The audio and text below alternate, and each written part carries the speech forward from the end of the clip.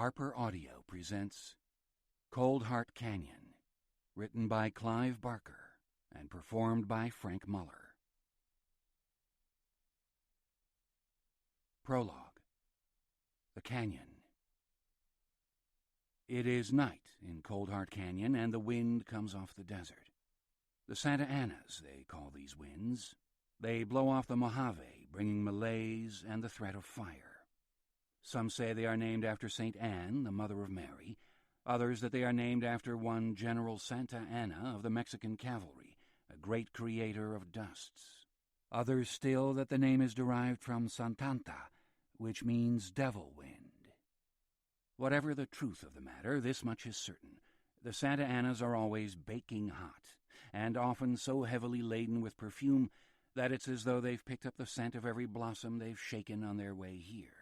Every wild lilac and wild rose, every white sage and rank jimson weed, every heliotrope and creosote bush, gathered them all up in their hot embrace and borne them into the hidden channel of Coldheart Canyon. There's no lack of blossoms here, of course. Indeed, the canyon is almost uncannily verdant. Some of the plants here were brought in from the world outside by these same burning winds, these Santa Anas. Others were dropped in the feces of the wild animals who wander through, the deer and coyote and raccoon. Some spread from the gardens of the great dream palace that lays solitary claim to this corner of Hollywood. Alien blooms, this last kind, orchids and lotus flowers, nurtured by gardeners who have long since left off their pruning and their watering and departed, allowing the bowers which they once treasured to run riot. But for some reason, there is always a certain bitterness in the blooms here.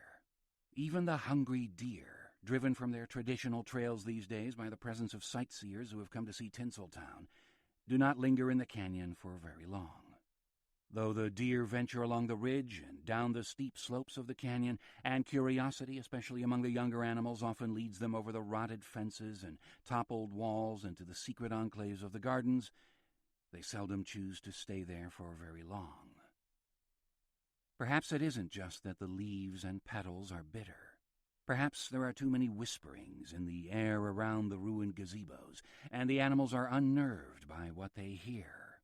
Perhaps there are too many presences brushing against their trembling flanks as they explore the clotted pathways. Perhaps as they graze the overgrown lawns, they look up and mistake a statue for a pale fragment of life, and are startled by their error and take flight. Perhaps, sometimes, they are not mistaken. Perhaps. The canyon is familiar with perhaps, with what may or may not be, and never more so than on such a night as this, when the winds come sighing off the desert heavy with their perfume, and such souls as the canyon hosts express their longing for something they dreamed they had, or dreamed that they dreamed, their voices so tenuous tonight that they're inaudible to the human ear, even if there were someone to hear them, which there never is. That's not entirely true.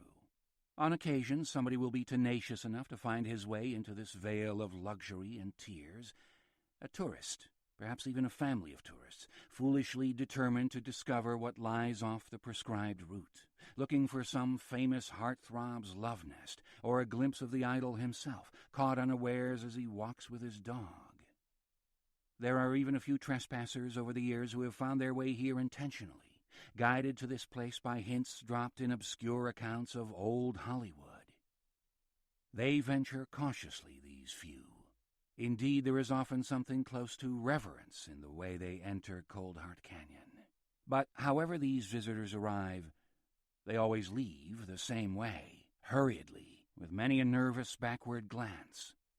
Even the crassest of them, even the ones who'd claim they don't have a psychic bone in their bodies, are discomfited by something they sniff here. Their sixth sense, they have discovered, is far more acute than they had thought.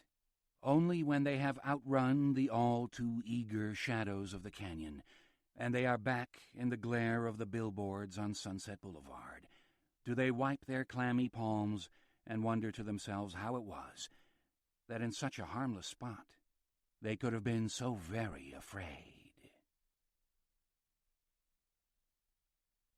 Part 1. The price of the hunt. 1. "Your wife did not want to look around the fortress any further, Mr. Zephyr," Father Sandrew said, seeing that on the second day the middle-aged man with the handsome, sad face had come alone. "The lady is not my wife," Zephyr explained. "Ah," the monk replied, the tone of commiseration in his voice indicating that he was far from indifferent to Katya's charms. "A pity for you, yes?" "Yes," Zephyr admitted with some discomfort. "She's a very beautiful woman." The monk studied Zephyr's face as he spoke, but having said what he'd said, Zephyr was unwilling to play the confessee any further. "I'm her manager," he explained. "That's all there is between us." Father Sandrew, however, was not willing to let the issue go just yet. "After the two of you departed yesterday," he said, his English colored by his native Romanian, "one of the brothers remarked that she was the most lovely woman he had ever seen." He hesitated before committing to the rest of the sentence. "In the flesh." "Her name's Katya, by the way," Zephyr said. Yes, I know," said the father, his fingers combing the knotted gray-white of his beard as he stood assessing Zephyr. The two men were a study in contrasts. Sandrew ruddy-faced and rotund in his dusty brown habit, Zephyr slimly elegant in his pale linen suit. "She's a movie star, yes?" "You saw one of her films?" Sandrew grimaced, displaying a poorly kept array of teeth. No, he said. "I do not see these things. At least, not often. But there is a little cinema in Ravbach, and some of the younger brothers go down there quite regularly. They are great fans of Chaplin, of course. And there's a... vamp? Is that the word?" "Yes," Zephyr replied, somewhat amused by this conversation. "Vamp's the word." "Called Theda Bara." "Oh, yes, we know Theda." In that year, which was 1920, everybody knew Theda Bara. She had one of the most famous faces in the world, as, of course, did Katya. Both were famous, their fame tinged with a delicious hint of decadence. "I must go with one of the brothers when they next go to see her," Father Sandrew said.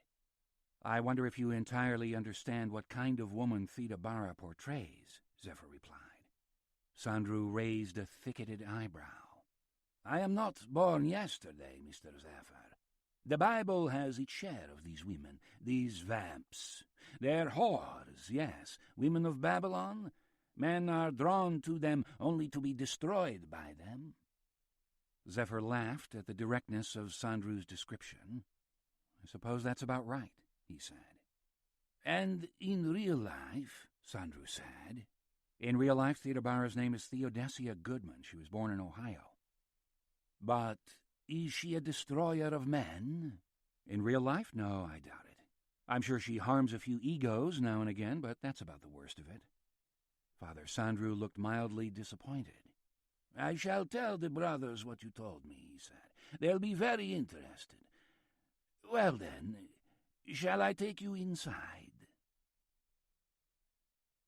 Willem Matthias Zephyr was a cultured man. He had lived in Paris, Rome, London, and briefly in Cairo in his 43 years, and had promised himself that he would leave Los Angeles, where there was neither art nor the ambition to make art, as soon as the public tired of lionizing Katya and she tired of rejecting his offer of marriage.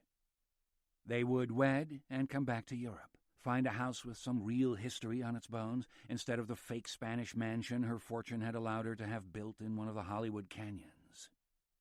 Until then, he would have to find aesthetic comfort in the objets d'art he purchased on their trips abroad, the furniture, the tapestries, the statuary.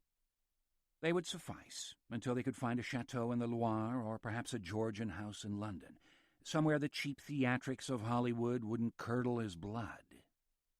"You like Romania?" the father asked as he unlocked the great oak door that lay at the bottom of the stairs. "Yes, of course," Zephyr replied. "Please do not feel you have to sin on my account," Sandrew said with a sideways glance. "Sin?" "Lying is a sin, Mr. Zephyr. Perhaps it's just a little one, but it's a sin nevertheless." "Oh, Lord," Zephyr thought. how far I've slipped from the simple proprieties. Back in Los Angeles, he sinned as a matter of course, every day, every hour. The life he and Katya lived was built on 1,000 stupid little lies. But he wasn't in Hollywood now, so why lie? You're right. I don't like this country very much at all. I'm here because Katya wanted to come. Her mother and father, her stepfather, live in the village. Yes, this I know. The mother is not a good woman. You're her priest? No, we brothers do not minister to the people. The Order of St. Theodore exists only to keep its eyes on the fortress. He pushed the door open. A dank smell exuded from the darkness ahead of them. Excuse me for asking, Zephyr said, but it was my understanding from yesterday that apart from you and your brothers, there's nobody here. Yes, this is true. Nobody here except the brothers. So what are you keeping your eyes on? Sandru smiled thinly. I will show you, he said, as much as you wish to see. He switched on a light which illuminated 10 yards of corridor. A large tapestry hung along the wall, the image upon it so gray with age and dust as to be virtually beyond interpretation. The father proceeded down the corridor, turning on another light as he did so. I was hoping I might be able to persuade you to make a purchase, he said. Of what? Zephyr said. Zephyr wasn't encouraged by what he'd seen so far. A few of the pieces of furniture he'd spotted yesterday had a measure of rustic charm, but nothing he could imagine buying. I didn't realize you were selling the contents of the fortress. Sandru made a little groan. I'm afraid to say we must sell in order to eat. And that being the case, I would prefer that the finer things went to someone who will take care of them, such as yourself. Sandru walked on ahead a little way, turning on a third light and then a fourth. This level of the fortress, Zephyr was beginning to think, was bigger than the floor above. Corridors ran off in all directions. But before I begin to show you, Sandru said, you must tell me, are you in a buying mood? Zephyr smiled. Father, I'm an American. I'm always in a buying mood. Sandru had given Katya and Zephyr a history of the fortress the previous day, though as Zephyr remembered it, there was much in the account that had sounded bogus. The Order of St. Theodore, Zephyr had decided, had something to hide. Sandru had talked about the fortress as a place steeped in secrets, but nothing particularly bloody. There had been no battles fought there, he claimed, nor had its keep ever held prisoners, nor its courtyard witnessed atrocity or execution. Katya, in her usual forthright manner, had said that she didn't believe this to be true. When I was a little girl, there were all kinds of stories about this place, she said. I heard horrible things were done here, that it was human blood in the mortar between the stones, the blood of children. I'm sure you must have been mistaken, the father had said. Absolutely not. The devil's wife lived in this fortress. Lilith, they called her, and she sent the Duke away on a hunt, and he never came back. Sandru laughed, and if it was a performance, then it was an exceptionally good one. Who told you these tales? He said. My mother. Ah, Sandru had shaken his head. And I'm sure she wanted you in bed, hushed and asleep, before the devil came to cut off your head. Katya had made no reply to this. There are still such stories told to children, of course. Always stories. People invent tales. But believe me, this is not an unholy place. The brothers would not be here if it was. Despite Sandru's plausibility, there'd still been something about all of this that had made Zephyr suspicious, and a little curious. Hence his return visit. If what the father was saying was a lie, a sin by his own definition, then what purpose was it serving? What was the man protecting? Certainly not a few rooms filled with filthy tapestries or some crudely carved furniture. Was there something here in the fortress that deserved a closer look? And if so, how did he get the father to admit to it? The best route, he'd already decided, was fiscal. If Sandru was to be persuaded to reveal his true treasures, it would be through the scent of hard cash in his nostrils. The fact that Sandru had raised the subject of buying and selling made the matter easier to broach. I do know Katya would love to have something from her homeland to take back to Hollywood, he said. She's built a huge house, so we have plenty of room. Oh, yes. And of course she has the money. This was naked, he knew, but in his experience of such things subtlety seldom played well, which point was instantly proved. How much are we talking about? The father asked mildly. Katya Lupi is one of the best-paid actresses in Hollywood, and I am authorized to buy whatever I think might please her. Then let me ask you, what pleases her? Things that nobody else would be likely, no, could possibly possess, please her, Zephyr replied. She likes to show off her collection, and she wants everything in it to be unique. Sandru spread his arms and his smile. Everything here is unique. Father, you sound as though you're ready to sell the foundations if the price is right. Sandru waxed metaphysical. All these things are just objects in the end. Yes, just stone and wood and thread and paint. Other things will be made in time to replace them. But surely there's some sacred value in the objects here. The father gave a little shrug. In the chapel, upstairs, yes. I would not want to sell you, let us say, the altar. He made a smile, as though to say that under the right circumstances even that would have its price. But everything else in the fortress was made for a secular purpose, for the pleasure of dukes and their ladies.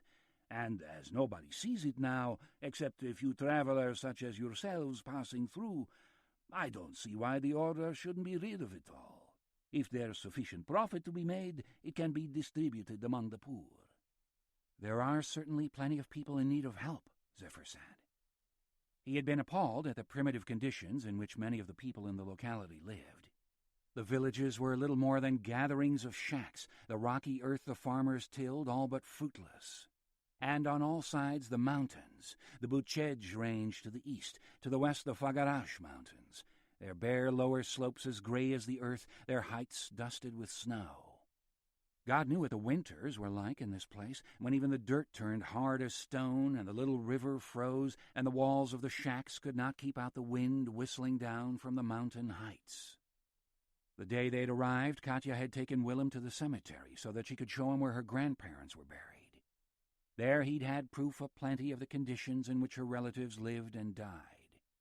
It was not the resting places of the old that had moved Willem. It was the endless rows of tiny crosses that marked the graves of infants, babies lost to pneumonia, malnutrition, and simple frailty.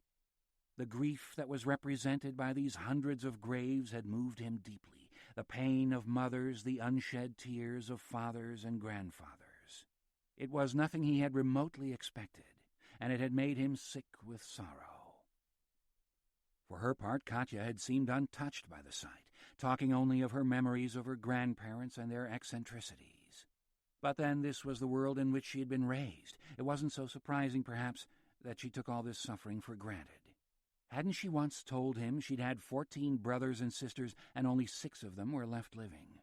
Perhaps the other 8 had been laid to rest in the very cemetery where they'd walked together. And certainly it would not be uncommon for Katya to look coldly on the business of the heart. It was what made her so strong, and it was her strength, visible in her eyes and in her every movement, that endeared her to her audiences, particularly the women. Zephyr understood that coldness better now that he'd spent time here with her. Seeing the house where she'd been born and brought up, the streets she'd trudged as a child, meeting the mother who must have viewed her appearance in their midst as something close to a miracle, this perfect rosebud child whose dark eyes and bright smile set her utterly apart from any other child in the village. In fact, Katya's mother had put such beauty to profitful work at the age of 12, when the girl had been taken from town to dance in the streets, and, at least according to Katya, offer her favors to men who'd pay to have such tender flesh in their bed for the night. She had quickly fled such servitude, only to find that what she'd had to do for her family's sake, she had no choice but to do for herself. By the age of 15, when Zephyr had met her singing for her supper on the streets of Bucharest, Katya had been a woman in all but years, her flowering and astonishment to all who witnessed it. For 3 nights he'd come to the square where she sang, there to join the group of admirers who were gathered around to watch this child enchantress. It hadn't taken him long to conceive of the notion that he should bring her back with him to America. Though he'd had at that time no experience in the world of the cinema, few people did, the year was 1916 and film was a fledgling, his instincts told him there was something special in the face and bearing of this creature.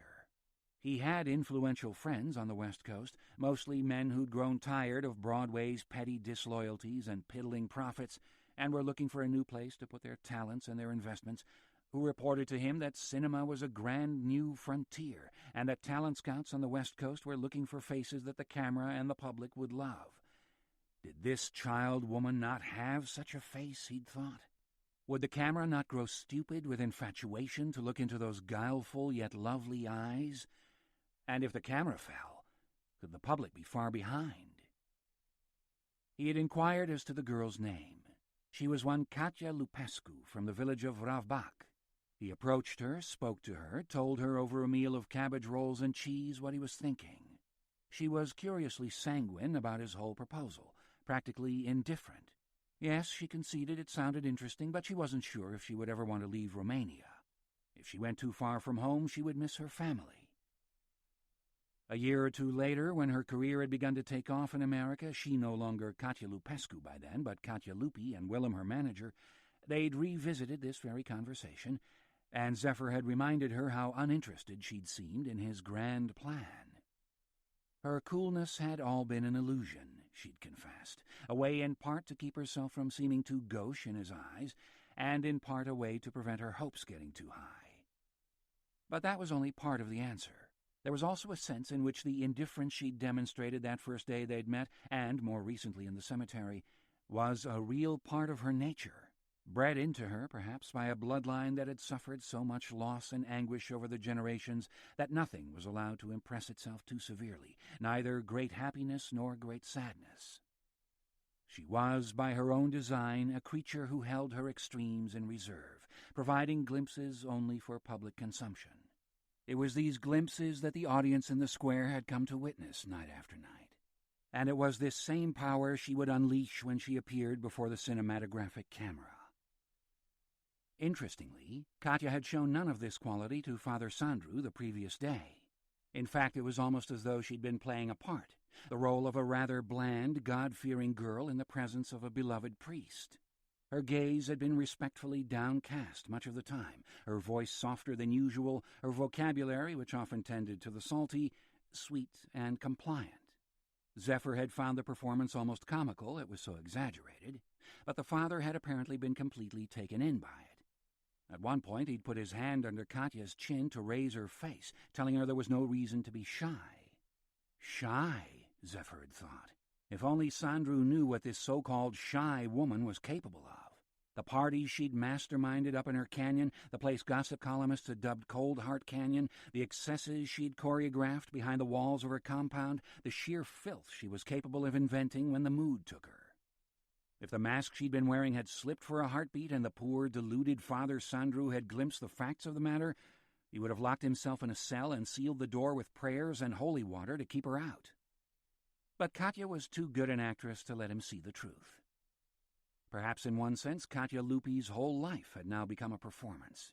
When she appeared on screen, she played the role of simpering, abused orphans half her age, and large portions of the audience seemed to believe that this was reality.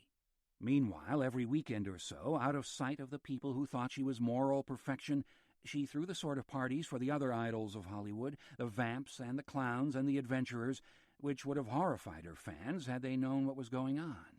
Which Katya Lupi was the real one, the weeping child who was the idol of millions, or the scarlet woman who was the mistress of Coldheart Canyon? The orphan of the storm or the dope fiend in her lair? Neither? Both?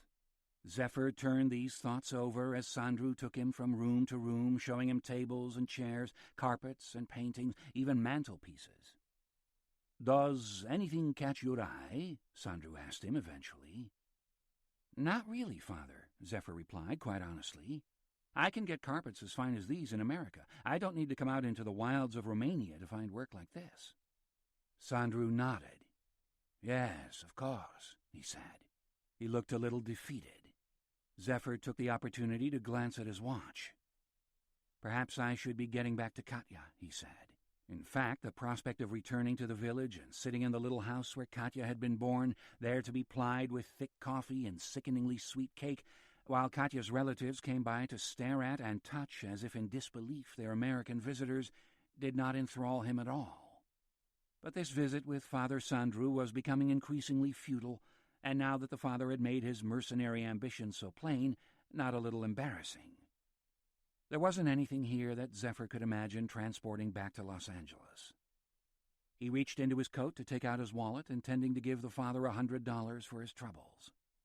But before he could produce the note, the father's expression changed to one of profound seriousness. "Wait," he said. "Before you dismiss me, let me say this. I believe we understand one another. You are looking to buy something you could find in no other place. Something that's one of a kind. Yes? And I am looking to make a sale." "So there is something you haven't shown me," Zephyr said. "Something special?" Sandru nodded. "There are some parts of the fortress I have not shared with you," he said. "And with good reason, let me say. You see, there are people who should not see what I have to show. But I think I understand you now, Mr. Zephyr. You are a man of the world." "You make it all sound very mysterious," Zephyr said. "I don't know if it's mysterious," the priest said. "It is sad, I think, and human. You see, Duke Goga, the man who built this fortress, was not a good soul. The stories your Katya said she had been told as a child were true, in a manner of speaking. Goga was a great hunter, but he did not always limit his quarry to animals." "Good God! So she was right to be afraid." "The truth is we are all a little afraid of what happened here," Sandru replied, "because we are none of us certain of the truth. All we can do, young and old, is say our prayers and put our souls into God's care when we're in this place." Zephyr was intrigued now. "Tell me, then," he said to Sandru. "I want to know what went on in this place." "Believe me, please, when I tell you I would not know where to begin," the good man replied. "I do not have the words." "Truly?" "Truly." Zephyr studied him with new eyes, with a kind of envy. Surely it was a blessed state, to be unable to find words for the terribleness of certain deeds, to be mute when it came to atrocity instead of gabbily familiar with it. He found his curiosity similarly muted. It seemed distasteful, not to mention pointless, to press the man to say more than he expressed himself capable of saying. "Let's change the subject. Show me something utterly out of the ordinary," Zephyr said. "Then I'll be satisfied." Sandru put on a smile, but it wasn't convincing. "It isn't much," he said. "Oh, sometimes you find beauty in the strangest places," Zephyr said, and as he spoke the little face of Katya Lupi came into his mind's eye, pale in a blue twilight. 2. Sandru led the way down the passageway to another door, this one rather smaller than the oak door they'd come through to get to this level. Out came his keys. He unlocked the door, and to Zephyr's surprise, he and the priest were presented with another flight of steps, taking them yet deeper into the fortress. "Are you ready?" the father asked. "Absolutely," Zephyr said. Down they went. The stairs were steep, the air becoming noticeably more frigid as they descended. Father Sandru said nothing as they went. He glanced back over his shoulder 2 or 3 times to be sure that he still had Zephyr on his heels, but the expression on his face was far from happy, as though he rather regretted making the decision to bring Zephyr here and would have turned on his heel and headed back up to the relative comfort of the floor above at the least invitation. At the bottom of the stairs he stopped and rubbed his hands together vigorously. "I think, before we proceed any further, we should take a glass of something to warm us," he said. "What do you say?" "I wouldn't say no," Zephyr said. The father went to a small cubby-hole in the wall a few yards from the bottom of the stairs, from which he brought a bottle of spirits and 2 glasses. Zephyr didn't remark on the liquor's proximity, nor could he blame the brothers for needing a glass of brandy to fortify them when they came down here. Though the lower level was supplied with electricity, there were lengths of electric lamps looped along the walls of the corridor. The light did nothing to warm the air nor comfort the spirit. Father Sandru handed Zephyr a glass and took the cork out of the bottle. The pop echoed off the naked stone of walls and floor. He poured Zephyr a healthy measure of the liquor, and then an even healthier measure for himself, which he had downed before Zephyr had got his own glass to his lips. "When I first came here," the father said, refilling his glass, "we used to brew our own brandy from plums we grew on our own trees." "But not now?" "No," the father said, plainly saddened at the fact that they were no longer producers of liquor. "The earth is not good any longer, so the plums never ripen properly. They remain small and sour. The brandy made from such fruit is bitter, and nobody wants to drink it. Even I will not drink it, so you can judge for yourself how bad it must be." He laughed at his self-deprecation and used the laughter as a cue to fill his glass up again. "Drink," he said to Zephyr, tapping his glass against Zephyr's glass as though this were the first he'd had. Zephyr drank. The brandy was stronger than the stuff he'd had at the hotel in Brasov. It went down smoothly, warming his belly when it arrived. "Good, yes?" the father said, having downed his second glass. "Very. You should have another before we go on." And he filled Zephyr's glass without waiting for a reply. "We're a long way below ground here, and it gets hellishly cold." Glasses were filled and emptied. The father's mood was noticeably better now, and his tone chattier. He put the glasses and the bottle back in the hole in the wall, and then led the way down the narrow corridor, talking as he went. "When the order first came to the fortress, there were plans to found a hospital here. You see, there are no hospitals within 120 miles of here. It would be very practical, but this is not a place for the sick, and certainly not the dying." "So no hospital." "Well, we made preparations. You saw yesterday one of the wards." Zephyr remembered. He'd glanced through an open door, and there'd been 2 rows of iron beds with bare mattresses. "I thought it was a dormitory for the brothers." "No, we each have our own cells. There are only 11 of us, so we can each have a place in which to meditate and pray." He offered Zephyr a glance, accompanied by a small smile. "And drink." "I can't imagine it's a very satisfying life," Zephyr said. "Satisfying?" The idea was obviously a little confounding to Sandru. "Meaning what?" "Oh, just that you don't get to work in the community. You can't help people."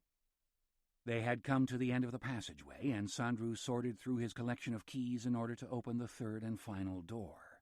"Who can truly be helped?" he said, his face turned down to the labor of sorting. "I suppose perhaps children can be comforted sometimes, if it's dark and they're afraid. You can tell them you're with them, and that will sometimes stop them crying. But for the rest of us, are there really any words that help? I don't know of any." He had found the right key and now slipped it noisily into the antiquated lock. As he did so, he glanced up at Zephyr.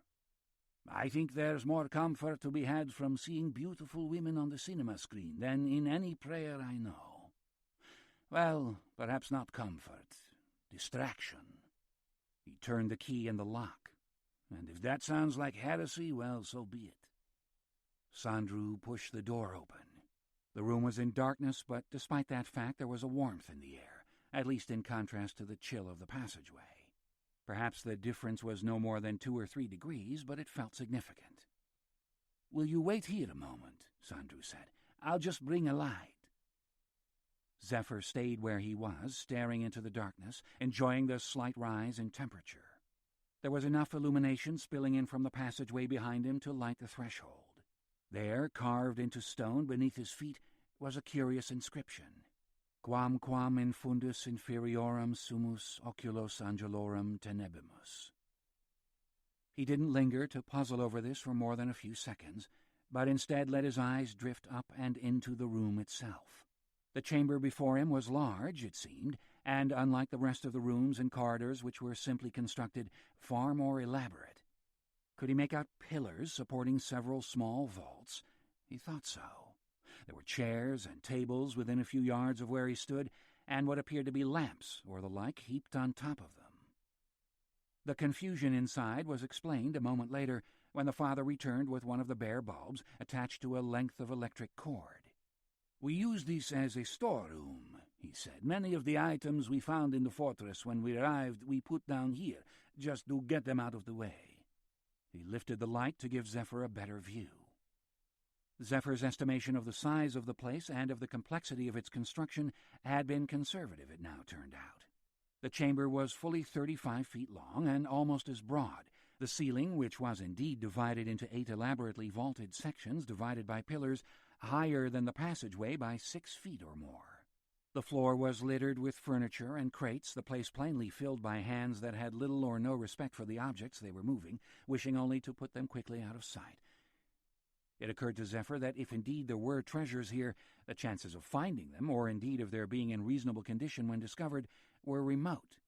Still, the father had brought him this far at no little inconvenience to himself. It would be discourteous to now show no interest in what the chamber contained. "Did you have a part in moving all of this?" he asked Sandru, more out of a need to fill the silence between them than because he was genuinely curious.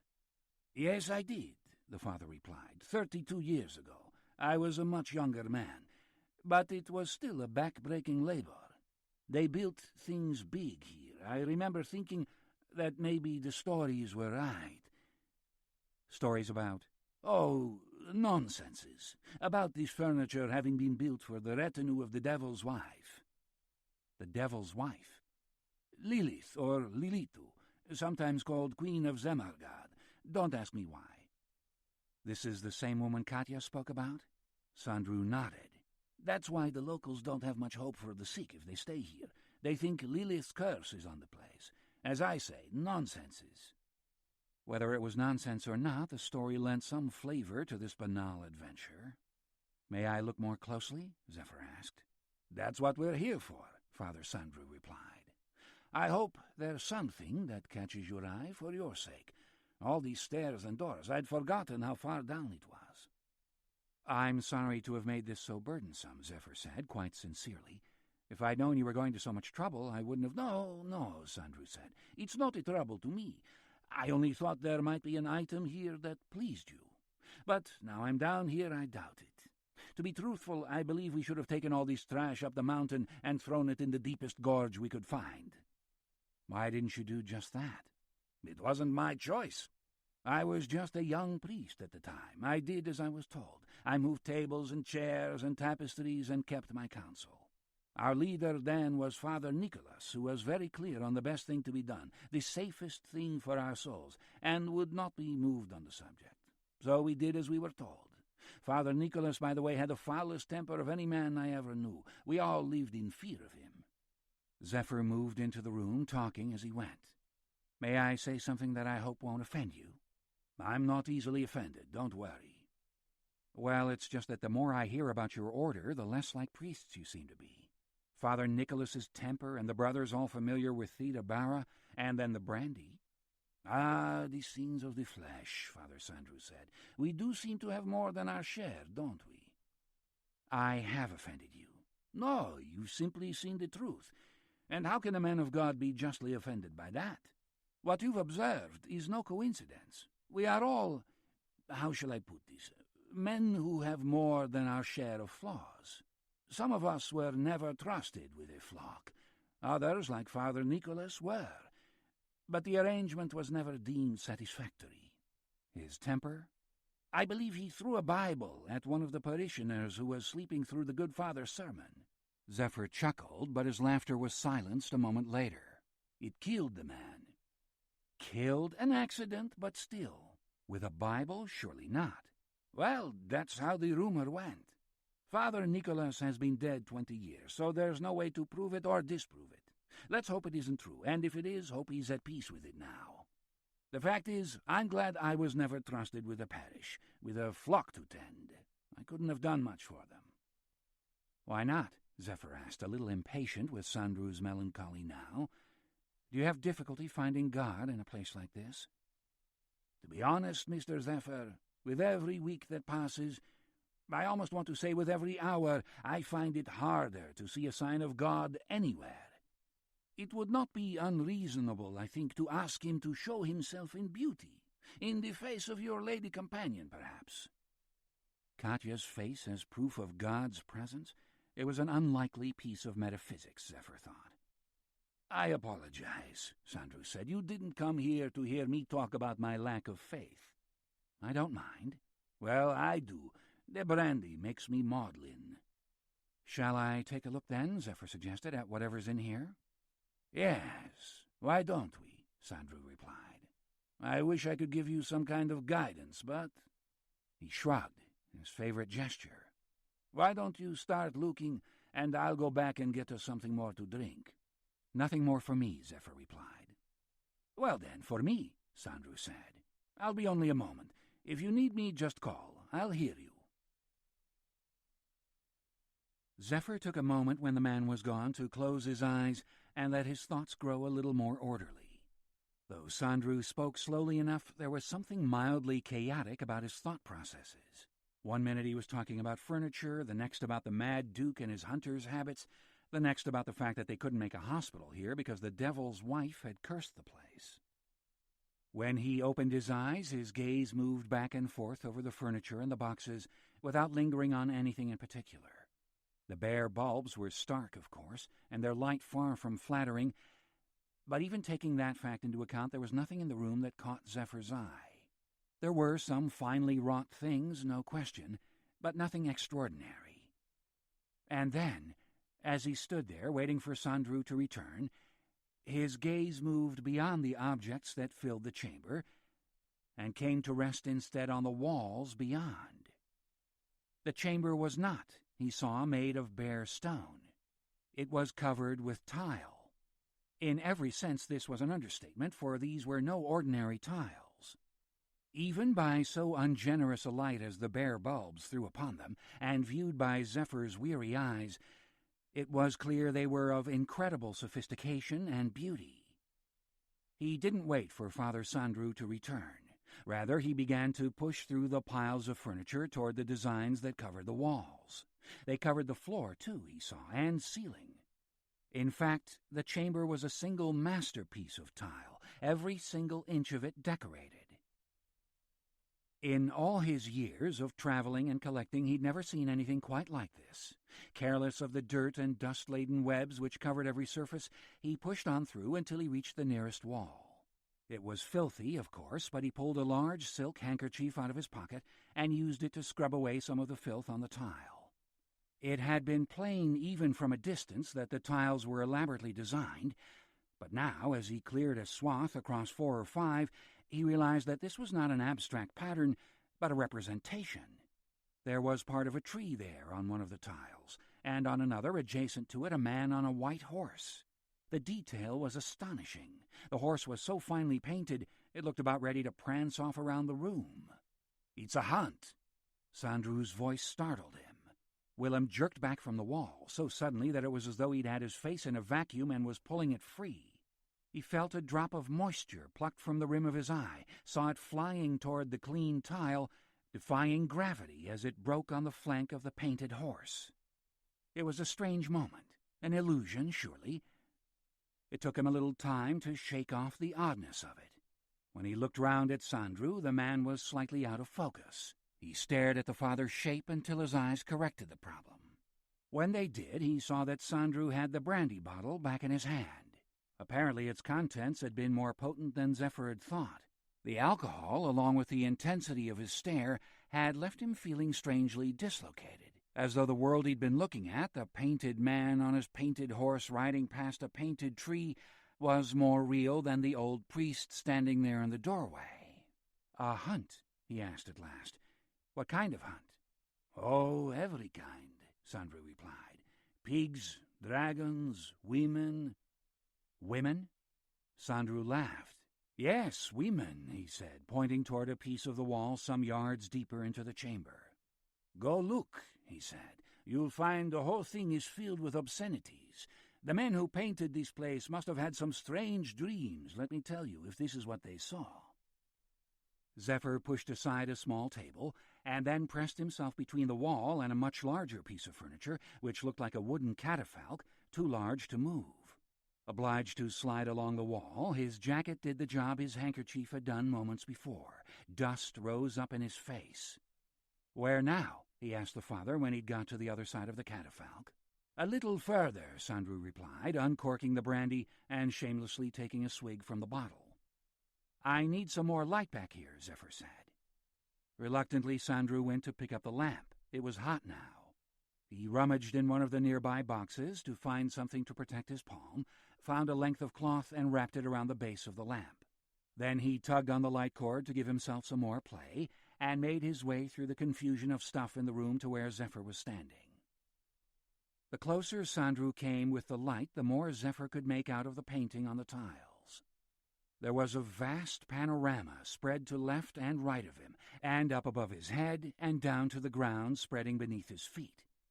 Though the walls were so filthy that in places the design was entirely obliterated, and in other places there were large cracks in the tiles, the image had an extraordinary reality all of its own.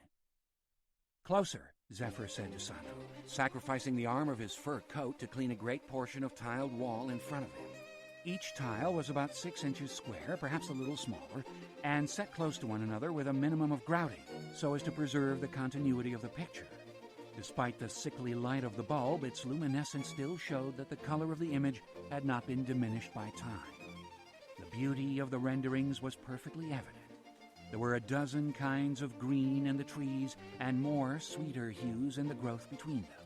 Beneath the canopy there were burnt umbers and siennas and sepias in the trunks and branches, skillfully highlighted to lend the impression that light was falling through the foliage and catching the bark. Not all the tiles were rendered with the same expertise, he saw. Some of the tiles were the work of highly sophisticated artists, some the work of journeymen, some, especially those that were devoted to areas of pure foliage, the handiwork of apprentices, working on their craft by filling in areas that their masters had neither the time nor perhaps the interest to address.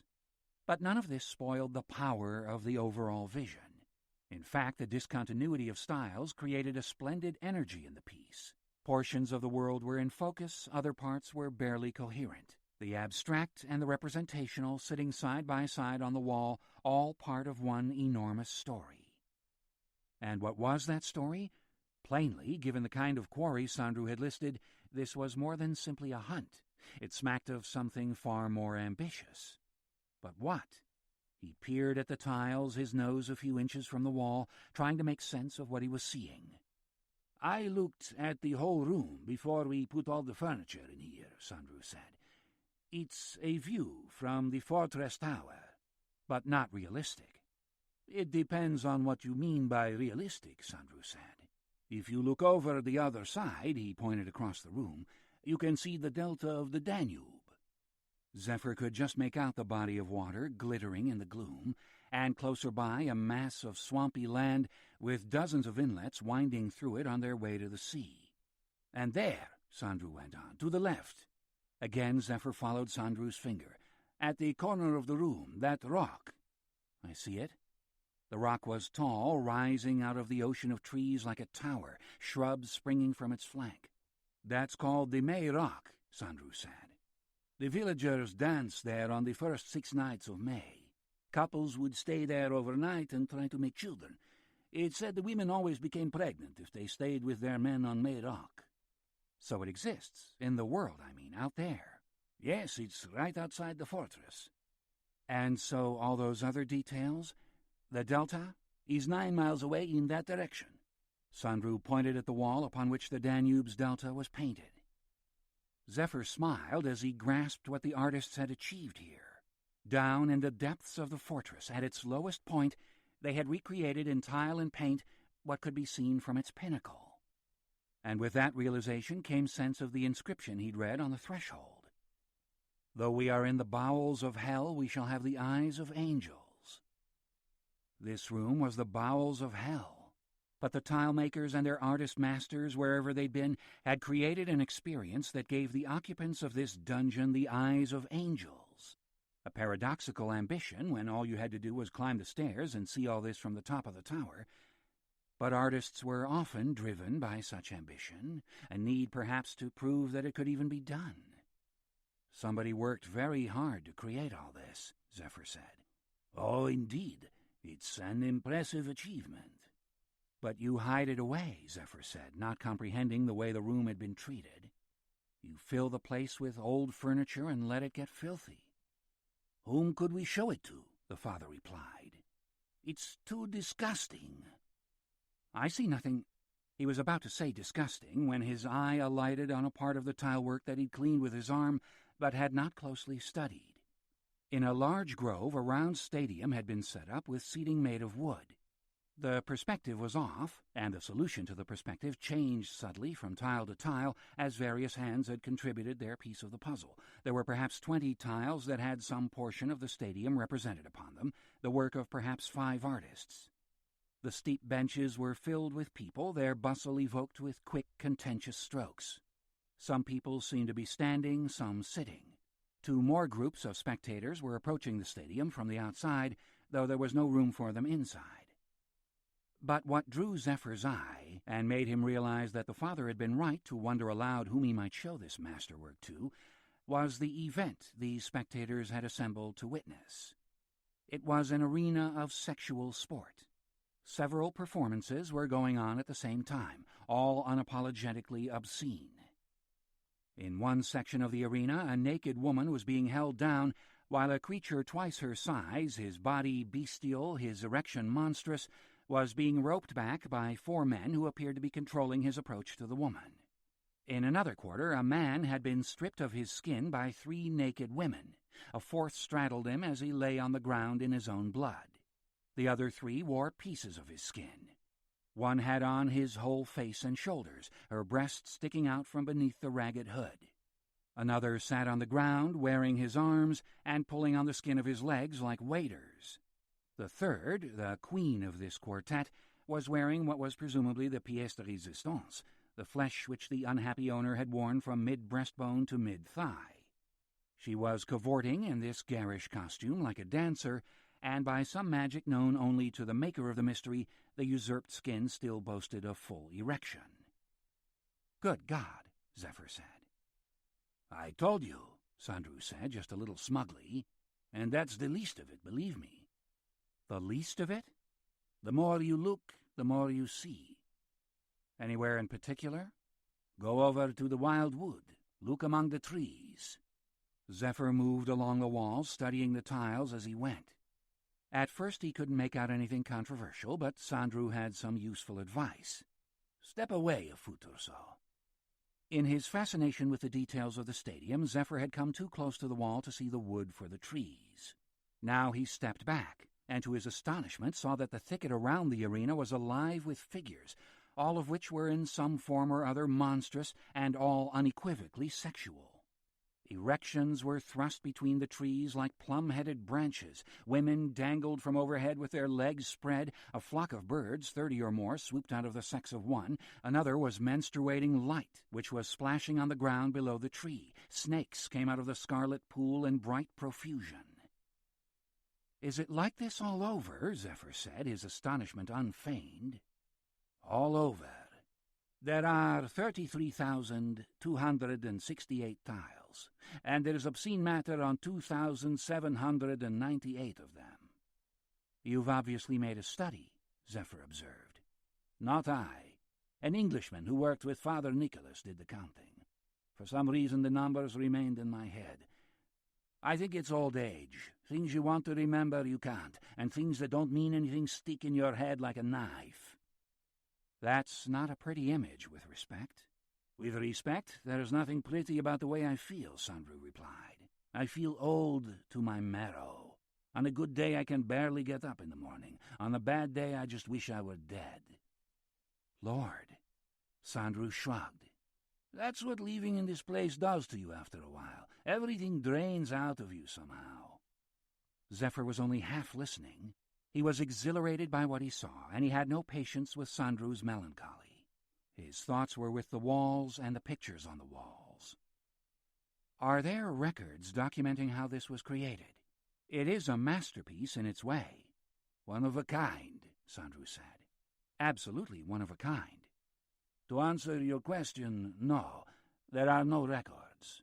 It's assumed that it was funded by Duke Goga, who had lately returned from the Crusades with a large amount of booty, claimed from the infidel in the name of Christ. But to build a room like this with money you'd made on the Crusades, Zephyr said incredulously. I agree. It seems like an unlikely thing to do in the name of God. Of course, none of this is proved. There are some people who will tell you that Goga went missing on one of his hunts, and it wasn't he who built this place at all. Who then? Lilith, the devil's wife, the father said, dropping his voice to a whisper. Which would make this the devil's country, no? Has anybody tried to analyze the work? Oh, yes. The Englishman I spoke of, George Soames, claimed he had discovered evidence of 22 different styles among the designs, but that was just the painters. Then there were the men who actually made the tiles, fired them, sorted out the good from the bad, prepared the paint, cleaned the brushes, and there must have been some system to align everything. The rows of tiles. I was thinking more of the alignment of interior with the exterior. Perhaps they built the room first. No. The fortress is 2.5 centuries older than this room. My God, so to get the alignment so perfect is quite miraculous. Soames found 59 geographical markers, certain stones, trees, the spire of the old abbey and Darshus, which are visible from the tower and are also painted on the wall. He calculated that all 59 were correctly aligned, within half a degree of accuracy. Somebody was obsessive. Or else divinely inspired. You believe that? Why not? Zephyr glanced back at the arena on the wall behind him with all its libidinous excesses. Does that look like the kind of work that somebody would do in the name of God? As I said, Sandru replied, I no longer know where God is and where he isn't. There was a long silence during which Zephyr continued to survey the walls. Finally he said, How much do you want for it? How much do I want for what? For the room. Sandru barked out a laugh. I mean it, Zephyr said. How much do you want for it? It's a room, Mr. Zephyr, Sandru said. You can't buy a room. Then it's not for sale? That's not my point. Just tell me, is it for sale or not? Again laughter. But this time there was less humor, more bemusement.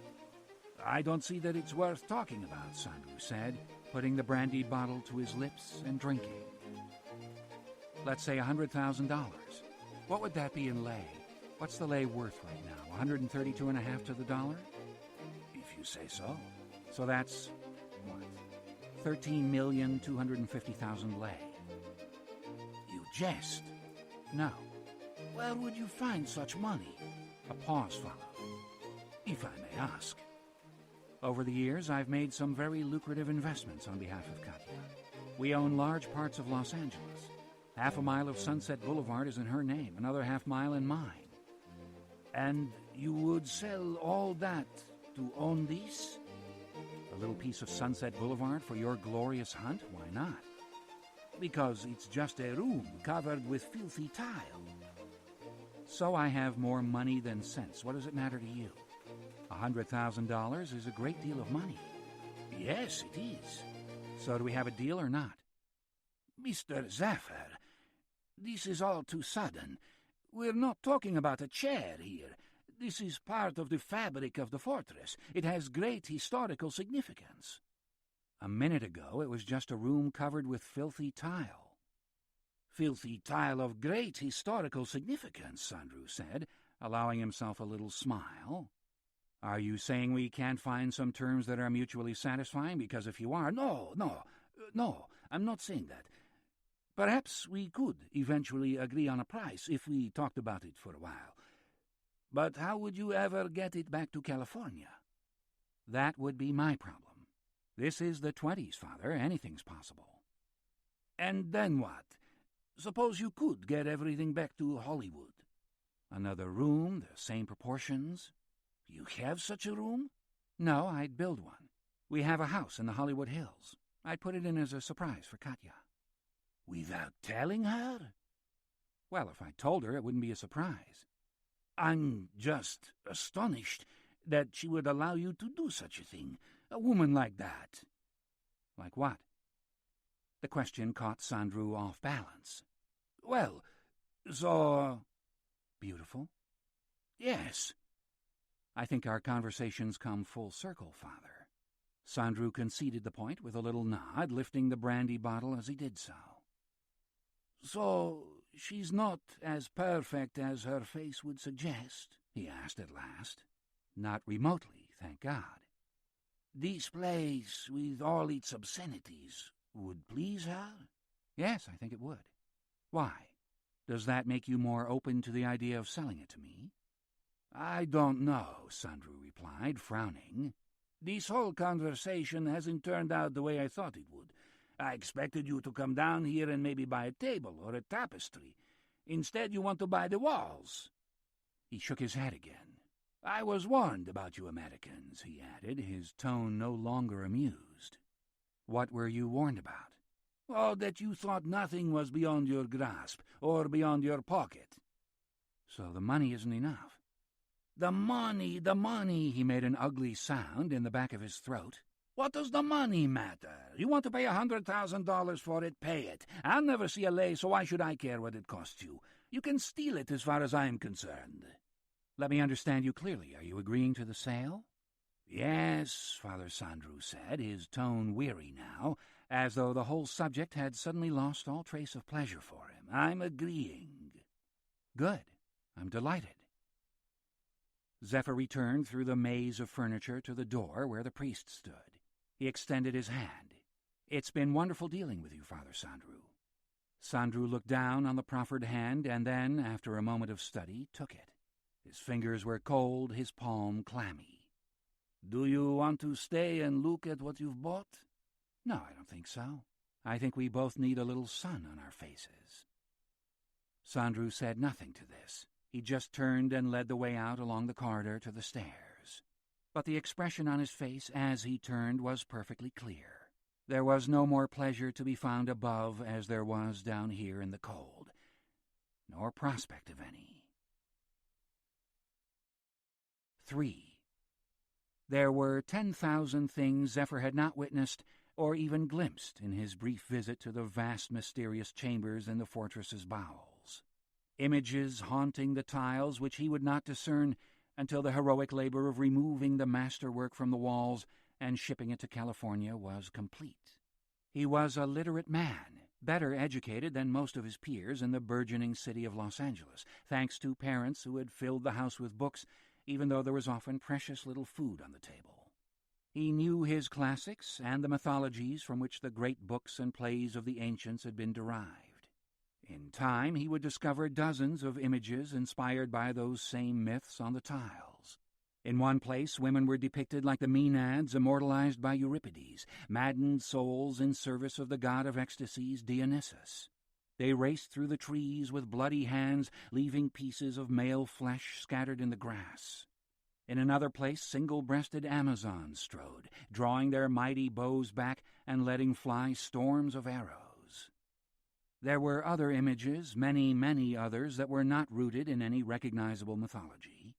In one spot, not far from the delta, huge fishes, which had sprouted legs covered with golden scales, came through the trees in solemn shoals, spitting fire.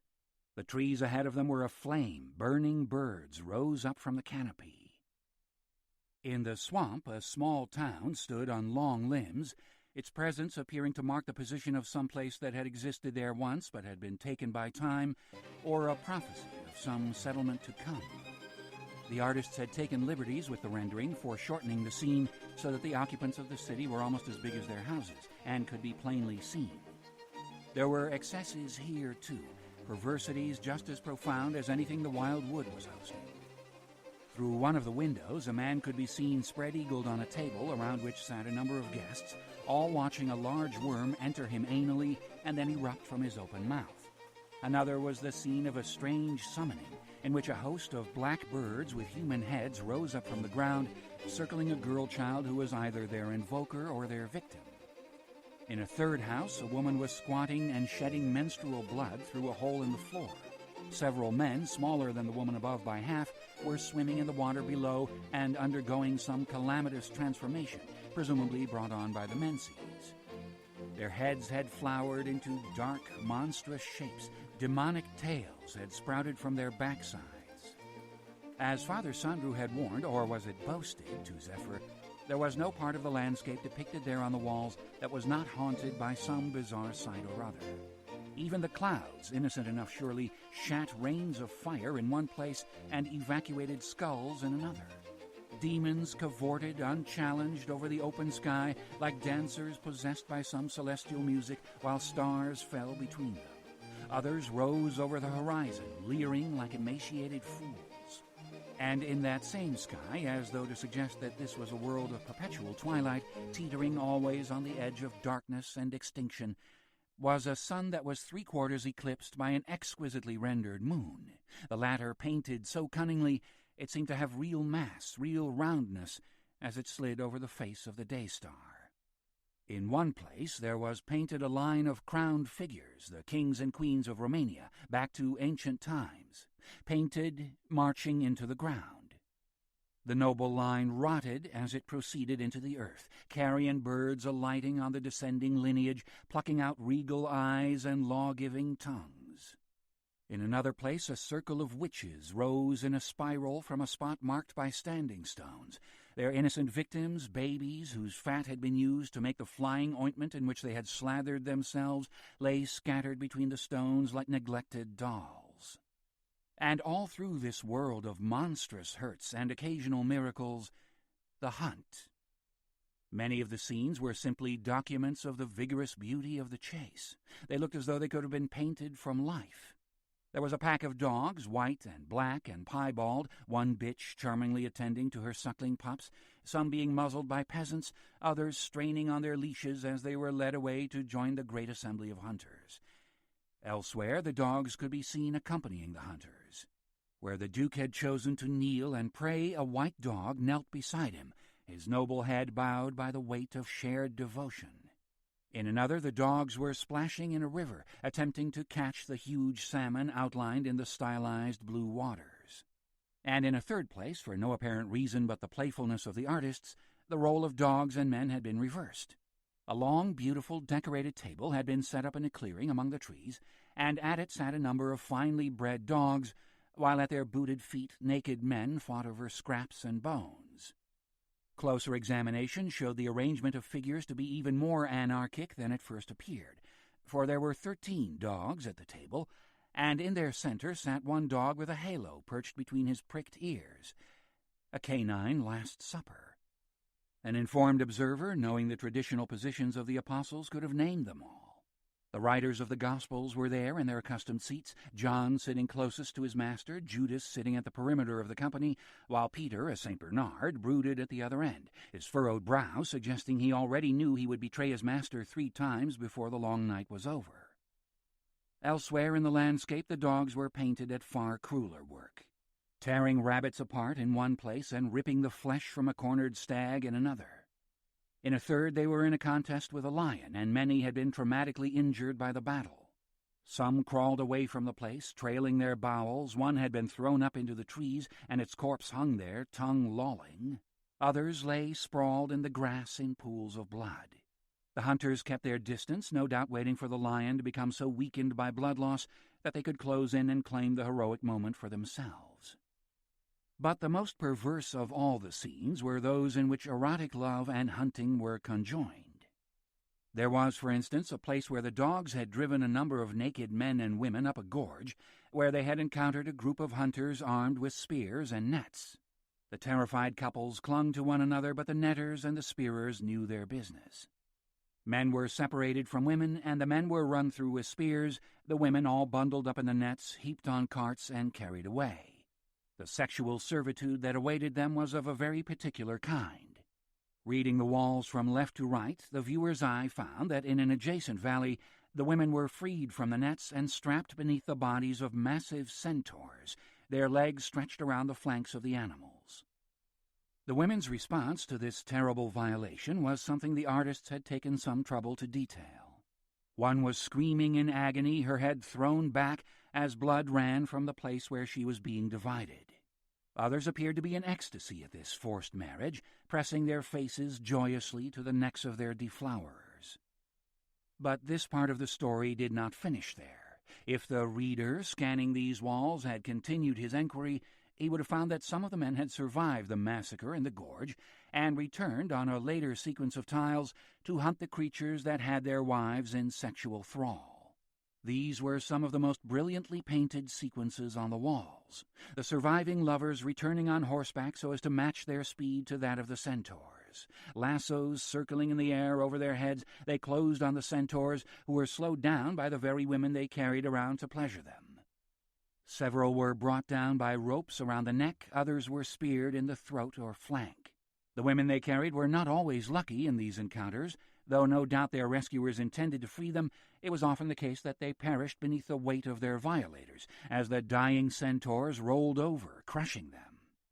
Perhaps there was some moral here, some lesson about the vulnerability of the innocent women when two tribes of males were set against one another, but the artists seemed to take too much grisly pleasure in their depictions for this to be the case. Rather, it appeared to be done for the pleasure of the doing, of the imagining, and of the rendering. There was no moral from one end of this world to the other. It would be possible to go on listing at great length the horrors and the spectacles of the scenes laid out on the tile, the fields of dancing demons, the fairy races, the succubi squatting on roofs, the holy fools draped in coats of cow dung, the satyrs, the spirits of graveside, roadside, and hearthside, the weasel kings and the bloated toads, and so on, behind every tree and on every cloud, sliding down every waterfall and lingering beneath every rock, a world haunted by the shapes of lust and animal lust, and all that humanity called to its bosom in the long nights of its despair. Though Hollywood, even in its fledgling years, was presenting itself to the world as the very soul of the imagination, there was nothing going on before the cameras there, nor would there be, ever, that could compete with what the master tile painters and their apprentices had created. It was, as Sandru has said, the devil's country. Zephyr went to Brasov to hire men at prices 5 or 6 times what he would have paid locally, because he wanted hands that could do the job with some finesse and minds that could count to a higher number than their fingers. He devised the means by which the masterpiece could be removed himself. The tiles were meticulously numbered on the reverse sides, and a huge legend made of the room by 3 cartographers he had also hired in the city, so that there would be a meticulous record of the way the design had been laid out, and an obsessive accounting of how the tiles were numbered, stacked, and packed away, including a detailed description of which tiles were cracked or damaged before they were packed, which had been mislaid by the original tilers. There were 116 such tiles, most turned 90 or 180 degrees by an artisan too tired, too bewildered, or perhaps too drunk to realize his error, all so that when the tiles were unpacked at the house in Coldheart Canyon, there would be no difficulty reordering them into the original design. It was a long process. A total of 11 weeks were to pass before the crated tiles were finally transported from the fortress. All the work had drawn much attention, of course, from the brothers themselves, who knew what was going on because Father Sandru had told them, and from the villagers, who had only the vaguest of ideas of what all this was about. There were rumors flying around that the removal was being undertaken because the tiles had put the souls of the fathers in spiritual jeopardy, but precise details of this jeopardy changed from account to account. The vast sum of money that was now in the possession of the order did very little to transform the lives of the priests, apart from inspiring some of the most embittered exchanges in the history of the Brotherhood. Several of the priests were of the opinion that the tiles should not have been sold, not because of their merit, but because it was not wise to loose such unholy images on the secular world. To this Father Sandru, who was more often and more publicly drunk by the day, offered only a sneering dismissal. "What does it matter?" he said to the complainers. "They are only tiles, for God's sake." There were a good number of shaken heads by way of response, and a very eloquent riposte from one of the older fathers, who said that God had put the tiles into their protection, and it was cynical and careless of him to let them go. What damage might they not do out there in the world, he said? What hurt to innocent souls? Sandru was unmoved by all this. There were no innocent souls in Hollywood, he had learned, nor was there any sin or excess painted in the tiles that the people of that city were not intimately familiar with. He spoke with an authority which he didn't in truth possess, but it sufficiently impressed the brothers, or at least a greater number of them, so that the naysayers were finally silenced. There was much debate about what should happen to the money. One faction, led by the older men, believed it had been acquired by dubious means, and the only uncorrupted way to dispose of it was to distribute it among the poor. Surprisingly, very few voices supported this solution. Some part of the money might be given to the needy in the village, the priests agreed, but there were other causes that should be attended to. There was some lobbying for a complete removal of the order to some other place than the fortress, a more comfortable place where they could find their way to God without the devil's shadow falling across their path. It was Sandru who was the most eloquent advocate of their staying in the fortress. His tongue well lubricated with wine, he explained that he felt no sense of regret that he'd sold the tiles. It was a once-in-a-lifetime opportunity, and he was glad he'd taken it. Now, he said, they should use the money to rejuvenate the place, get the hospital up and running as had always been the plan, see what they could do about refertilizing the land so that the vineyard would prosper as it had in the old days. "Our path is perfectly clear," he said to the brothers. "Whether our faith in the Lord is secure or not, we can heal here, and we can grow the grape and pass our lives with purpose." He smiled as he spoke. That word, purpose, had not been on his lips for many years, and it gave him pleasure to speak it. But even as he spoke, the smile started to die away, and the color shrank from his ruddy face. "I beg you to excuse me," he said, putting his hand to his belly. "I am sickened by too much brandy." With that he pulled out of his robes the bottle from which he had been drinking since early morning and set it clumsily down on the table in front of him. Then he turned and stumbled out to get a breath of fresh air. Nobody went after him. He had no friends left in the fortress. His old allies were too embarrassed by his excesses to publicly share his opinions, fearful that his behavior might reflect poorly on them and keep them from advancement.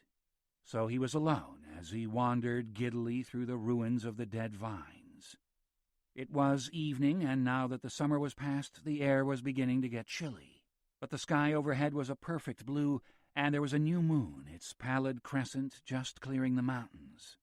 Sandru tried to let the sight of the sky and moon calm him, have them placate the pain of his heart, give life back to his numbed fingers.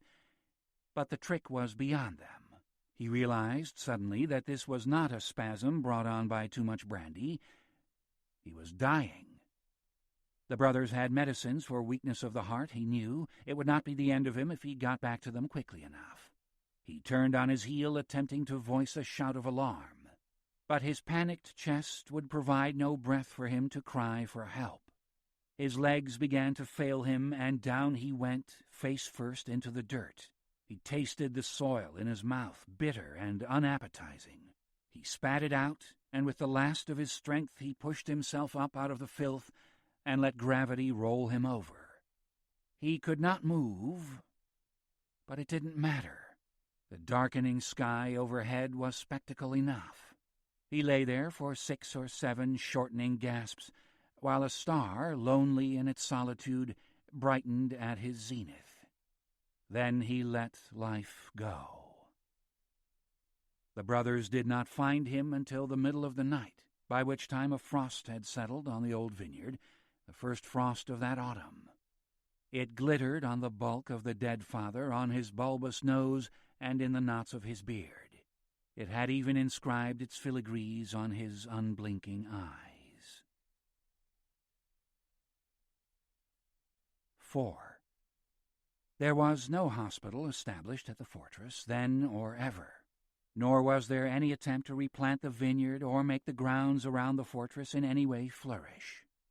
With Father Sandru's passing at the relatively tender age of 62, what little enthusiasm there had been for change withered. The younger men decided to leave the fortress. 3 of them left the order entirely and became members of the secular community.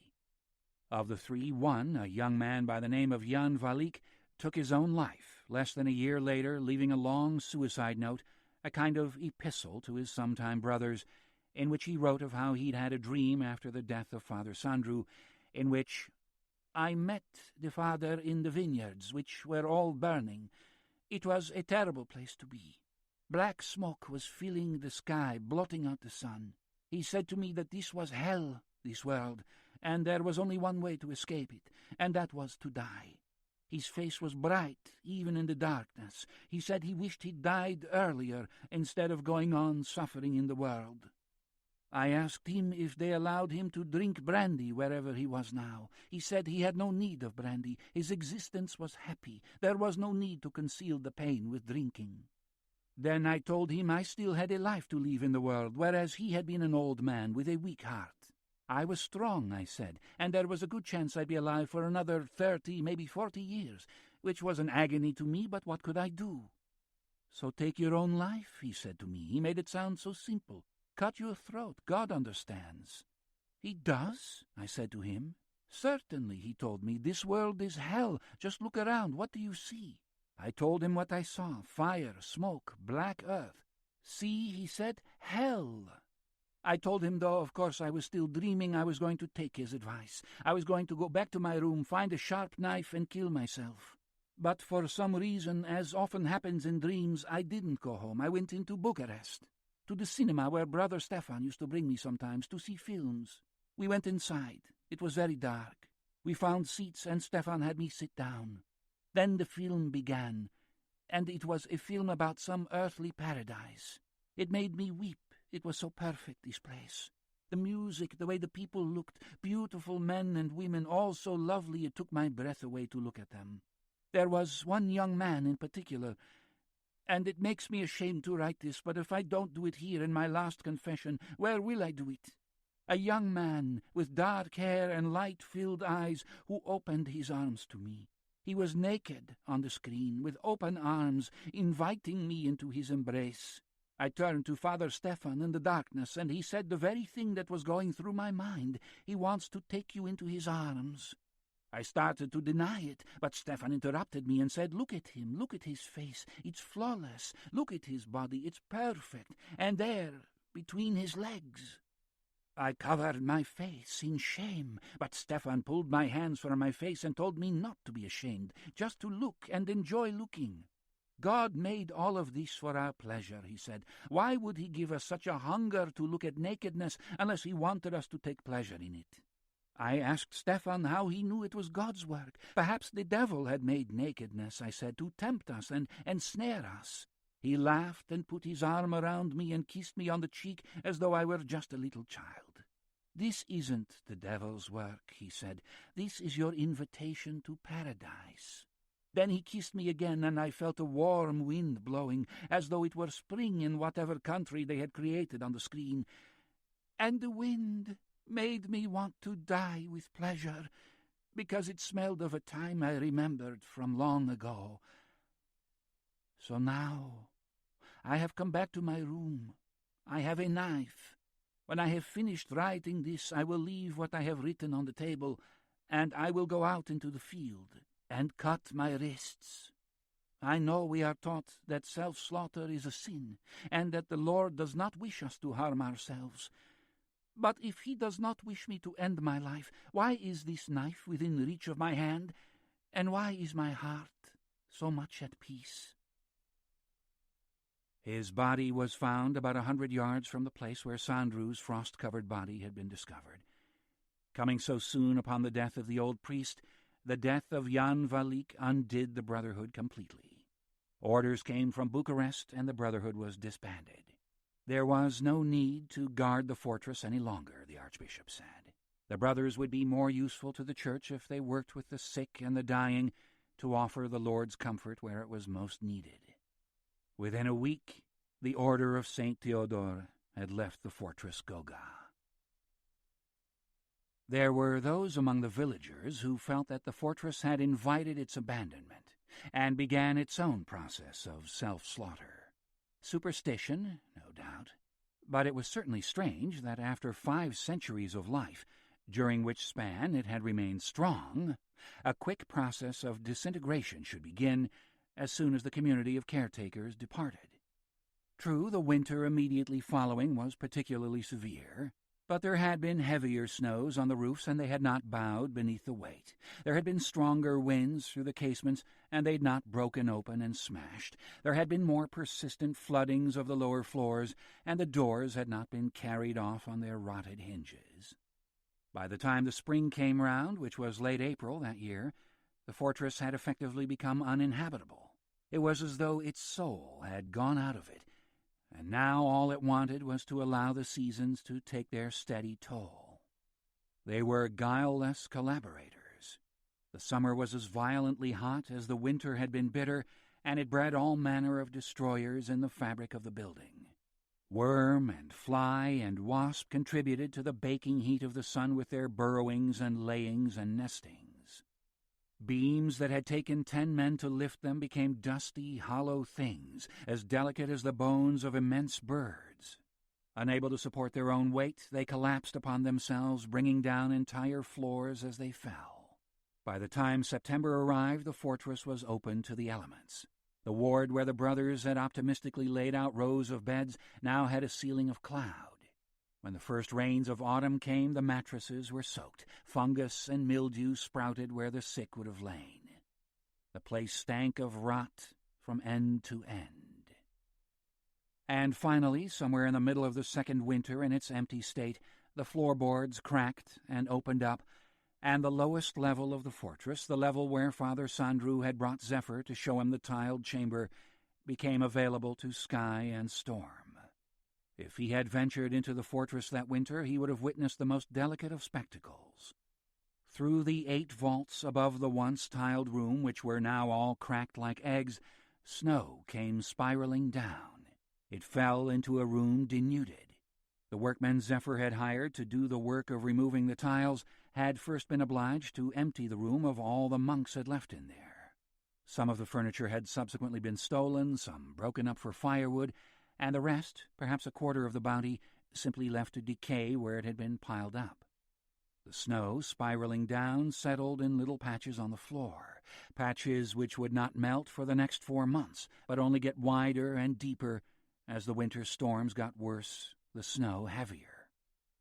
Just before the thaw, in the middle of the following April, the weight of snow and ice finally brought the vaults down in one calamitous descent. There was nobody there to witness it, nor anyone within earshot to hear it. The room which had contained the hunt was buried in the debris of all the vaults, plaster and wood and stone filling the chamber to the middle of the walls. Nobody who visited the fortress in subsequent years, and there were a few explorers who came there every summer, usually imagining they'd stumbled on something darkly marvelous, a fortress perhaps belonging to Vlad the Impaler, whose legendary territories lay only a few hundred miles off to the west in Transylvania. None of these visitors dug through the overgrown ruins with any great enthusiasm. Certainly none ever asked themselves what function the half-buried room might once have served. Nor, should it be said, would they have been able to guess, even the cleverest of them. The mystery of the ruined chamber had been removed to another continent, where it was presently unfolding its dubious raptures for the delectation of a new and vulnerable audience. Men and women who, like the tiles, had in many cases lately left their homelands, and in their haste to be famous, left behind them such talismans as hearth and altar might have offered, by way of protection against the guileful hunt. Part 2. The Heartthrob. 1.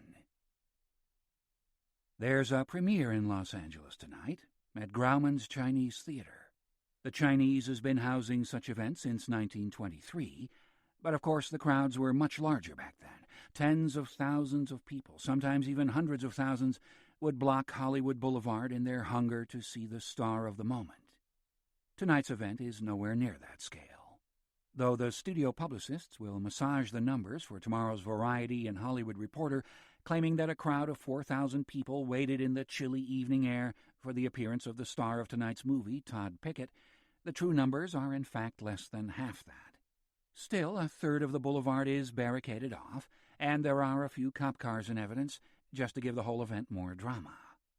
As the limos approach the red carpet and the ushers, who are dressed in the black leather costumes of the villains in the movie, step forward to open the doors, a few screamers, paid and planted in the crowd by the studio publicity people to get a little excitement going, start to do their job, yelling even before the face of the limo's passenger has been seen.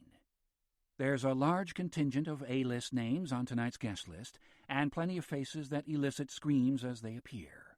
Cruise isn't here, but Nicole Kidman is. So is Schwarzenegger, who has a small role in the picture as the retiring Gallows, a vengeful mythological character whom our hero, played by Todd Pickett, must either choose to embody when his time comes round, or, should he refuse, be pursued by the ghosts of several generations of former incarnations of the character to persuade him otherwise. Sigourney Weaver plays the woman who has broken the curse of Gallows once before, to whom Pickett's character must go when the phantom pursuers are almost upon him. Her arrival at Grauman's is greeted by a genuine roar of approval from the fans who are devoted to her. She waves, smiles, allows a barrage of photographs to be taken, but she doesn't go near the crowd. She's had experiences with overly possessive fans before. She walks straight down the middle of the red carpet where she's out of reach of their fingers. Still, they shout, "We love you, Ripley," which is the character she plays in the Alien movies, and with which she will be identified until the day she dies. She waves, even when they call the name Ripley, but her eyes never focus on anybody in the crowd for more than a moment. The next limo in the line contains the bright new star of Gallows, Susie Henslett, named by this month's Vanity Fair one of the 10 hottest names in Hollywood. She is petite, though you'd never know it on the screen, blonde, and giggly. She shared a little marijuana with her boyfriend in the limo, and it was a bad move. She stumbles a little as she steps onto the red carpet. But the crowd has been prepped, thanks to several months of puff pieces and photo spreads and in-depth interviews, to think of this woman as a full-blown star, even though they have yet to see more than a few frames of her acting ability from the trailer for Gallows. So what do they care if she looks a little out of it? Unlike Miss Weaver, who wisely chooses to be elusive, allowing the photographers just a minute or two to catch her, the new girl is still hungry for adulation. She goes straight to the barricades, where a number of young women with souvenir programs for Gallows are waving them around. She signs a few, giving her boyfriend, who is a 6-foot Calvin Klein model hunk, a goofy, "gee, I must be famous" look. The model looks back vacantly, which is the only look in his repertoire. He can give it to you vacantly with a semi-hard-on in his jeans or vacantly with his ass hanging out of his Y-fronts. Either way, it is heart-achingly beautiful, almost troublingly so. The wind comes in gusts along Hollywood Boulevard, and the security men start to look a little worried. It was some bright publicist's idea to build 2 gallows as a kind of gateway through which the audience for the premiere will need to come. Not, it now seems, a clever notion. The gallows are made to be trashed tomorrow morning, so they're made of light timber and foam core. The wind is threatening to topple them, or worse, pick them up entirely and deposit them on top of the crowd. Light though they are, they could do some serious damage if they fell. 4 of the ushers from inside the theater are summoned from their duties and told to go and stand beside the gallows, 2 on either side, holding on to them as casually as possible. Security is told that the publicity people only need 5 more minutes.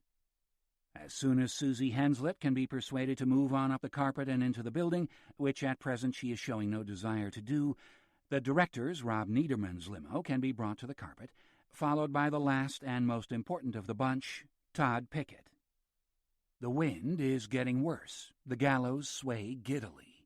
An executive decision is made to bring Niederman's limo in, and if Susie's screaming fans are visible, waving like lunatics behind Niederman in his press pictures, so be it. This isn't a perfect world. It's already 8:13 p.m. At this rate, the picture won't be able to begin until 1/2 the hour, which wouldn't be a problem if the damn thing weren't so long, but Niederman's cut came in at 2 hours and 43 minutes, and though the studio appealed to Pickett to get him to shave the thing down to a tight 2 hours, Todd came back saying he liked the picture pretty much as it was, so only 4 minutes were going out of it. That means it'll be past 11 before the picture's finished, and almost midnight by the time everybody's assembled at the party venue. It's going to be a long night. Niederman has persuaded the easily distracted Miss Henslett away from her fans and down the carpet to the door. The big moment is at hand. The ushers cling to their gallows, their jobs depending on the perpendicularity of their charges. The largest of the limos comes up to the curb. Even before the door is open, the fans, especially the women, are in a state of ecstasy, shrieking at the top of their voices. "Todd! Todd! Oh, God, Todd!" The cameras start to flash as though the incomprehensible semaphore of their flashes is going to summon the man in the limo. And out comes Todd Pickett, the star of Gallows, the reason why 95% of its audience will be there when it opens next Friday. It is now Monday. Todd Pickett, one of the 3 biggest male action movie stars in the history of cinema. Todd Pickett, the boy from Cincinnati who failed in all his grades but ended up the king of Hollywood. He raises his hands like a presidential candidate to acknowledge the shouts of the crowd. Then he reaches back into the limo to catch hold of the hand of his date for the night, Wilhelmina Bosch, a waitress turned model turned actress turned model again, with whom he has been seen at parties and premieres for the past 4 months, though neither will say anything about the relationship other than that they're good friends. He gathers Wilhelmina to him so that the photographers can get pictures of them together. Then, arm in arm, through the blizzard of lights and the barrage of "We love you, Todd" coming at them from every side, the pair make their way to the cinema doors, which, having gathered their most important guests into the fold, then close rather defiantly, as if to divide the important from the unimportant, the stable and the solid from those who are simply objects of the night's wind. Gallows is an irredeemable piece of shit, of course, and everyone involved with it, from the executives who greenlit it, at a cost of some $90 million before prints and advertising costs add another $37 to the bill, to the humblest publicist, knows. It is, in the words of Corliss's review in Time, an old-fashioned action horror picture which lacks the full-blown theatrics of Grand Guignol and the savvy John Woo-style action piece audiences have come to expect. 1 minute Schwarzenegger is camping it up, the next Todd Pickett, as his unwilling successor, is playing his scenes as though he's Hamlet on a particularly dreary night in Denmark. From beginning to end, Gallows is bad news. Everybody going up the red carpet that Monday night already knows what Time is going to say. Corliss had made his contempt for the picture very plain in a piece about the state of action movies he wrote 2 weeks before. Nor does it take an oracle to predict that there will be others who will not like the picture. But the extent of vitriol will prove astonishing, even to those who expected the worst. In the next 48 hours, Gallows will garner some of the most negative reviews of the last 12 months, the vehemence of the early news reviewers empowering minor names to pull out the stops. Besides the incomprehensible script, everyone agrees there is a lackluster quality to the picture that betrays the cast's indifference to the entire project. Performances aren't simply uneven, they seem designed for entirely different movies, a hopeless mismatch of styles. The worst culprit? In this regard, there is no question about that. All the reviewers will agree that the most inadequate performance comes from its star, Todd Pickett. People writes that Mr. Pickett is plenty old enough to know better. 30-something-year-olds don't act the way Mr. Pickett acts here. His trademark young man with a chip on his shoulder and a 1,000-watt smile, which was looking stale the second, all right, the third time he did it, seems particularly out of place here. Though it seems incredible that time has passed so fast since America first swooned to the charms of Mr. Pickett, he's now simply too old to play the 20-something Vincent. Only Wilhelmina Bosch, as Vincent's Prozac-chewing sister, comes out of this mess with any credibility. She has an elegant, beautifully proportioned face, and she can turn a line with the snappy East Coast smarts of a young Katharine Hepburn. She's wasted here, or more correctly, our time would be wasted here were she not in the movie. The premiere audience didn't seem to mind it. On occasion there were audible gasps and loud laughter, perhaps in truth a little over-loud, a little fake for the jokes, but there were several long stretches in the second act when the movie seemed to lose their interest. Even in the third act, when the action relocates to the orbiting space station and the special effects budget soared, there was very little real enthusiasm. A few scattered whoops of nihilistic delight when the villain's planet-destroying weapon actually went off against expectation and Washington, D.C. is fried to a crisp. But then, as the smoke cleared and Todd, as the new Gallows, proceeded to finish off the bad guys, the audience became restless again. About 15 minutes before the end credits rolled, a member of the audience got up from his seat on the aisle and went to the bathroom. A few people caught a look at the man's face as he looked back at the screen. It was Todd Pickett, lit by the light of his own face. Nobody got up to ask for his autograph. Pickett stared at the screen for a moment only. Then he turned his back on it and trudged up and out of the cinema.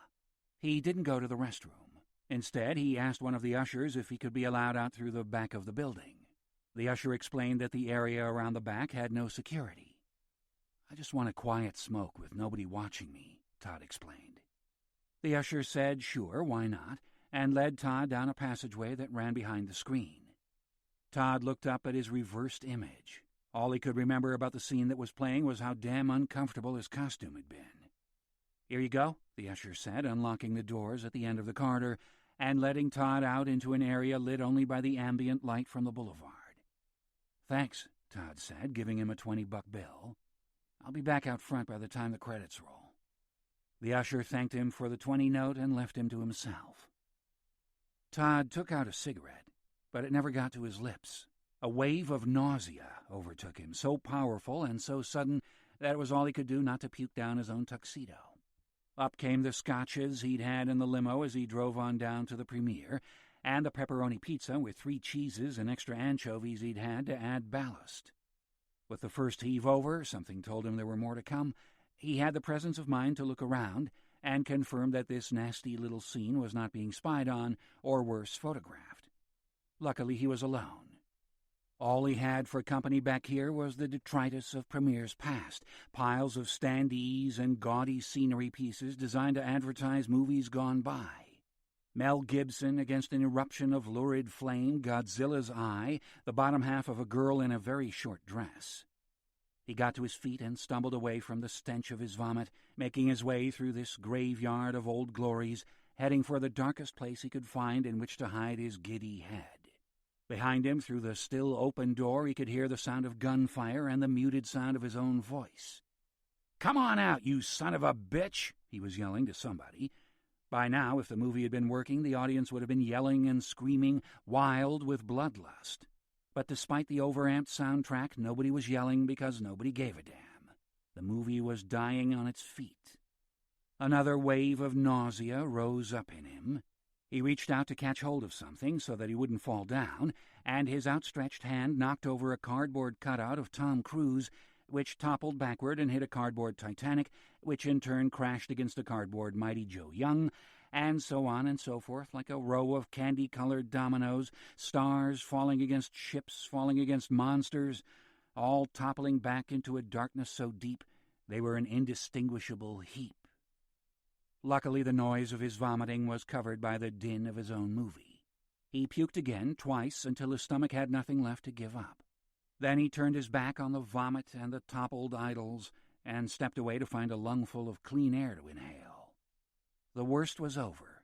He lit his cigarette, which helped settle his stomach, and rather than returning inside, where the picture was 2 minutes from finishing, he walked along the side of the building until he found a patch of streetlight where he could assess himself. He was lucky. His suit was unspattered. There was a spot of vomit on his shoe, but he cleaned it off with his handkerchief, which he tossed away, and then sprayed his tongue and throat with wintergreen breath cleanser. His hair was cropped short, that was the way it was in the movie, and he'd kept the style for public appearances, so he had no fear that it was out of place.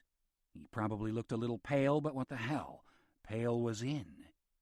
There was a gate close to the front of the building, guarded by a security officer. She recognized Todd immediately and unlocked the gate. "Getting out before it gets too crazy?" she said to him. He smiled and nodded. "You want an escort to your car?" "Yeah, thanks."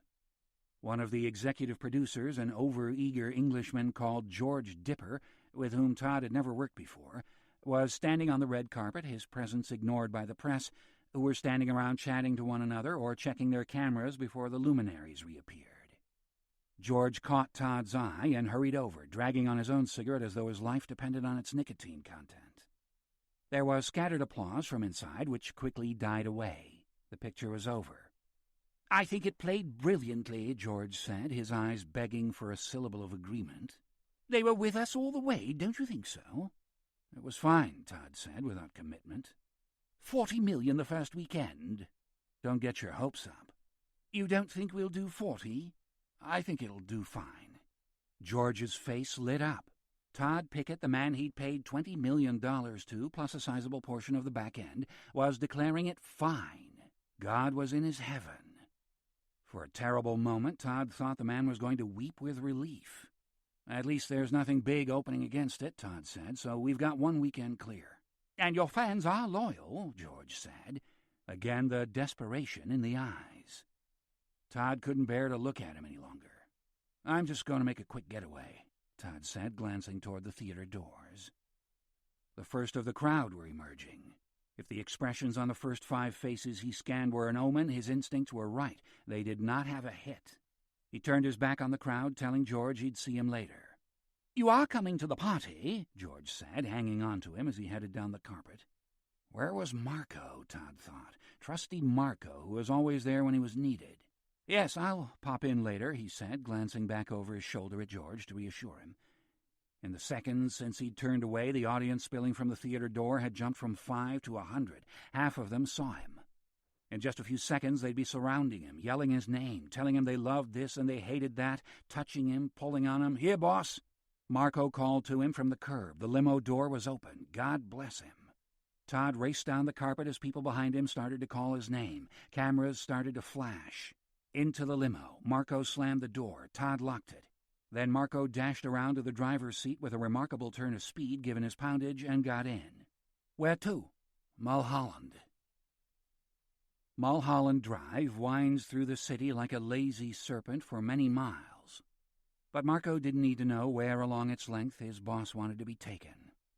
There was a spot close to Coldheart Canyon where the undulating drive offers a picture-perfect view of the San Fernando Valley as far as the mountains.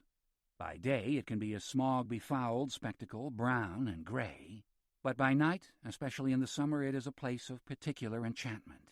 The cities of Burbank, North Hollywood, and Pasadena laid out in a matrix of amber lights receding to the dark wall of the mountains. And moving against the darkness, the lights of planes circling as they await their instruction to land at Burbank Airport, or the police helicopters passing over the city, spitting a beam of white light. Often there were sightseers parked at the spot, enjoying the scene. But tonight, thank God, there were none. Marco parked the car and Todd got out, wandering to the cliff edge to look at the scene before him. Marco got out too and occupied his time with wiping the windshield of the limo. He was a big man with the bearded face of a bear recently woken from hibernation, and he possessed a curious mixture of talents.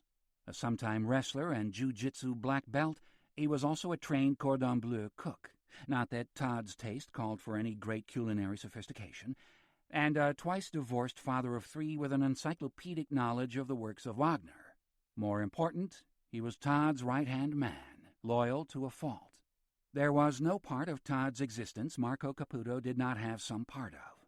He took care of the hiring and firing of domestic staff and gardeners, the buying and the driving of cars, and, of course, all the security duties. "The movie's shit, huh?" he said matter-of-factly. "Worse than. Sorry about that. Not your fault. I should never have done it. Shit script, shit movie. You want to give the party a miss?" "Nah, I gotta go. I promised Wilhelmina and George." "You got something going with her?" "Wilhelmina? Yeah, I got something. I just don't know whether I want to. Plus, she's got an English boyfriend. The English are all fags." "Yeah. You want me to swing by the party and bring her back up to the house for you?"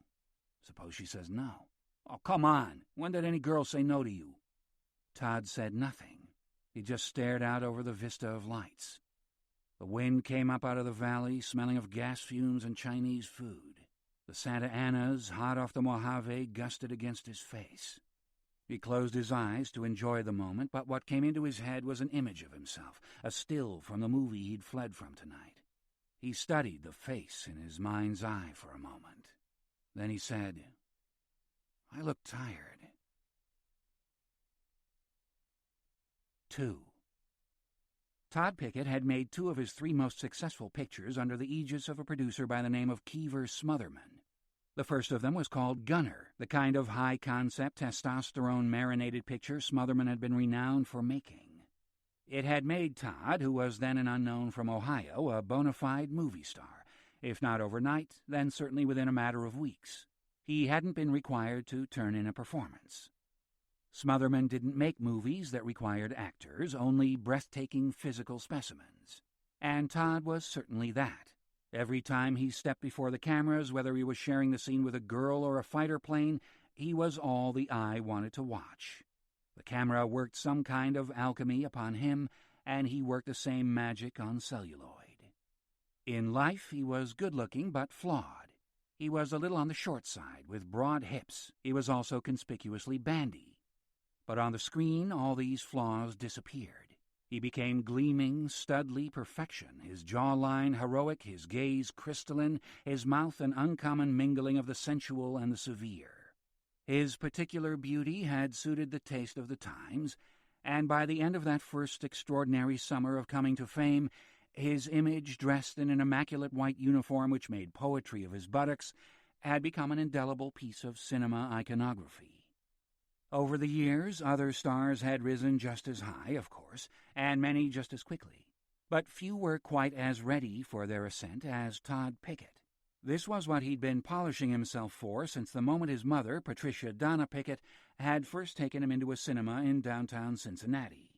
Looking up at the screen, watching the parade of faces pass before him, he'd known instinctively, at least so he later claimed, that he belonged up there with those stars, and that if he willed it hard enough, willed and worked for it, then it was merely a matter of time before he joined the parade. After the success of Gunner, he fell effortlessly into the labors of being a movie star. In interviews, he was courteous, funny, and self-effacing, playing the interviewers so easily that all but the most cynical swooned. He was confident about his charms, but he wasn't cocky, loyal to his Midwestern roots and boyishly devoted to his mother. Most attractive of all, he was honest about his shortcomings as an actor. There was a refreshing lack of pretension about the Pickett persona. The year after Gunner, he made 2 pictures back-to-back. Another action blockbuster for Smotherman called Lightning Rod, which was released on Independence Day and blew all former box office records to smithereens, and then, for the Christmas market, Life Lessons.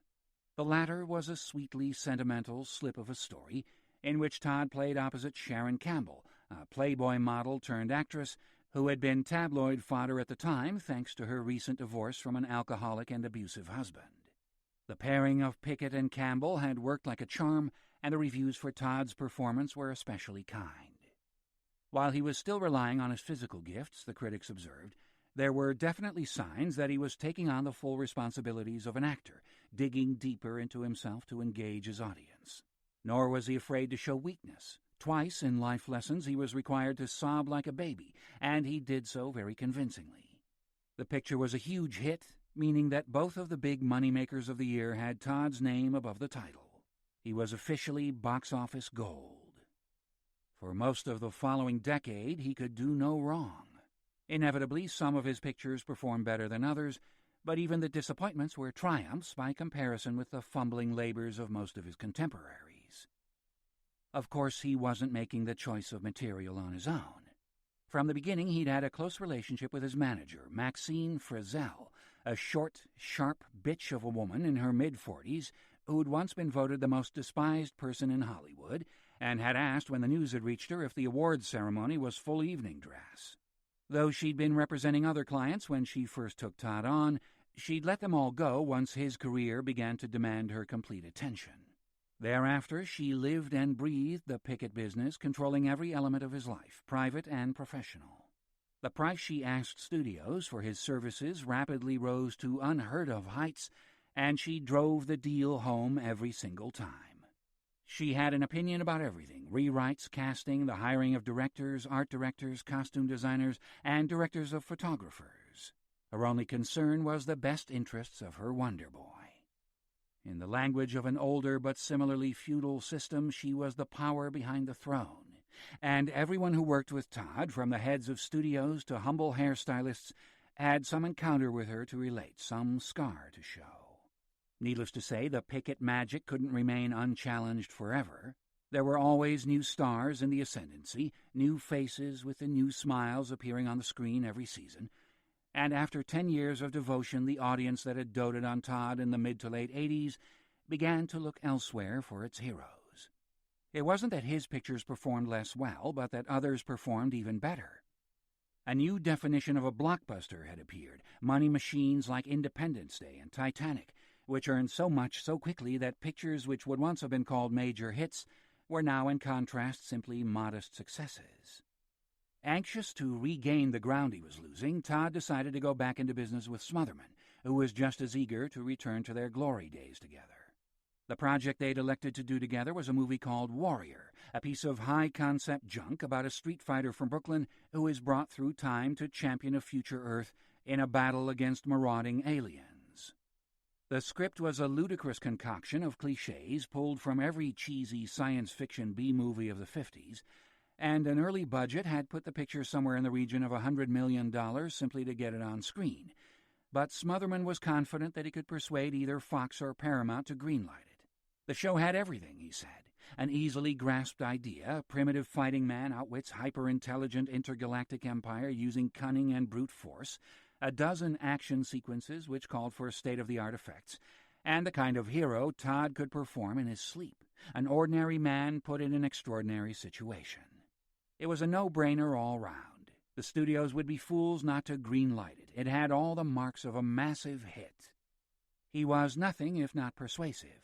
In person, Smotherman was almost a parody of a high-voltage salesman, fast-talking, short-tempered, and oversexed.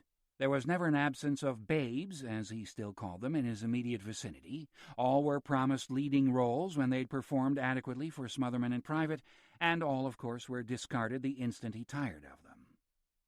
Preparations for Warrior were proceeding nicely. Then the unthinkable happened. A week shy of his 44th birthday, Smotherman died. He'd always been a man of legendary excess, a bottom feeder, happiest in the gamier part of any city. The circumstances of his death were perfectly consistent with this reputation. He had died sitting at a table in a private club in New York watching a lesbian sex show. The coronary that had felled him so massive and so sudden, he had apparently been overtaken by it before he could even cry out for help. He was face down in a pile of cocaine when he was found, a drug he'd continued to consume in heroic quantities long after his contemporaries had cleaned up their acts and had their sinuses surgically reconstructed. It was one of the 35 illegal substances found in his system at the autopsy. He was buried in Las Vegas, according to the instructions in his will. He'd been happiest there, he'd always said, with everything to win and everything to lose. This remark was twice quoted at the memorial service, and hearing it, Todd felt a cold trickle of apprehension pass down his spine. What Smotherman had known and been at peace with was the fact that all of Tinseltown was a game, and it could be lost in a heartbeat. Smotherman had been a gambling man. He'd taken pleasure in the possibility of failure, and it had sweetened his success. Todd, on the other hand, had never even played the slots, much less a game of poker or roulette. Sitting there listening to the hypocrites, most of whom had despised Smotherman, stand up and extol the dead man, he realized that Keever's passing cast a pall over his future. The golden days were over. His place in the sun would very soon belong to others if it didn't already. The day after the memorial service, he poured his fears out to Maxine. She was all reassurance. Smotherman was a dinosaur, she said as she sipped her vodka. The only reason people put up with his bullshit all those years was because he made everybody a lot of money. But let's be honest, he was a lowlife. You're a class act. You've got nothing to worry about. I don't know, Todd said, his head throbbing from one too many drinks. I look at myself sometimes. And what? I'm not the guy I was when I made Gunner. Damn right you're not. You were nobody then. Now you're one of the most successful actors in history. There's others coming up. So what? Maxine said, waving his concerns away. Don't do that, Todd said, slamming his palm down on the table. Don't try and placate me, okay? We have a problem. Smotherman was going to put me back on top, and now the son of a bitch is dead. All right. Calm down. All I'm saying is that we don't need Smotherman. We'll hire somebody to rework the script, if that's what you want. Then we'll find somebody hip to direct it. Somebody with a contemporary style. Smotherman was an old-fashioned guy. Everything had to be big. Big explosion, big tits, big guns. Audiences don't care about any of that anymore. You need to be part of what's coming up, not what happened yesterday. You know, I hate to say it, but perhaps Keever's dying is the best thing that could have happened. We need a new look for you, a new Todd Pickett. You think it's as simple as that? Todd said. He wanted so much to believe that Maxine had the problem solved. How difficult can it be, Maxine said. You're a great star. We just need to get people focused on you again. She pondered for a moment. You know what? We should set up a lunch with Gary Epstadt. Oh, Jesus, why? You know how I hate that ugly little fuck. An ugly little fuck he may be, but he is going to pay for Warrior. And if he's going to put $20 million and a slice of the back end on the table for your services to art, you can make nice with the son of a bitch for an hour. 3. It wasn't simply personal antipathy that had made Todd refer to Epstadt so unflatteringly. It was the unvarnished truth. Epstadt was the ugliest man in Los Angeles. Charitably, his eyes might have been called reptilian, his lips unkissable. His mother, in a fit of blind affection, might have noted that he was disproportioned. All this said, the man was still a narcissist of the first rank. He hung only the most expensive suits on his unfortunate carcass. His fingernails were manicured with obsessive precision. His personal barber trimmed his dyed hair every morning, having shaved him first with a straight razor. There had been countless prayers offered up to that razor over the years, entreating it to slip, but Epstadt seemed to live a charmed life. He'd gone from strength to strength as he moved around the studios, claiming the paternity of every success and blaming the failures on those who stood immediately behind him on the ladder, whom he promptly fired. It was the oldest trick in the book, but it had worked flawlessly. In an age in which corporations increasingly had the power and studios were run by committees of business school graduates and lawyers with an itch to have their fingers in the creative pie, Epstadt was one of the old school. A power-monger, happiest in the company of somebody who needed his patronage, whom he could then abuse in 100 subtle ways. That was his pleasure and his revenge. What did he need beauty for when he could make it tremble with a smiling maybe? He was in a fine mood when he and Todd, with Maxine in attendance, met for lunch on Monday.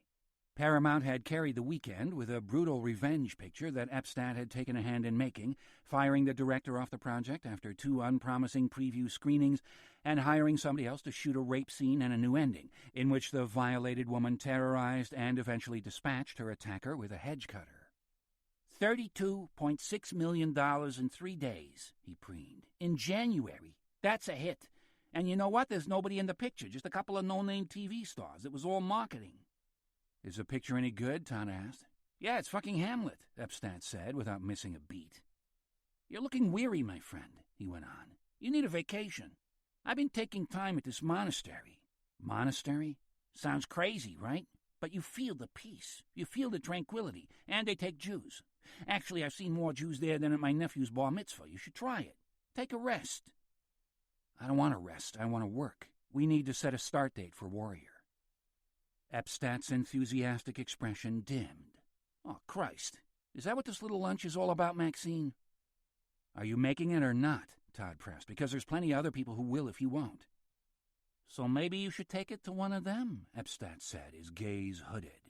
You can have it in turnaround if that's what you want. I'll get business affairs on it this afternoon. So you're really ready to let it go? Maxine said, putting on an air of indifference. Perfectly ready if that's what Todd wants. I'm not going to stand in the way of you getting the picture made. You look surprised, Maxine. I am surprised. A package like that? It's a huge summer movie for Paramount.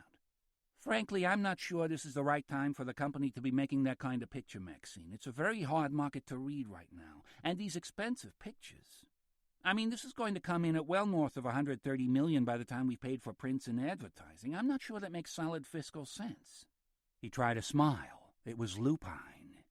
Look, Todd, I want to be in business with you. Paramount wants to be in business with you. Christ, you've been a goldmine for us over the years. But there's a generation coming up, and you know the demographics as well as I do. These kids filling up the multiplexes, they don't have any loyalty to the past. Epstadt knew what effect his words were having, and he was savoring every last drop of it.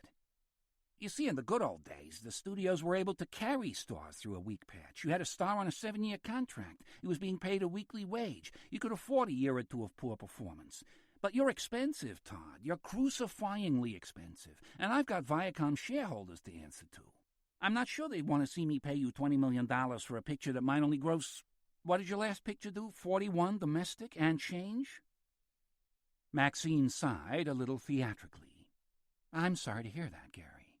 "Look, Maxine, I'm sorry to be having to say it. Really, I am. But numbers are numbers. If I don't believe I can make a profit, what am I doing making the movie? You see where I'm coming from? That simply doesn't make sense." Maxine got up from the table. "Will you excuse me a minute? I've got to make a call."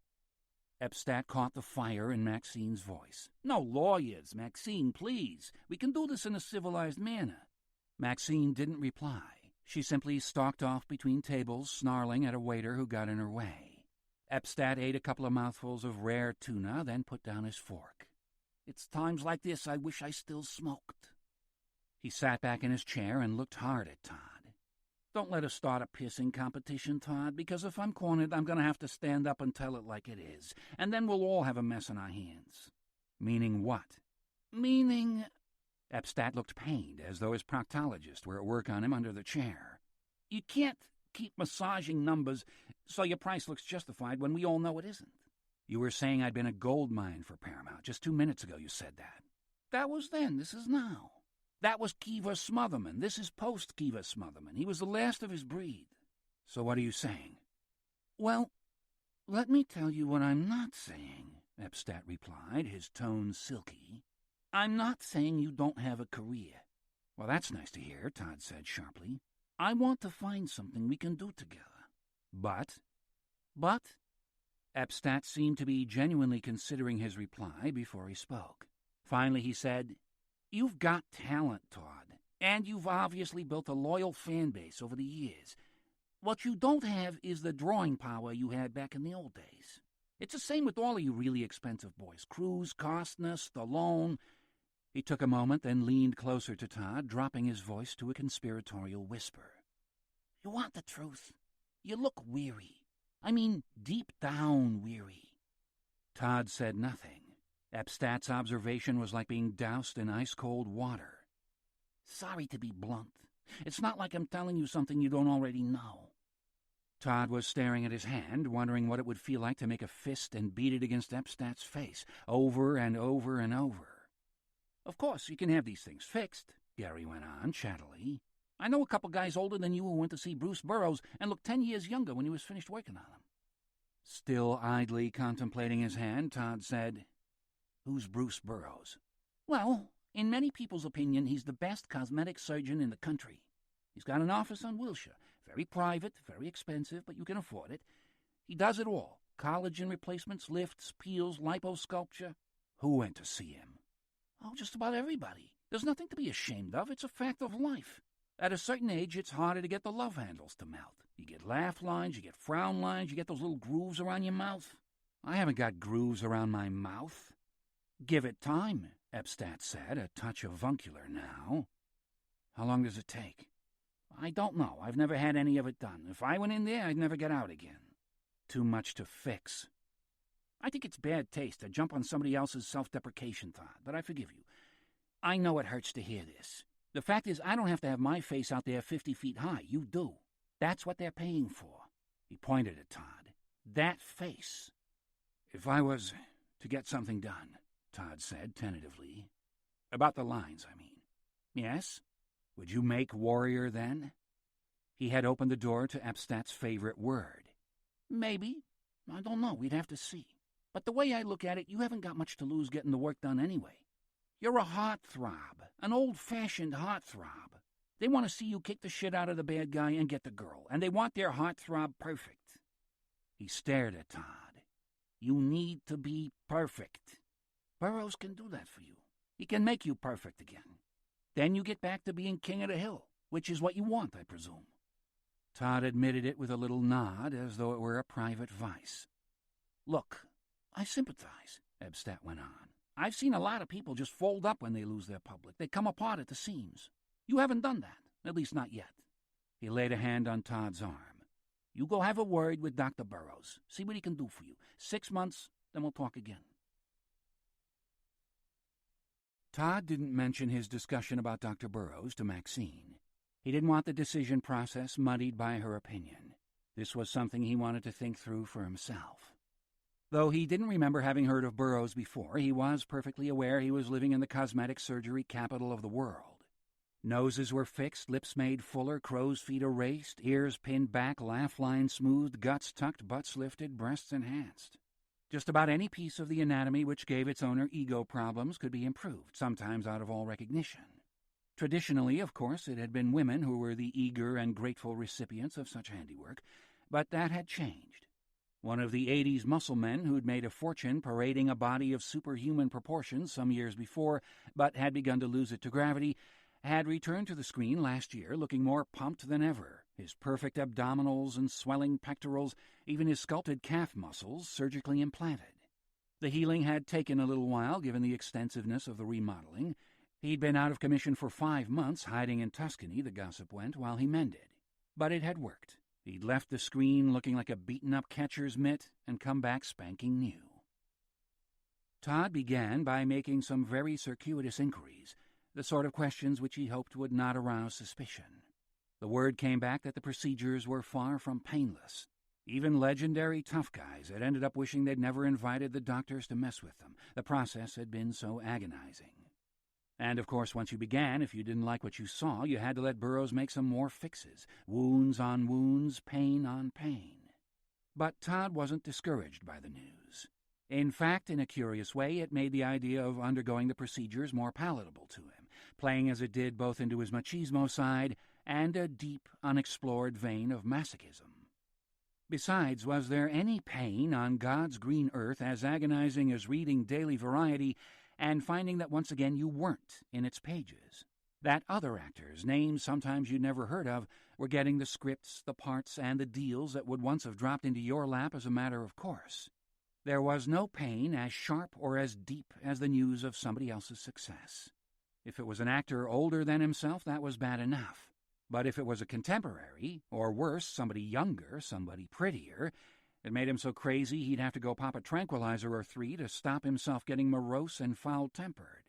And even the happy pills didn't work the way they had in the old days. He'd taken too many. His body was too used to them. So, what to do? What to do?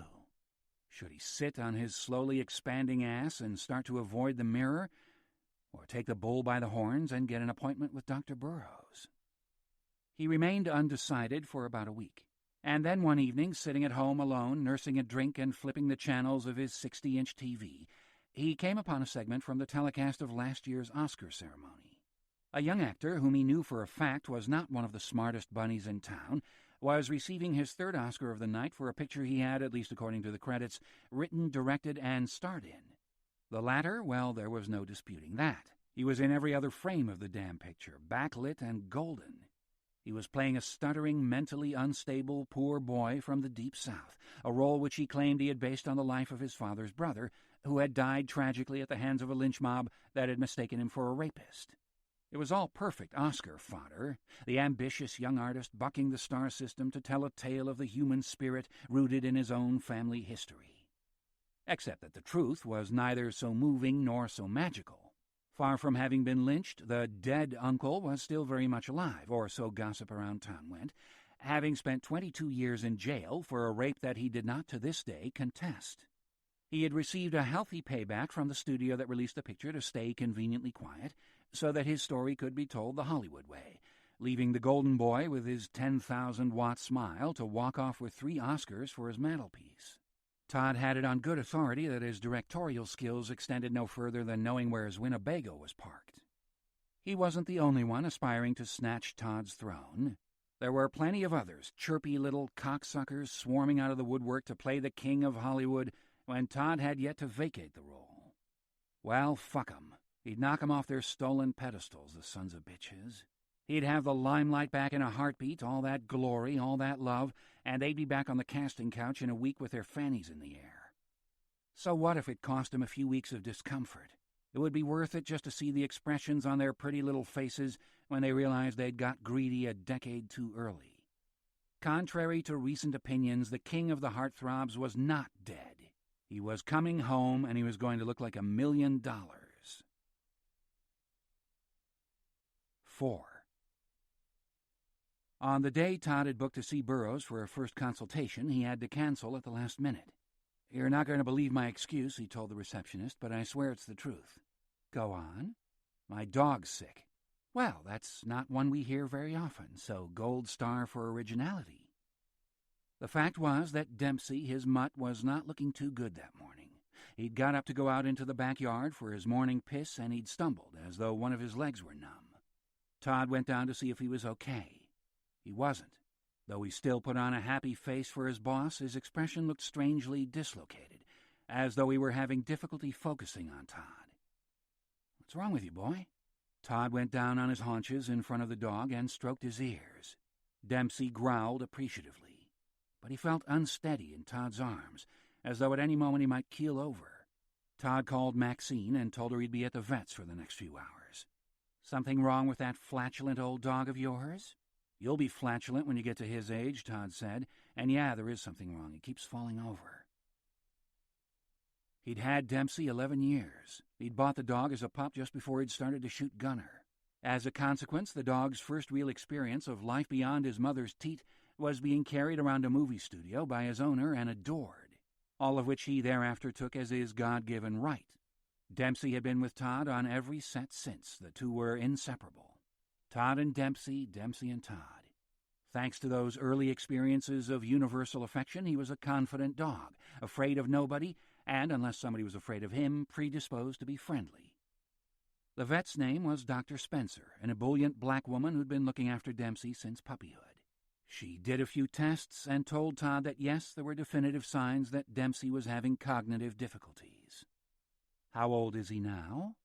"He'll be 12 next March." "Oh, that's right. We didn't know his birthday, so we said Oscar night." "What's wrong, boy?" Dr. Spencer said to Dempsey, ruffling him under the chin. "He's certainly not his usual happy self, is he?" "Nope." "Well, I'd like to keep him in here for a few tests. I brought a stool sample like you asked." "Thanks." Todd produced a small Tupperware container of dog poop. "Well, we'll have that analyzed. You want the container back?" "Just kidding. Don't look so grim, Todd. I don't like seeing him like this. It's probably a virus he's picked up. We'll give him a few antibiotics and he'll be good as new. But there's something weird about his eyes. Look, he's not even focusing on us." Dempsey had raised his head, knowing full well he was being talked about, but plainly he was having some difficulty fixing his gaze on whoever was doing the talking. This couldn't just be old age, could it? "I doubt it. He's been a very healthy dog so far, and it's my experience that a mutt like Dempsey is going to last a lot longer than some overbred hound. You leave him with me, check in with me at the end of the day." Todd did that. The news was there was no news. The stool sample had gone to the lab to be analyzed, and meanwhile Dempsey was looking weak, perhaps a little disorientated, but there'd been no noticeable deterioration in his condition. "You can either take him home tonight or leave him here. He'll be perfectly fine here. We don't actually have anybody monitoring the dogs from 11 p.m. till 6 in the morning, but the chances of I'm going to come and collect him." Despite Dr. Spencer's reassurances that there had been no deterioration, Todd disagreed. Usually when he arrived at the vet's after Dempsey had stayed in for a couple of hours, either for a shot or his 6-month checkup, he was greeted by the dog in crazy mode, yapping his delight at seeing his boss again and ready to be out of the door before they could stick another damn needle in his backside. But today, when Dempsey came round the corner, it seemed to take a moment before the dog even realized it was his master at the door calling to him. And when he came, though some of his old enthusiasm returned, he was a shadow of his former self. Dr. Spencer had already gone off duty for the night. Todd asked if he could have her home number, but there were some things it seemed even being Todd Pickett couldn't get you. "She's got kids to take care of," the male nurse said. "She likes to keep this place and her home life very separate. But if there's an emergency, I'd recommend going to the 24-hour animal hospital on Sepulveda. There'll be doctors there all night if anything were to happen. But honestly, I think it's some virus he's picked up out at the dog park, and it'll just take a course of antibiotics." "Well, can I take some antibiotics then?" Todd said, getting a little irritated with the casual way Dempsey's case was being treated. "Dr. Spencer doesn't want to give Dempsey anything till she's got some results from the stool sample, so I'm afraid there'll be no drugs for Dempsey until tomorrow." Dempsey didn't eat. He just looked at the bowl of food Marco had prepared for him and turned up his nose at it. Then he went to lie on the back step and stayed there for the rest of the evening. In the middle of the night, Todd was woken by what sounded like the effects track from The Exorcist, a stomach-wrenching series of mumblings and eruptions. He switched on the bedroom light to find Dempsey at the bottom of his bed, standing in a pool of bright yellow puke. He looked horribly ashamed of having made a mess, and at first wouldn't come to Todd to be petted. But when he did, and Todd had his arms around the dog, it was clear he was in a bad way. Dempsey's whole body was cold, and he was trembling violently. "Come on, man," he said. "We're going to take you to get some proper doctoring." The noise had woken Marco, who got dressed to drive while Todd held on to Dempsey, who was wrapped in his favorite comforter, a quilt Todd's grandmother had made for her grandson. The dog lay sprawled over Todd's knee, all 100 pounds of him, while Marco drove through the almost empty streets to Sepulveda. It was 5 minutes after 5 in the morning when they arrived at the animal hospital, and there were just 2 people waiting with their pets to be helped. Even so, it took 25 minutes before a doctor could be freed up to see Dempsey, during which time it seemed to Todd that Dempsey's condition worsened. His shaking became more violent than ever, and in the midst of one of his spasms, he convulsively shat brown gruel, mostly on the floor, but on Todd's leg and shoe, too. "Well, now," said the night doctor brightly, "what seems to be the trouble?" Todd gave him an exhaustive rundown on the events of the last day. He then asked Todd to pick Dempsey up and put him on the examination table, choosing this particular instant to remark what a fan of Todd's he was, as though Todd could have given a damn at that moment. Then he examined the dog in a good and thorough manner, but making asides throughout as to which movies of Todd's he and his wife had particularly enjoyed and which they hadn't. After about 5 minutes of this, seeing the expression of despair and anger on Todd's face, Marco quietly mentioned that Mr. Pickett was really only interested right now in the health of his dog. The doctor's mouth tightened as though he'd just been badly offended, and his handling of Dempsey, at least to Todd's eyes, seemed to become a little more brusque. "Well, you have a very sick dog," he said at the end of the examination, not even looking at Todd but talking to Marco. He was plainly embarrassed by his earlier show of fanboy enthusiasm and was now overcompensating for it wildly. Todd went to sit on the examination table to cradle Dempsey, which put him right in the doctor's line of sight. "Look," he said quietly, "I'm sorry if I'm not being quite as appreciative of your support of my pictures as I would normally be, Doc. It's nothing personal. I'm sure we could have a great conversation about it under different circumstances. But I'd like Dempsey comfortable first. He's sick, and I want him better." Finally, the doctor managed a little smile, and when he spoke, his voice had also quieted, matching Todd's. "I'm going to put Dempsey on a saline drip because he's obviously lost a lot of fluids in the last 12 to 24 hours. That should make him feel a whole lot happier. Meanwhile, you said Dr. Spencer over at Robertson VCA was doing stool checks?" "She said it could be a virus." "Well, maybe, but looking at his eyes, it seems more systemic to me. If he were a younger dog, I'd say parvo or heartworm, which is a parasite, but again, we commonly see toxo in pound dogs or strays, and I'm sure he's had his heartworm medications. Anyway, we'll see from the stool results tomorrow." Wait, you're saying it could be parvo or heartworm, but you don't really think it's either of these?" "No." "So what do you think it is?" The doctor shook his head. "I'd say there's a better than 50-50 chance he's got some kind of tumor, on the brain or on the brain stem." "And if he has?" "Well, it's like a human being. You can sometimes fix these things. At this juncture, as though to demonstrate that things were not in a very fixable state right now, Dempsey started to shudder in Todd's arms, his claws scrabbling against the metal table as he tried to stay upright. "It's okay, boy, it's okay." The doctor went for a nurse and came back with an injection. "What's that for?" "Just to calm him down a little so he can get some sleep." "Are you sure?" "Yes, I'm sure. It's a mild tranquilizer. If you don't want me to give it to the dog, Mr. Pickett." Yes, give it to him." The injection did indeed subdue Dempsey's little fit. They wheeled him away into another room to be given an intravenous infusion, leaving Todd with the quilt. "Damn dog," he said, now Dempsey was out of earshot. "More trouble than he's worth." Tears very close. "Why don't we get a cup of coffee?" Marco suggested. "And we can talk to the doctor more when we get back." There was a little donut shop in the mini-mall at the top of Sepulveda, and it had just opened. They were the first customers of the day. Todd knew the instant he walked in that both the women serving recognized him, so he turned round and walked out again rather than risking getting caught in a conversation. Marco brought out 2 coffees and 2 bear claws in grease-proof paper still warm from the oven. Though he hadn't thought he had an appetite, the pastry was too good not to be eaten, so he ate. Then, coffee in hand, they walked down to the hospital, the eyes of the women in the donut shop glued to Todd until he had disappeared from sight. They said nothing as they walked. The day was getting underway, the traffic on Sepulveda backing up as it waited to take its turn to get onto the freeway. These were people with 2-hour commutes ahead of them before they got to their place of work. People with jobs they hated, houses they hated, and a paycheck at the end of the month that wouldn't even cover the cost of the mortgage, the car payments, the insurance. Right now, Todd said, I'd give my eye teeth to be one of them instead of having to go back in there. I can go in for you. No. Dempsey trusts me, Marco said. I know, but he's my dog.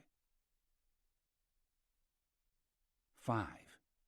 Again, there was no news. Dempsey had been hooked up to a saline drip and looked as though the tranquilizer had taken its effect. He wasn't quite asleep, but he was dazy.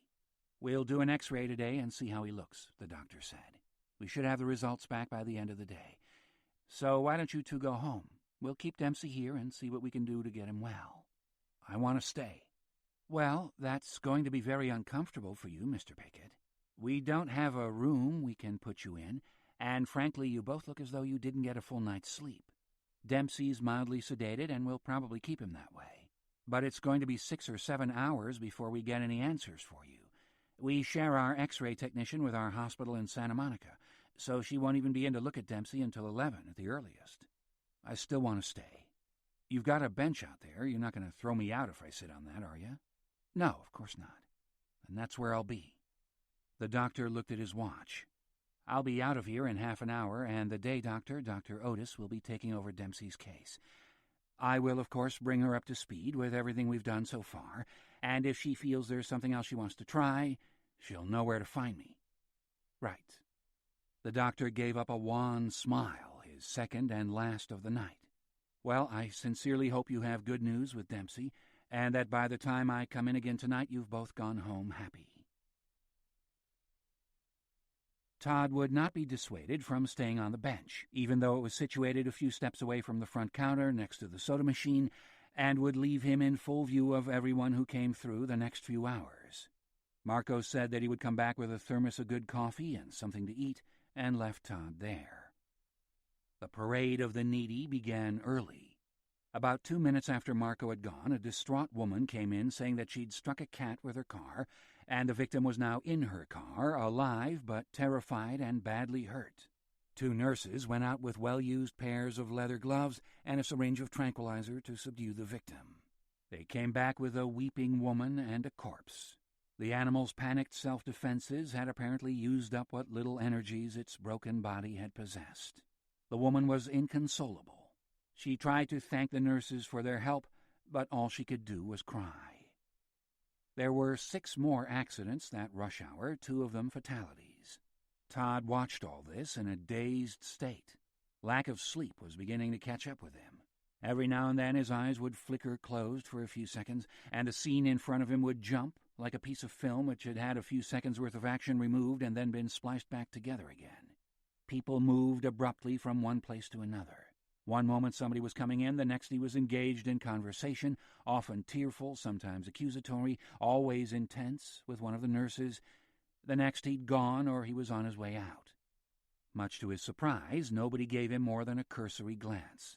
Perhaps they thought that can't possibly be Todd Pickett sitting on a broken-down old bench next to a broken-down old soda machine in a 24-hour animal hospital.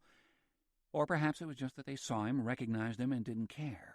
They had other things to think about right now, more pressing than the peculiar presence of a weary-looking movie star on a broken-down bench.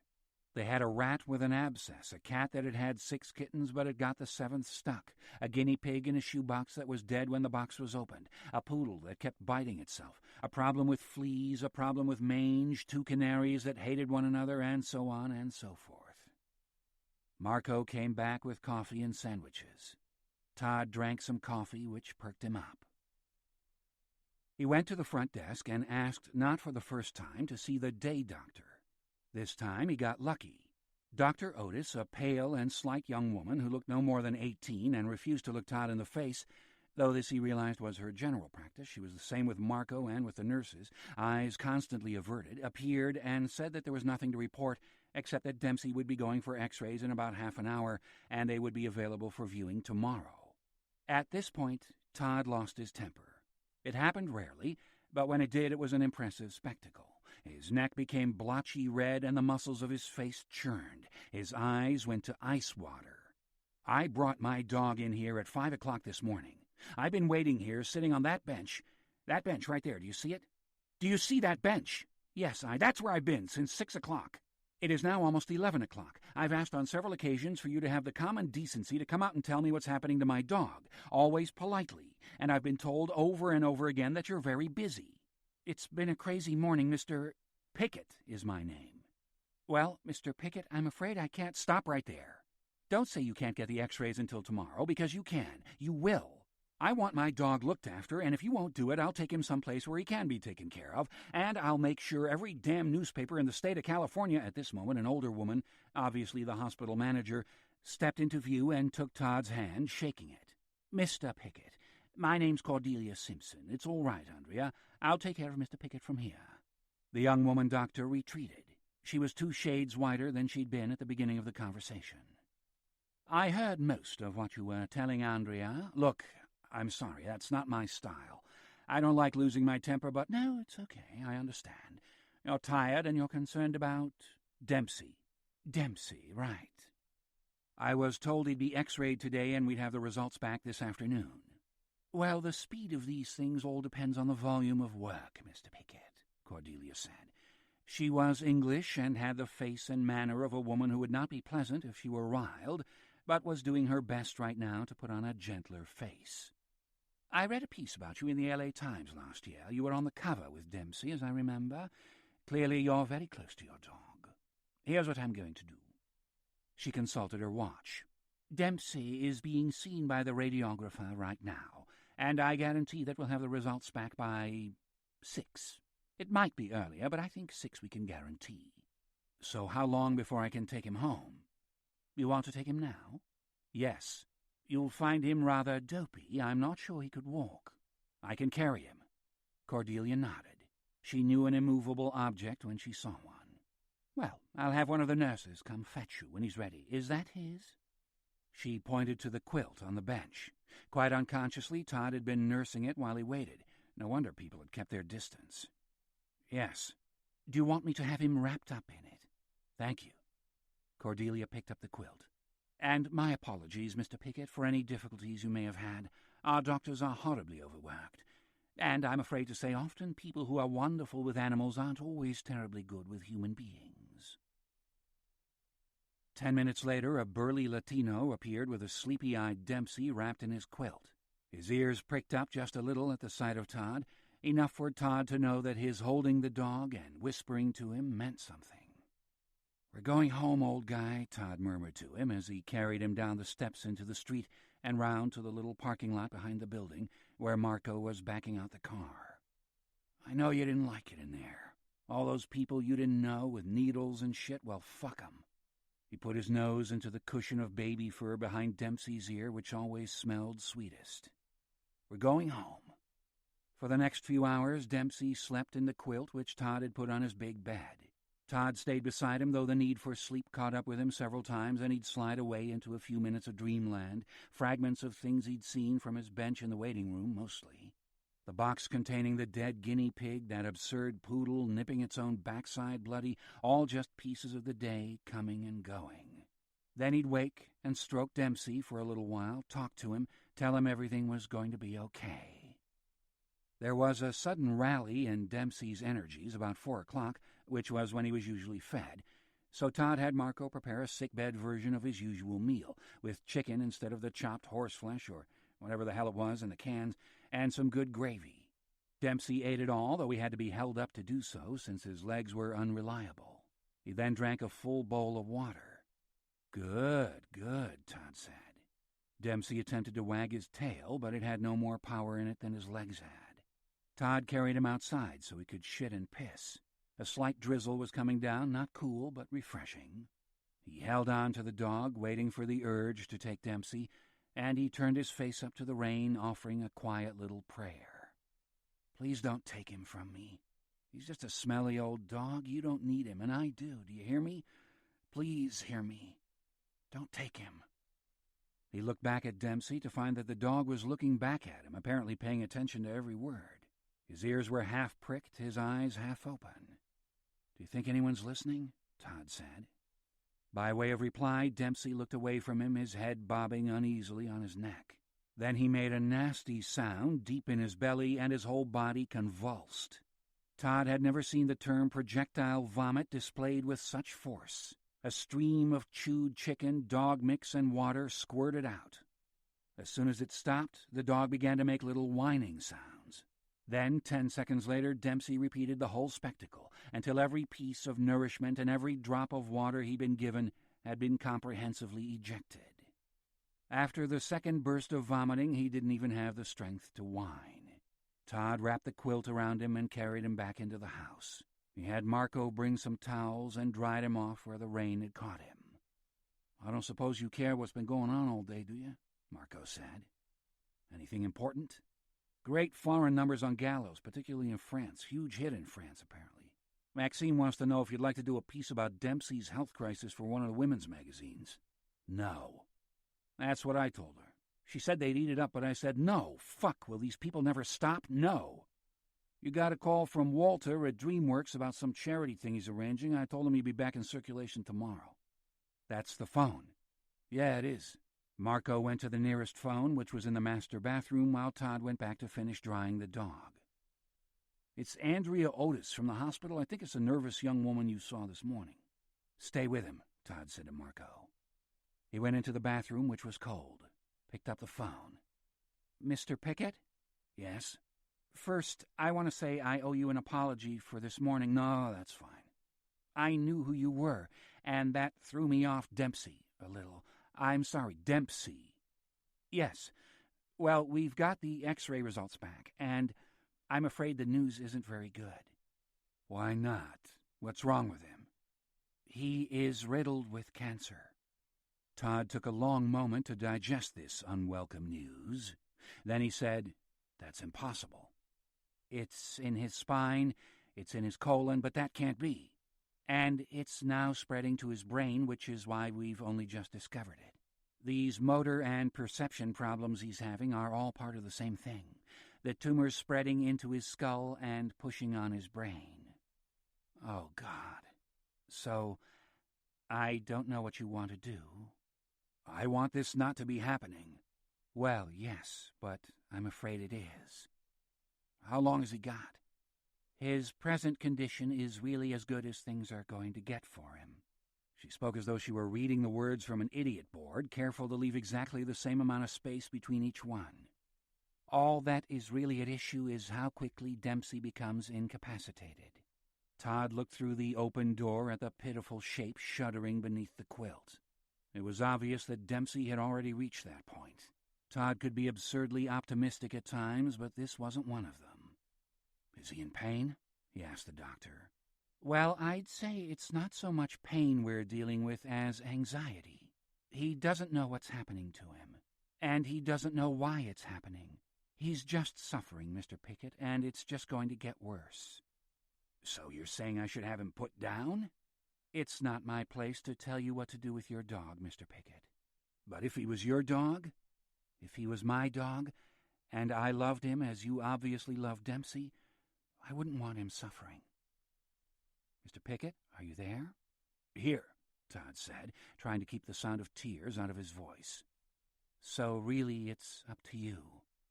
Todd looked at Dempsey again, who was making a mournful sound in his sleep. "If I bring him back over to the hospital?" "Yes." "Would there be somebody there to put him to sleep?" "Yes, of course. I'll be here." "Then that's what I want to do."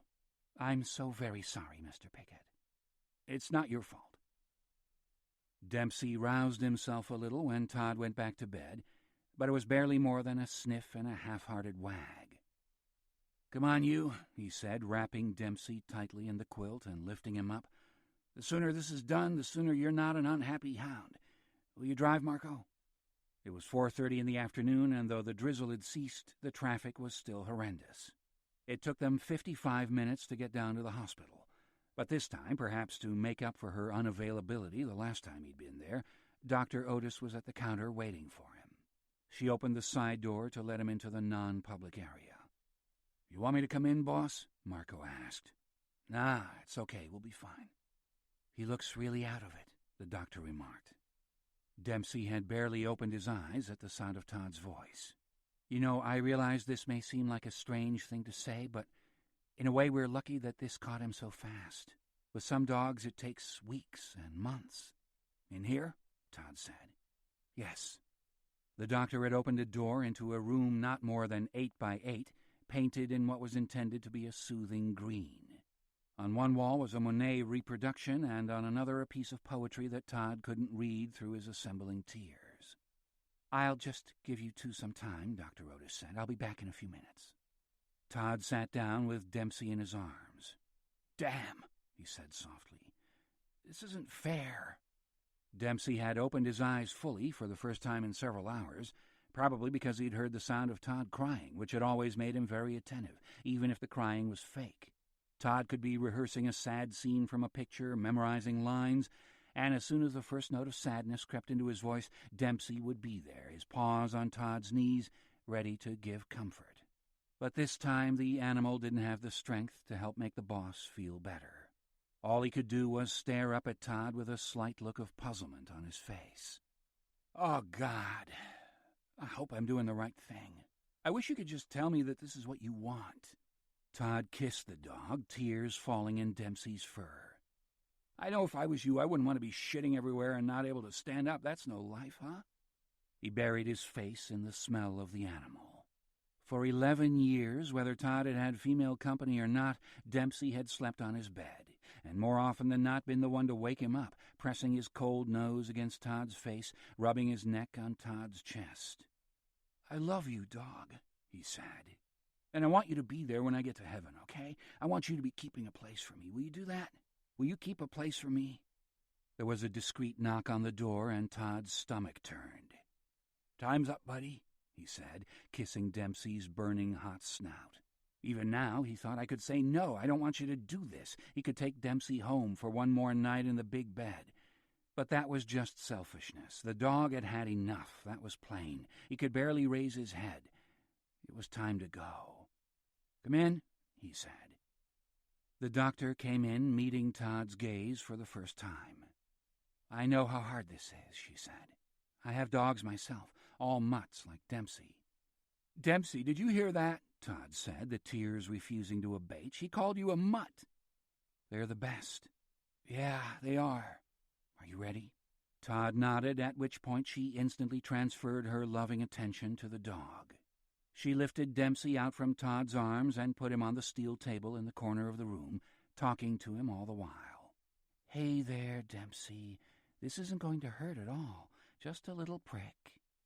She pulled a syringe out of her pocket and exposed the needle.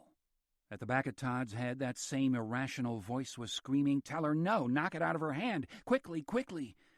He pushed the thoughts away, wiping the tears from his eyes with the back of his hand, because he didn't want to be blinded by them when this happened. He wanted to see it all, even if it hurt like a knife. He owed that to Dempsey.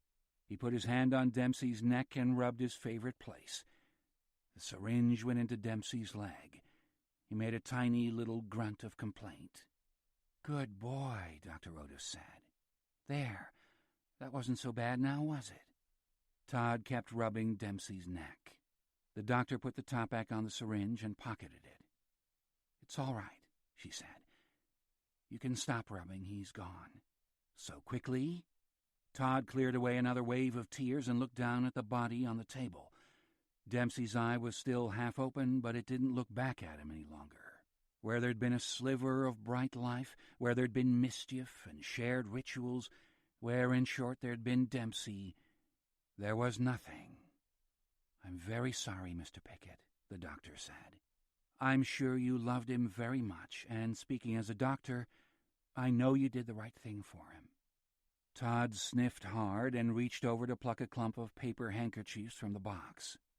"What does that say?" he said, pointing to the framed poster on the wall. His tears made it incomprehensible. "It's a quote by Robert Louis Stevenson," Andrea said. "You know, the man who wrote Treasure Island?" "Yeah, I know. It says, Do you think dogs will not be in heaven? I tell you, they will be there long before any of us. 6. He waited until he got home, and he'd governed his tears to make arrangements for Dempsey's cremation. He left a message with a firm that was recommended by the animal hospital for their discreet handling of these matters. They would pick Dempsey's body up from the hospital mortuary, cremate him, and transfer his ashes, guaranteeing that there was no mingling of cremains, as they described them, but that the ashes they delivered to the owner would be those of their pet. In other words, they weren't putting canaries, parrots, rats, dogs, and guinea pigs in the oven for one big bonfire and dividing up the cremains, the word revolted Todd, in what looked to be the appropriate amounts. He also called his accountant at home and made arrangements for a $10,000 donation to the hospital, the only attendant request being that $500 of that money be spent on putting in a more comfortable bench for people to sit on while they waited. He slept very well, with the aid of several Ambien and a large scotch, until about 4:30 in the morning, when he woke up and felt Dempsey moving around at the bottom of the bed. The drugs made his thought processes muddy. It took him a few seconds of leaning over and putting the coverlet at the bottom of the bed to bring his consciousness up to speed. Dempsey wasn't there. Yet he'd felt the dog. He would have sworn it on a stack of Bibles, getting up and walking around and around on the same spot, patting down the bed until it was comfortable for him. He lay back on the pillow and drifted back to sleep, but it wasn't a healthy sleep thereafter. He kept half waking and staring down at the darkness of the bottom of the bed, wondering if Dempsey was a ghost now and would haunt his heels until the dog had the sense to go on his way to heaven. He slept in until 10, when Marco brought him the phone with a woman called Rosalie from the pet cremation service. She was pleasant in her no-nonsense way. No doubt she often had people in near hysteria at the other end of the telephone, so a little professional distance was necessary. She had already been in contact with the hospital this morning, she said, and they had informed her that Dempsey had a collar and quilt with him. Did Todd want these items returned, or were they to be cremated with his pet? They were his, Todd said, so they should go with him. Fine, said Rosalie. Then the only other question is the matter of the urn. We have 3 varieties, just the best you've got. That would be our bronze Grecian style. That sounds fine. All I need now is your credit card number. I'll pass you back to my assistant. He can help you with all that. Just one other question? Yes? Are you the Todd Pickett? Yes, of course, he was the real Todd Pickett, but he didn't feel like the real thing, more like a badly bruised look-alike. Things like this didn't happen to the real Todd Pickett. He had a way with life that always made it show the bright side. He went back to sleep until noon, then got up and ate some lunch, his body aching as though he were catching a heavy dose of the flu. His food unfinished, he sat in the breakfast nook, staring blankly at the potted plants artfully arranged on the patio, plants he'd never persuaded Dempsey not to cock his leg against every time he passed. I'm going back to bed, he told Marco. You don't want to put a holding call in to Maxine? She's called 9 times this morning. She says she has news about a foreign buyer for Warrior. Did you tell her what happened to Dempsey? Yes. What did she say? She said, oh. Then she went back to talking about the buyer. Todd sighed, defeated by the woman's incomprehension. Maybe it's time I got out of this fucking business, he said to Marco. I don't have the balls for it any longer, or the energy. Marco put up no protest at this. He hated everything about the business except Todd, and always had.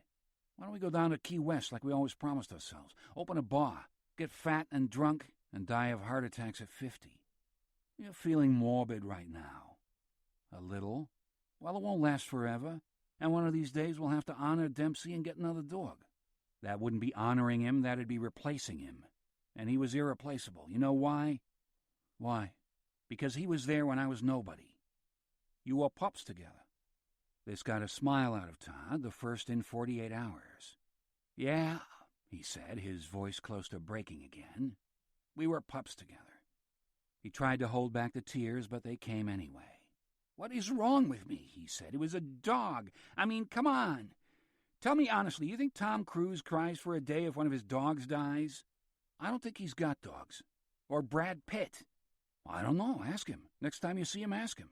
Oh, sure, that's going to make a dandy little scene. Todd Pickett and Brad Pitt. Tell me, Brad, when your dog died, did you wail like a girl for 2 days? Now it was Marco who laughed. Wail like a girl? That's how I feel. I feel like I'm in the middle of some stupid weepy. Maybe you should call Wilhelmina over and fuck her. Wilhelmina doesn't do fucks. She does lovemaking with candles and a lot of washcloths.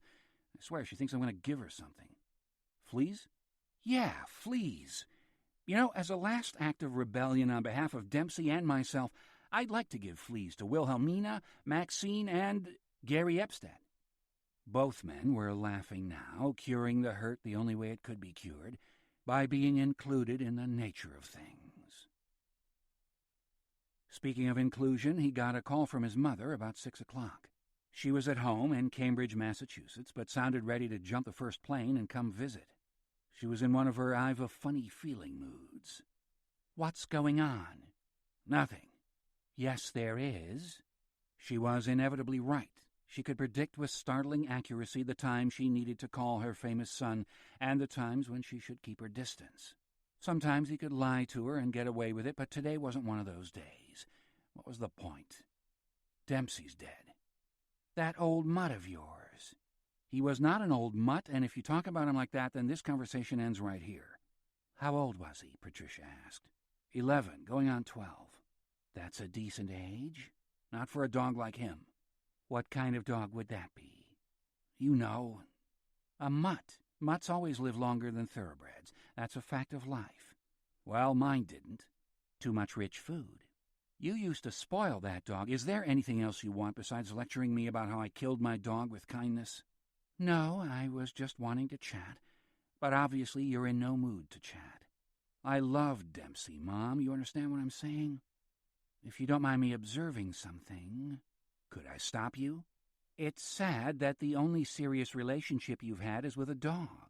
It's time you grew up, Todd. You're not getting any younger, you know. You think about the way your father aged. I don't want to talk about this right now, okay? Listen to me, Mom. You've got his genes, so listen for once, will you? He was a good-looking man, your father, till he was about 34, 35. Now, granted, he didn't take care of himself, and you do. I mean, he smoked, and he drank a lot more than was good for him. But his looks went practically overnight. Overnight? That is ridiculous. Nobody's looks go all right. It wasn't overnight, but I was there. I saw. Believe me, it was quick. 5, 6 months, and all his looks had gone. Even though this was an absurd exaggeration, there was an element of truth in what Patricia Pickett was saying. Todd's father had indeed lost his looks with remarkable speed. It would not have been the kind of thing a son would have noticed, necessarily, but Todd had a second point of view on his father's sudden deterioration. His best friend, Danny, had been raised by a single mother who'd several times made her feelings for Merrick Pickett known to her son. The rumors had reached Todd, of course. Indeed, they'd become practically weekly reports, as Danny's mother's plans to seduce the unwitting subject of her desires were laid and failed and relayed. All this came back to Todd as his mother went on chatting. Eventually he said, "Mom, I've got to go. I've got to make some decisions about the cremation." "Oh, Lord, I hope you're keeping this quiet. The media would have a party with this, you and your dog."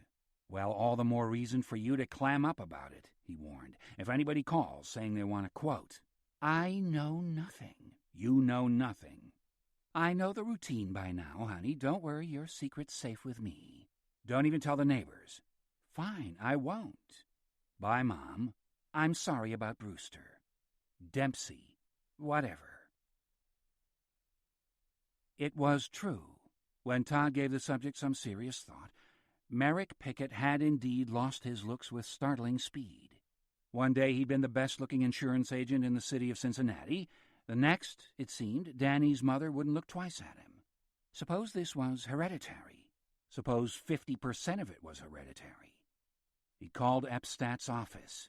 It took the son of a bitch 48 minutes to return the call, and when he did, his manner was brusque. "I hope this isn't about Warrior." "It isn't." "We're not going to do it, Todd." "I get it, Gary." "Is your assistant listening in on this conversation?" "No. What do you want?" "When we had lunch, you recommended a guy who'd done some work for a few famous names." "Bruce Burroughs?" "How do I get hold of him? He's not in the book."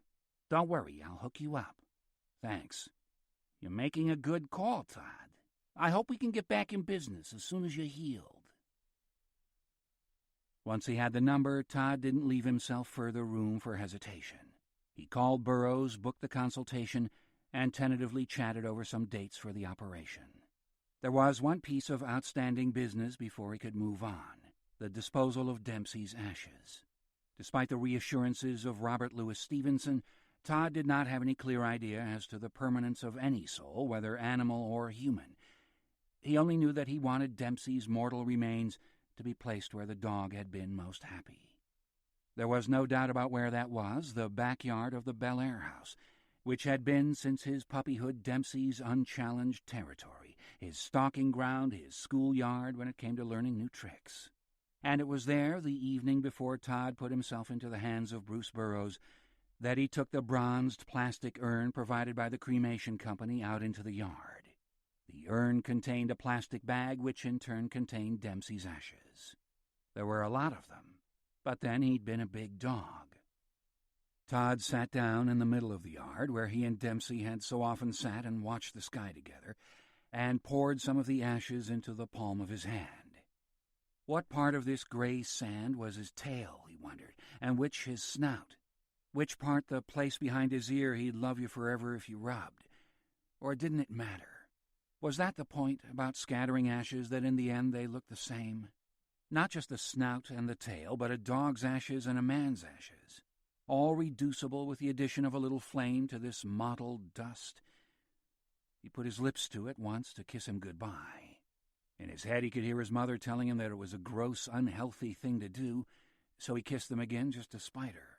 Then he stood up and cast Dempsey's ashes around, like a farmer sowing seeds. There was no wind. The ash fell where he threw it, evenly distributed over the mutt's dominion. "See you, dog," he said, and went back into the house to get himself a large bourbon. Part 3. A Darker Time. 1. For 4 months, in the summer of his 17th year, Todd had worked at the Sunset Home for the Elderly on the outskirts of Orlando, where he got a job through his Uncle Frank, who worked as an accountant for Sunset Homes Incorporated. The place was little more than a repository for the nearly dead. Working there had been the most depressing experience of his young life. Most of his duties did not involve the patients. He had no training as a nurse, nor did he intend to get any. But the care of one of the older occupants, a man by the name of Duncan McFarlane, was given over to him because McFarlane was prone to unruliness when he was being bathed by the female nurses. McFarlane was no great trouble to Todd. He was just a sour son of a bitch who wasn't going to make anybody's life one jot easier if he could possibly avoid it. The ritual of giving a bed bath to his patient was Todd's particular horror. The sight of his own body awoke a profound self-disgust in the old man. Asking around, Todd had discovered that McFarlane had been an athlete in his prime. But now, at the age of 83, there was no trace of the strength or the beauty his body had once possessed. He was a pallid sack of shit and resentment, revolted by the sight of himself.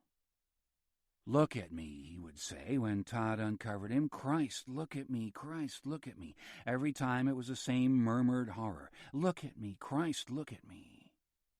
To this day, the image of McFarlane's nakedness remained with Todd in all its grotesque particulars.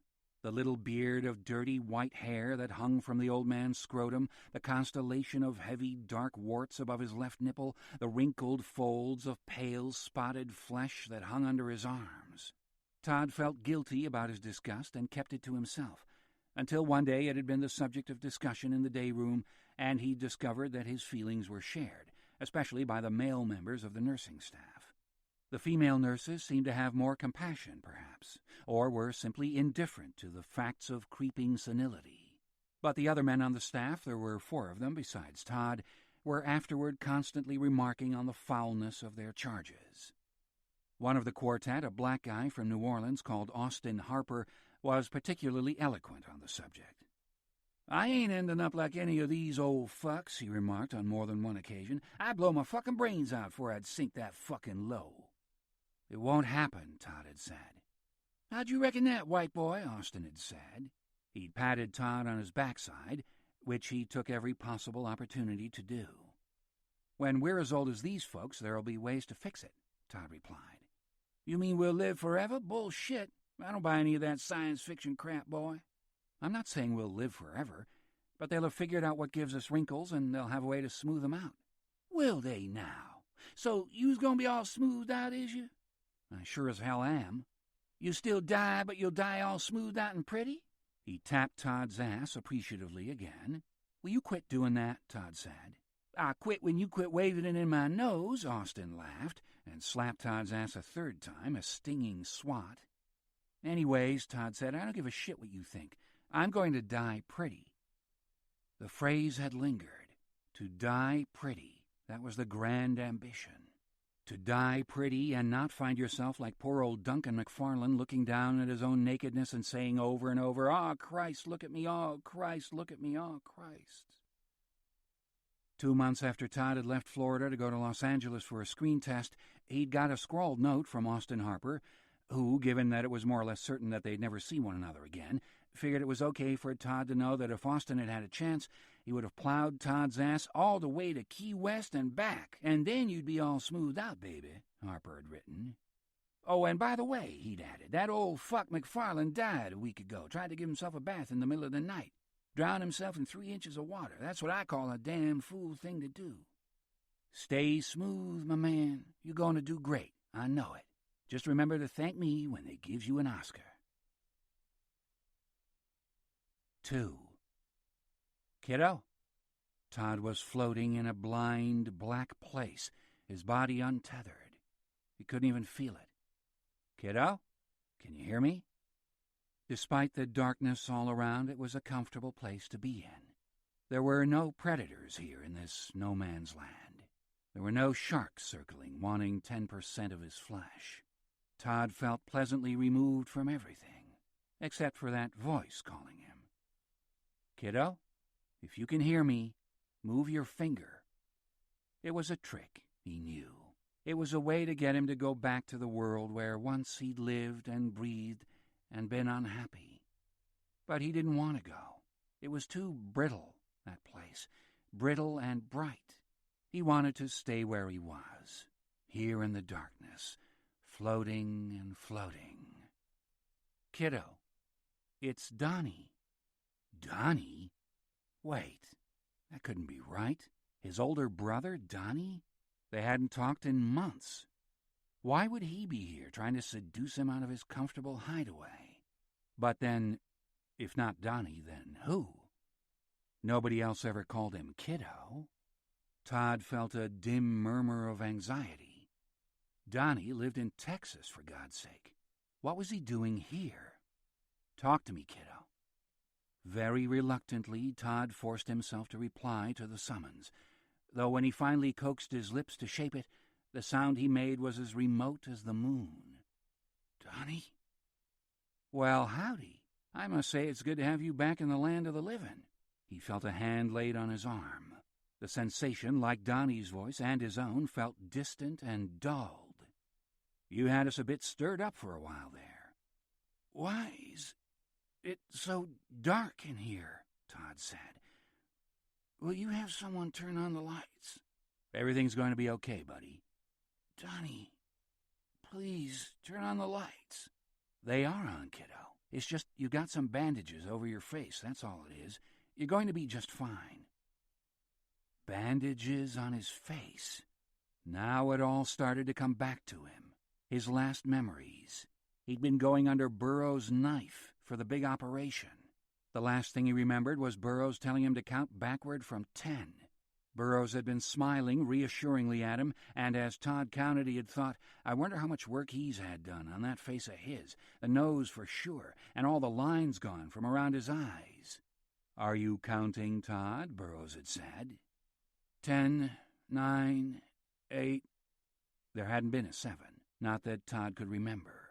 The drugs had swept him off to their own empty version of La La Land. But now he was back from that dreamless place, and Donnie was here at his bedside, all the way from Texas. Why? And why the bandages over his eyes? Burroughs hadn't said anything about bandages. My mouth's so dry, Todd whispered. No problemo, buddy, Donnie replied gently. I'll get the nurse in here. I'll have a vodka straight up. Donnie chuckled. I'll see what I can do. Todd heard him get up and go to the door and call for a nurse. His consciousness wavered, and he felt himself slipping back into the void from which he'd just been brought by Donnie's voice. The prospect of that lush darkness didn't seem quite as comforting as it had a few moments before. He started to panic, scrambling to keep hold of the world, at least until he knew what had happened to him. He called out to Donnie. "Where are you? Donnie, are you there?" Footsteps came hurriedly back in his direction. "I'm still here, kiddo." Donnie's voice was tender. Todd couldn't remember ever hearing such tenderness in it before now. "Burroughs didn't tell me it'd be like this," Todd said. "There's nothing to get worked up about," Donnie replied. Even in his semi-drugged state, Todd knew a lie when he heard one. "You're not a very good actor," he said. "Runs in the family," Donnie quipped, and squeezed Todd's arm again. "Just kidding."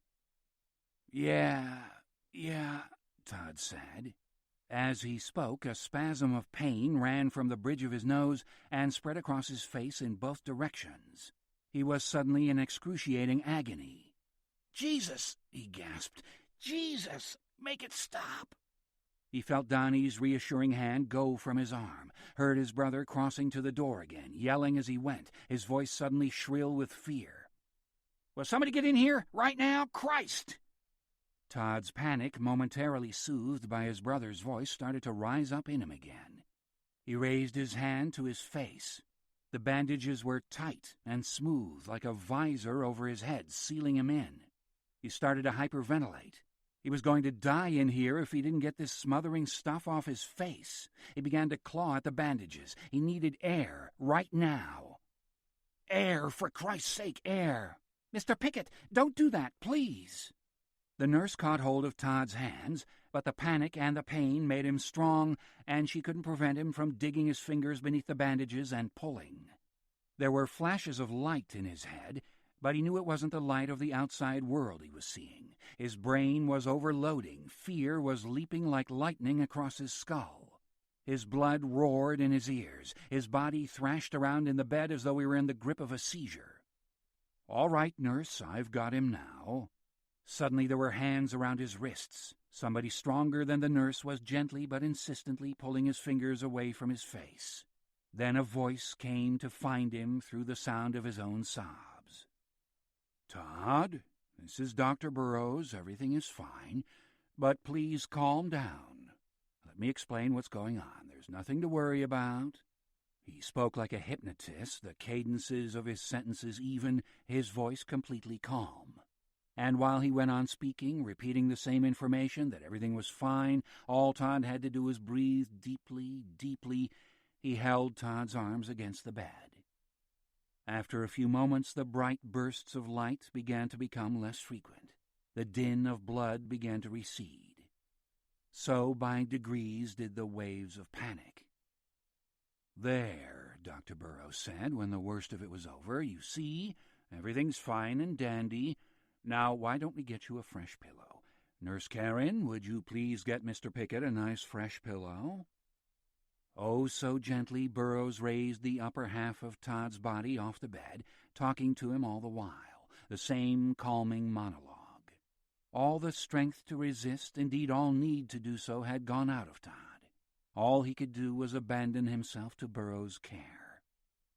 Finally he said, "What's wrong with me?" "First let's get you comfortable," Burroughs replied. "Then we'll talk it all through." Todd felt the motion of the nurse as she slipped the fresh pillow into place behind him. Then, with the same tenderness as he used to lift him up, Burroughs carefully lowered Todd back down upon the pillow. "There, isn't that better?" Burroughs said, finally letting his patient go. Todd felt a pang of separation, like a child who'd been abruptly deserted. "I'm going to let you rest for a while," Burroughs went on, "and when you've slept we'll talk properly." "No," Todd said. "Your brother Donald's here with you." "I'm here, Todd." "I want to talk now," Todd said, "not later. Now, Donnie, make him stay." "It's okay, kiddo," Donnie said, with just the right edge of threat. "Dr. B's not going anywhere. Answer his question, Doc." "Well, first things first," Burroughs said. There's absolutely nothing wrong with your eyes, if that's what you're worried about. We just have to keep the dressings in place around your eye sockets." "You didn't tell me I'd be waking up in the dark," Todd said. "No," Burroughs replied. "That's because the procedure didn't go quite as we planned. But every operation is a little different, as you'll remember I explained to you. I'm sorry I wasn't here when you woke." Now that he was calmer, Todd began to recall some of the things about Burroughs that had irritated him. One of them was that voice of his, that fake basso profundo that was a practiced attempt to conceal his queeniness and to match his voice to the heroic proportions of his body. An artificial body, of course. The man was a walking advertisement for his craft. He was 55 at least, but he had the skin of a baby, the arms and chest of a bodybuilder, and the wasp waist of a showgirl. "Just tell me the truth," Todd said to him. "Did something go wrong? I'm a big boy. I can take it." There was a pin-drop silence. Todd waited. Finally, Burroughs said, "We had a few minor complications with your procedure, that's all. I've explained it all to your brother Donald. There's nothing, absolutely nothing, for you to be concerned about. It's just going to take a little more time than we'd—" "What kind of complications?" "We don't need to go into that now, Todd." "Yes, we do," Todd said. "It's my face, for fuck's sake. Tell me what's going on, and don't screw around with me. I don't like it." "Tell him, Doc," Donnie said, quietly but firmly. Todd heard Burroughs sigh, then that studied voice again. "You'll remember that during the preparation evaluation I did warn you that on occasion there were reactions to chemical peels which could not be predicted. And I'm afraid that's what happened in your case. You've had an extreme and, as I say, completely unpredictable allergic response to the peel. I don't believe for one moment there's going to be any significant damage in the long term. You're a healthy young man. We're going to see some swift epidermal regeneration. What the fuck's that?" "Your skin's going to grow back," Donnie replied, his Texan drawl turning the remark into a piece of cold comedy. "What do you mean?" Todd said. "The effect of the procedure we use, as I explained in our evaluation and is fully described in the literature I gave you—" "I didn't read it," Todd said. "I trusted you. The procedures we use may be likened to a very controlled chemical burn, which produces changes in the dermis and the epidermis. Damaged or blemished skin is removed, and after 48 hours at the most, new healthy skin is naturally generated, which has pleasing characteristics. The client regains a youthful—" This time it was Donnie who interrupted Burroughs's molassic flow. "Tell him the rest," Donnie said, his voice thick with anger. "If you don't tell him, I will," Donnie went on. He didn't give Burroughs a chance to make the choice. "You've been out of it since you had the operation, kiddo, in a coma for 3 days. That's why they sent for me. They were getting worried. I tried to have you moved to a proper hospital, but that bitch of a manager, Maxine, is it? She wouldn't let me. She said you'd want to stay here, said she was afraid the press would find out if you were transferred." "We're perfectly capable of looking after Mr. Pickett here," Burroughs said. "There isn't a hospital in California that could give him better care." "Yeah, well, maybe," Donnie said. "Seems to me he'd still be better off in Cedars-Sinai." "I really resent the implication," Burroughs began. "Will you just shut the fuck up?" Donnie said wearily. "I don't give a monkey's ass what you resent. All I care about is getting my brother properly fixed up and out of here." "And as I say—" "Yeah, as you say. Tell you what, why don't you and Nurse Karen there step out for a few minutes and let me have a private word with my brother?" Burroughs didn't attempt any further self-justification, and Todd knew why. He could imagine Donnie's expression in perfect detail. Both brothers got color in their faces when they were riled up and a cold eye. Burroughs duly retreated, which was the wisest thing he could have done. "I want to get you out of here, kiddo," Donnie said as soon as they had gone. "I don't trust these people as far as I could throw them. They're full of shit. I need to talk to Maxine before we do anything." "What the fuck for? I don't trust her any more than I trust these sons of bitches." There was a long silence. Todd knew what was coming next, so he just waited for it. "Just so you know," Donnie said, "you've done some damn fool things in your life, but this whole deal is the stupidest idea I ever heard. Getting yourself a fucking facelift? What kind of thing is that? Christ! Does Mama know about this?" "No, I put you down as next of kin. I thought you'd understand." Well, I can't say I do. It's a mess. It's a goddamn mess. And I got to go back to Texas tomorrow. Why so soon? Because I've got a court appearance at 8 o'clock on Thursday morning. Linda's trying to take away my weekends with Donnie Jr., and if I'm not in court, her lawyer's going to get the judge to rule against me. I've been up before him a couple of times, and he doesn't like me, so I'm going to have to love you and leave you, which I don't much like doing. I guess I could call Mama and... No, Donnie, please, I don't want her here. Todd reached out blind, caught hold of Donnie's arm. I'll be okay. You don't have to worry about me. I'll be just fine. All right. I hear you. I won't call Mama. Besides, the worst's over. I'm sure that's right. But listen to me. You get yourself the hell out of here and go to a proper hospital. I don't want the press finding out about this. If Maxine thinks... Have you heard a fucking word I said? Donnie said, his voice getting louder. I don't trust that bitch. She's out for herself. That's all she cares about. Her piece of the action. Don't start shouting. Well, what the fuck do you expect? I've been sitting here for 72 hours straight wondering how I was going to tell Mom that you died having plastic fucking surgery on your fucking face. He paused for a breath. Christ! If Dad was alive, he'd be so damned ashamed. Okay, Donnie, I get the message. I'm a fuck-up. You're surrounded by so many ass-kissers, you're not getting good advice. It makes me want to puke. I mean, these people, they're all putting on some show, telling me this, telling me that, and meanwhile you're lying there at death's door. And will they give you a straight answer? Will they fuck? He paused to draw sufficient breath to launch in afresh. What happened to you, kiddo? 10 years ago you would have laughed your butt off at the thought of getting a facelift. Todd let go of Donnie's arm. He drew a deep, sorrowful breath. It's hard to explain, he said, but I gotta stay on top of the heap somehow. Younger guys keep coming along. So let 'em. Why do you need to stay on top? Why not walk away from it? You've had a good run, for Christ's sake. You've had it all, I'd say. All and more. I mean, fuck. What more do you want? Why do this to yourself? Because I like the life, Donnie. I like the fame. I like the money. Donnie snorted. How much more money do you damn well need? You've got more than you can spend if you don't tell me what I've got and I haven't got. You don't know what it costs to live, houses and taxes. He stopped his defense, took a different track. Anyhow, I don't hear you complaining. Wait, Donnie said, knowing what was coming. But Todd wasn't about to be stopped. When I send you money, don't start that. Why not? You sit there telling me what a fuck-up I am, but you never said no to the cash when you needed it, which is all the time. Who paid your last legal bills, Donnie, and the mortgage on the house so you could start over with Linda for the third time or fourth time or whatever it was? Who paid for that mistake? He let the question hang there unanswered.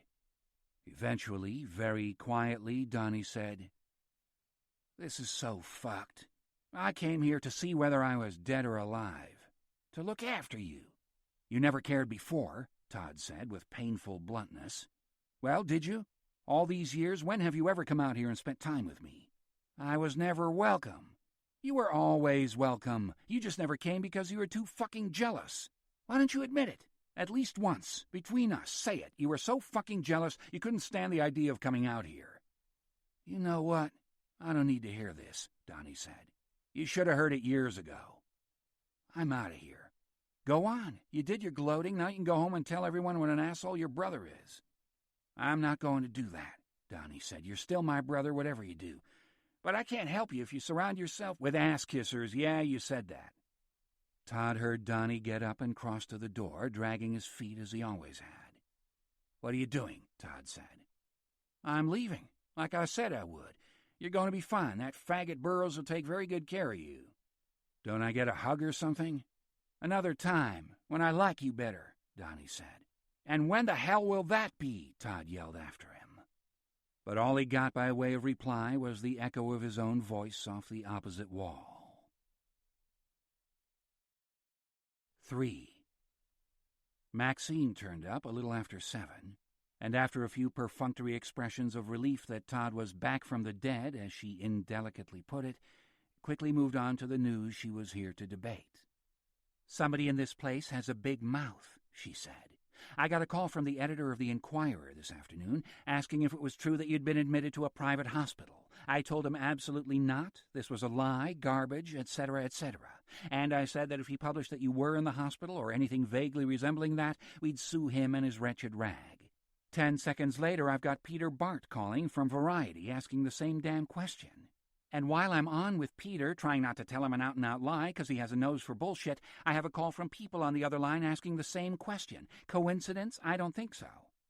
Todd moaned behind his mask of bandages. I've told Burroughs we have to move you, Maxine went on.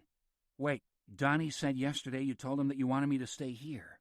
That was before I got the calls. Now it's just a matter of time before some photographer finds his way in here. Shit. That would make a nice little picture, wouldn't it? Maxine said, just in case Todd hadn't already got a snapshot in his mind's eye. You lying in bed with your face all bandaged up? Wait, Todd said. They'd never be able to prove it was me. The point is, it is you, Todd. Whoever's put out the word about you being here is working in this building. They've probably got access to your records, your charts. Todd felt a spasm of the same panic that had seized him when he'd first woken up. The horror of being trapped. This time he governed it, determined not to let Maxine see him losing control. So, when are you getting me out of here? He said. I've got a car coming at 5 tomorrow morning. I've told Burroughs I want the security in this place tripled till you leave. We'll take you to the beach house in Malibu until we find somewhere more practical. I can't go home, Todd said, knowing even as he floated the idea that it was out of the question, that would be the first place the journalists and the paparazzi would come looking for him. Maybe we should fly you out of state when you're feeling a little better. I'll call John, see if I can get him to fly you up to Montana. I don't want to go to Montana. You'd be a lot more secure up there than here. We could arrange for round-the-clock nursing. I said no, I don't want to be that far away from everything. All right, we'll find some place here in the city. What about your new lady friend, Miss Bosch? She's going to be asking questions, too. What do you want me to tell her? She's gone. She's shooting something in the Cayman Islands. She was fired, Maxine said. Creative differences, apparently. The director wanted her to show her tits, and she said no. Though God knows some of her runway work has left little to the imagination.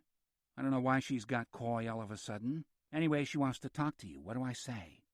Anything you like. So you don't want her in on this?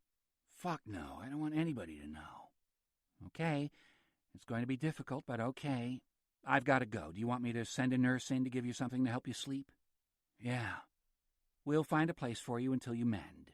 I'll ask Jerry Brahms. He knows the city back to front. All we need's a little hideaway. It needn't be fancy.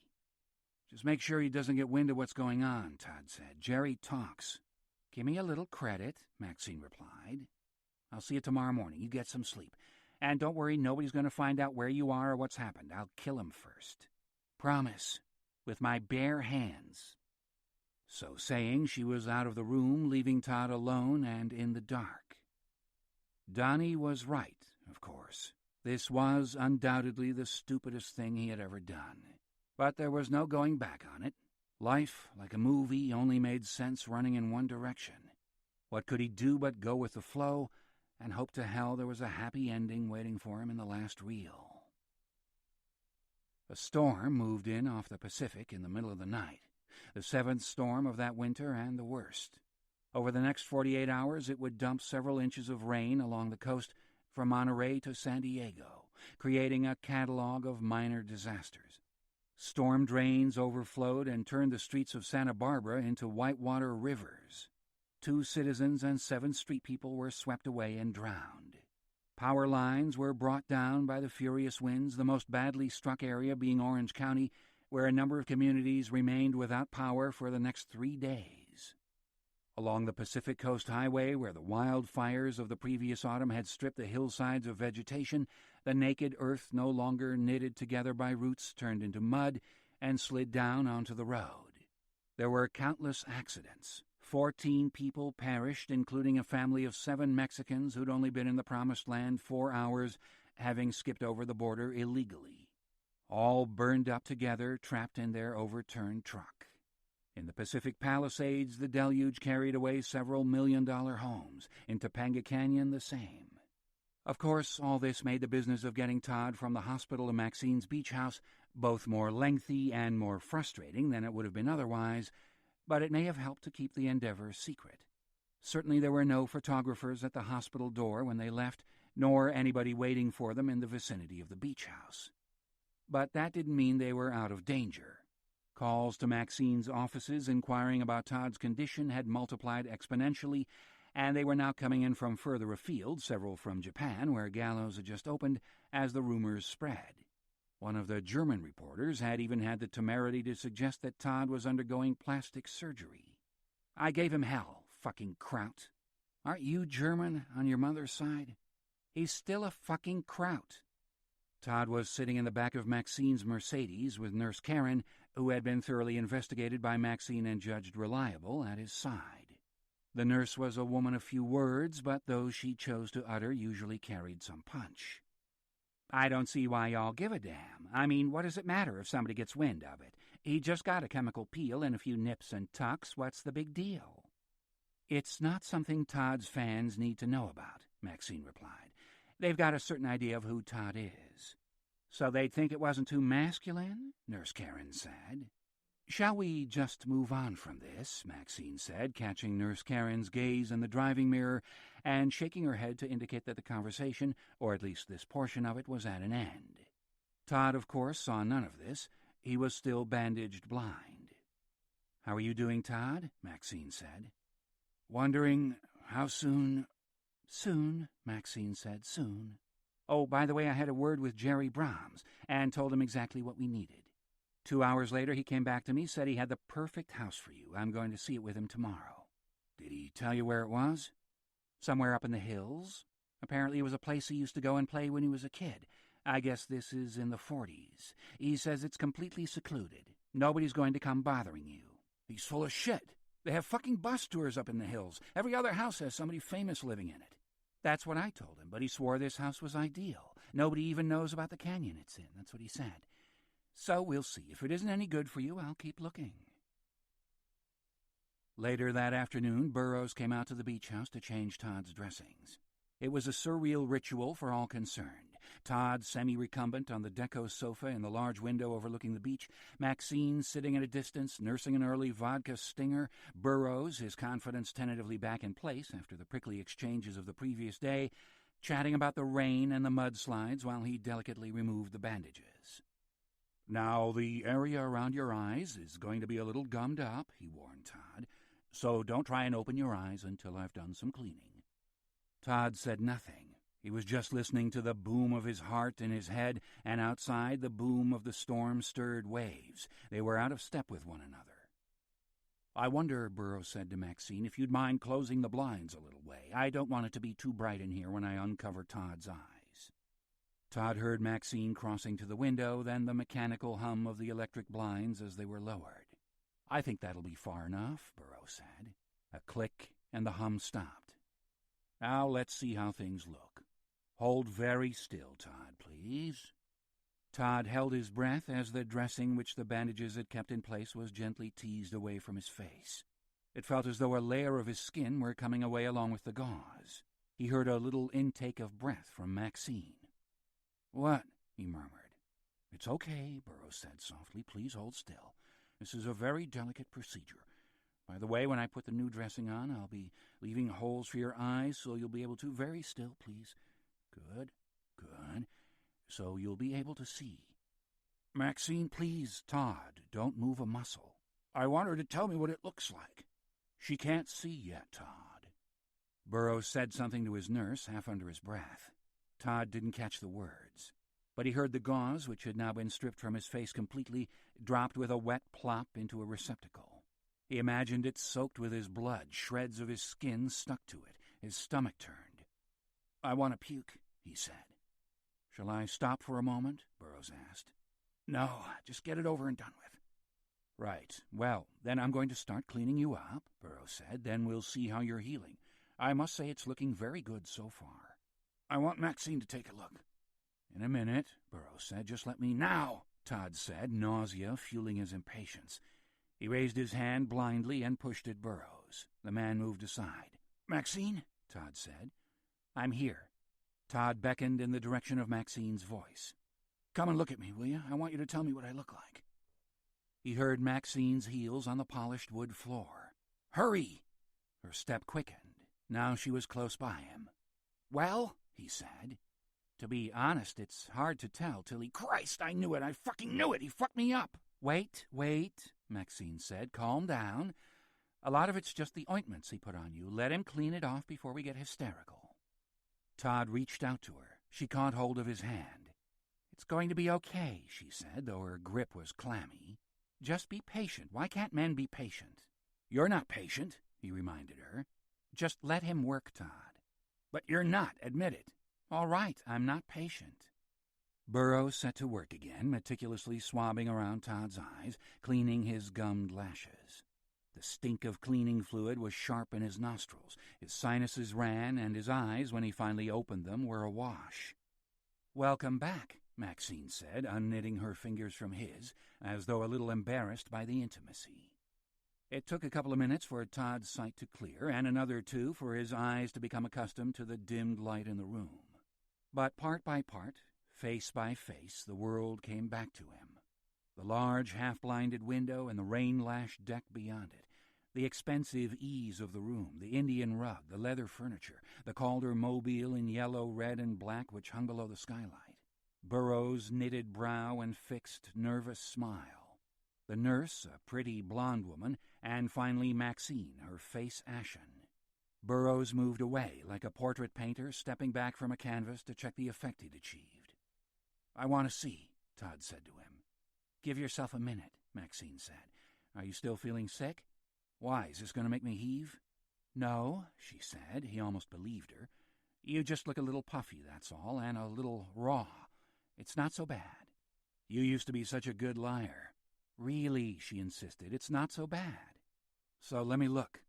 Everyone in the room remained still. "Will somebody get me a mirror?" "Okay," he started to push himself up out of the chair. "I'll get one myself."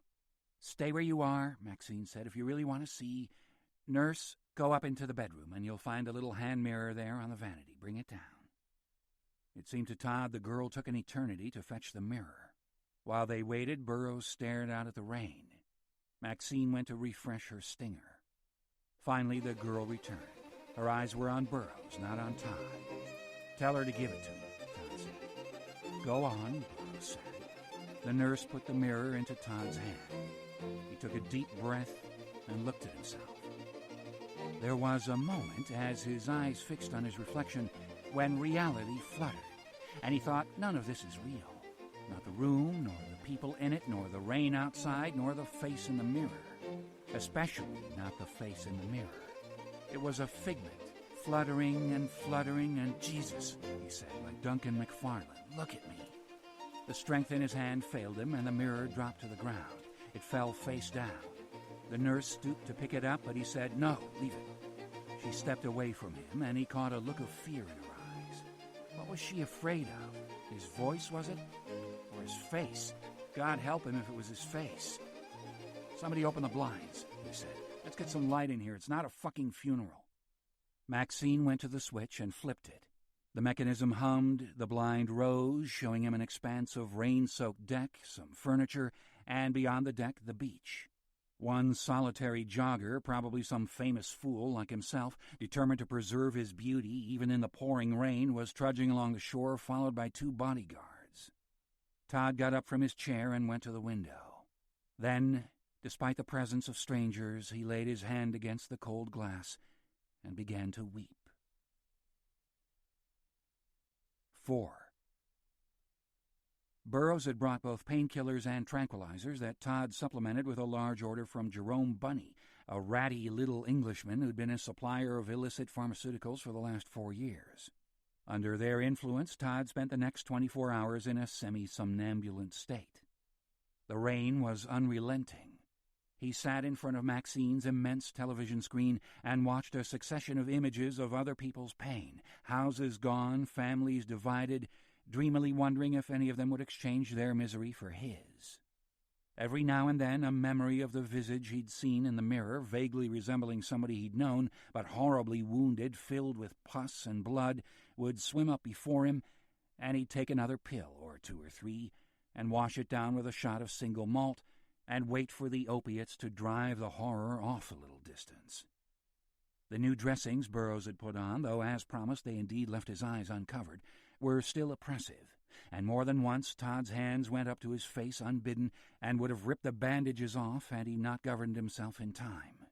He felt grotesque, like something from a late-night horror movie. His face, which had been his glory, become some horrible secret festering away beneath the bandages.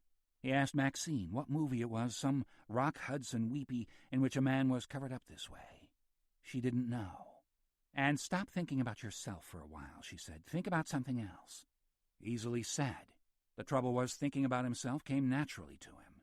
In fact, it had become second nature to him over the years to put all other considerations out of sight, to care only about Todd Pickett and, on occasion, Dempsey. Not to have done so would have meant a diminution of his power in the world. After all, he'd been playing a game in which only the truly self-obsessed had a chance of victory. All others were bound to fall by the wayside. Now, when it would have been healthier to direct his attention elsewhere, he'd simply lost the knack. And he had no dog by his side to love him for being the boss, whatever the hell he looked like. Late in the day, Maxine came back from her visit to the hideaway, as she had now dubbed it, with some good news. The house in the hills was just as Jerry Brahms had advertised. "It's the only house in the canyon," she said. "Which canyon?" "I don't even think it's got a name." "They've all got names, for God's sake." "All I can tell you is that it's somewhere between Coldwater and Laurel. To be perfectly honest, I got a little lost following Jerry up there. He drives like the devil, and you know my sense of geography." "Who does the house belong to?" "Right now it's practically empty. There's some old stuff in there, looks like it goes back to the 50s, maybe earlier, but nothing you'd want to use. I'll have Marco choose some furniture from the Bel Air house and move it over, get you comfortable. But really, it's ideal for what we need right now. By the way, Miss Bosch has been calling my office. She got quite pushy with Sawyer. She's absolutely certain you're in Hawaii screwing some starlet." "If that's what she wants to think." "You don't care?" "Not right now." "You're certain you don't want to see her?" "Christ, see her? No, Maxine, I do not want to see her." "She was pretty upset." "That's because she wanted a part in Warrior and she thought I'd get it for her." "Okay, end of discussion. If she calls again?" "Tell her she's right. I'm in Hawaii, fucking the ass off anyone you care to name. Manipulative little bitch." "So here," Maxine said. She proffered an envelope. "What's this?" "They're the pictures I took of the hideaway." He took the envelope. "It'll be fine," he said, before he'd even looked at the photographs. "You might be there for a few weeks. I want you to be comfortable." Todd pulled out the photographs.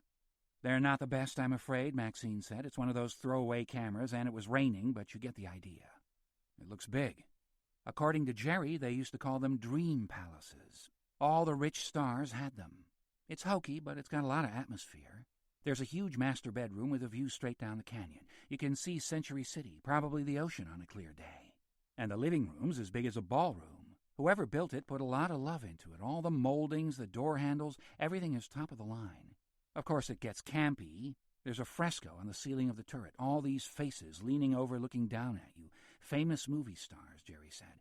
I didn't recognize any of them, but I guess they were from silent movies." She paused, waiting for judgment. Todd just kept looking at the pictures. "Well," Maxine finally said, "too old Hollywood for you?" "No, it's fine. Anyway, isn't that what I am now?" "What?" "Old Hollywood." 5. Jerry Brahms had been a child actor in the late 30s, but his career hadn't lasted into puberty. He'd been at his most picturesque, as he liked to put it, at the age of 9 or 10, after which it had all been downhill. Todd had always thought of Brahms as being slightly ridiculous, with his overly coiffed silver hair, his mock English diction, and his unforgiving bitchiness about the profession to which he'd once aspired. But Jerry knew his Hollywood, there was no doubt of that. He lived and breathed the place, its scandals, its triumphs. He was most informed about the golden age of Tinseltown, which coincided, naturally enough, with the years of his employment. In matters relating to this period, his knowledge was encyclopedic, as he'd proved 3 years before when Todd had been looking for a new house. Jerry had volunteered his services as a location scout, and after a week or two had taken Todd and Maxine on a grand tour of properties he thought might be suitable. Todd had not wanted to go. He found Jerry's chatter grating, but Maxine had insisted. "He'll be heartbroken if you don't go," she'd said. "You know how he idolizes you. Besides, he might have found something you like." So Todd had gone along, and it had turned out to be quite a trip. Jerry had organized the tour as though he were entertaining royalty, which perhaps as far as he was concerned he was, He'd hired a stretch, supplied a champagne and caviar hamper from Greenblatt's in case they wanted a picnic along the way, and a map of the city on which he'd meticulously marked their route. They went down to the Colony and Malibu. They wound their way through Bel Air and Beverly Hills. They looked at Hancock Park and Brentwood, their route plotted by Jerry so that he could show off his knowledge of where the luminaries of Hollywood had lived and died. They passed by Falcon Lair on Bella Drive, which Valentino had built at the height of his fame. They went to the Benedict Canyon Drive home where Harold Lloyd had spent much of his life, and past Jane Mansfield's Pink Palace, which was as gaudy as ever, and the house where Marilyn and DiMaggio had briefly lived in wedded bliss. They visited homes occupied at one time or another by John Barrymore. It still smells of liquor, Jerry had remarked. Ronald Coleman, Hearst's widow, Marion Davies, Clara Bow, Lucille Ball, and Mae West. Not all the houses were for sale, nor open for inspection. In some cases, Jerry's research had simply turned up a property close by, or one that resembled the house in which some luminary had lived. Other properties were located in areas that had become shadows of their glamorous selves, but Jerry didn't seem to care, or perhaps even notice. The fact that stars whose faces had become legendary, whose names evoked lives of elegance and luxury had lived in these homes, blinded him to the fact that there was often decay around them. They were like sacred sites, and he a pilgrim. Todd had found the tenderness with which he talked about these places and about the people who'd once occupied them curiously touching. 4 or 5 times during the trip, Jerry had directed the driver to a certain spot, invited Maxine and Todd to get out of the limo in order to show them a certain view, then presented them with a photograph taken on precisely the same spot 60 or 70 years before, when many of the places they visited had been little more than an expanse of cactus and sand. It had been an education for Todd. He hadn't realized until then how recent Los Angeles was, nor how tenuous its existence was. The greenery was as artificial as the stucco walls and the colonial facades.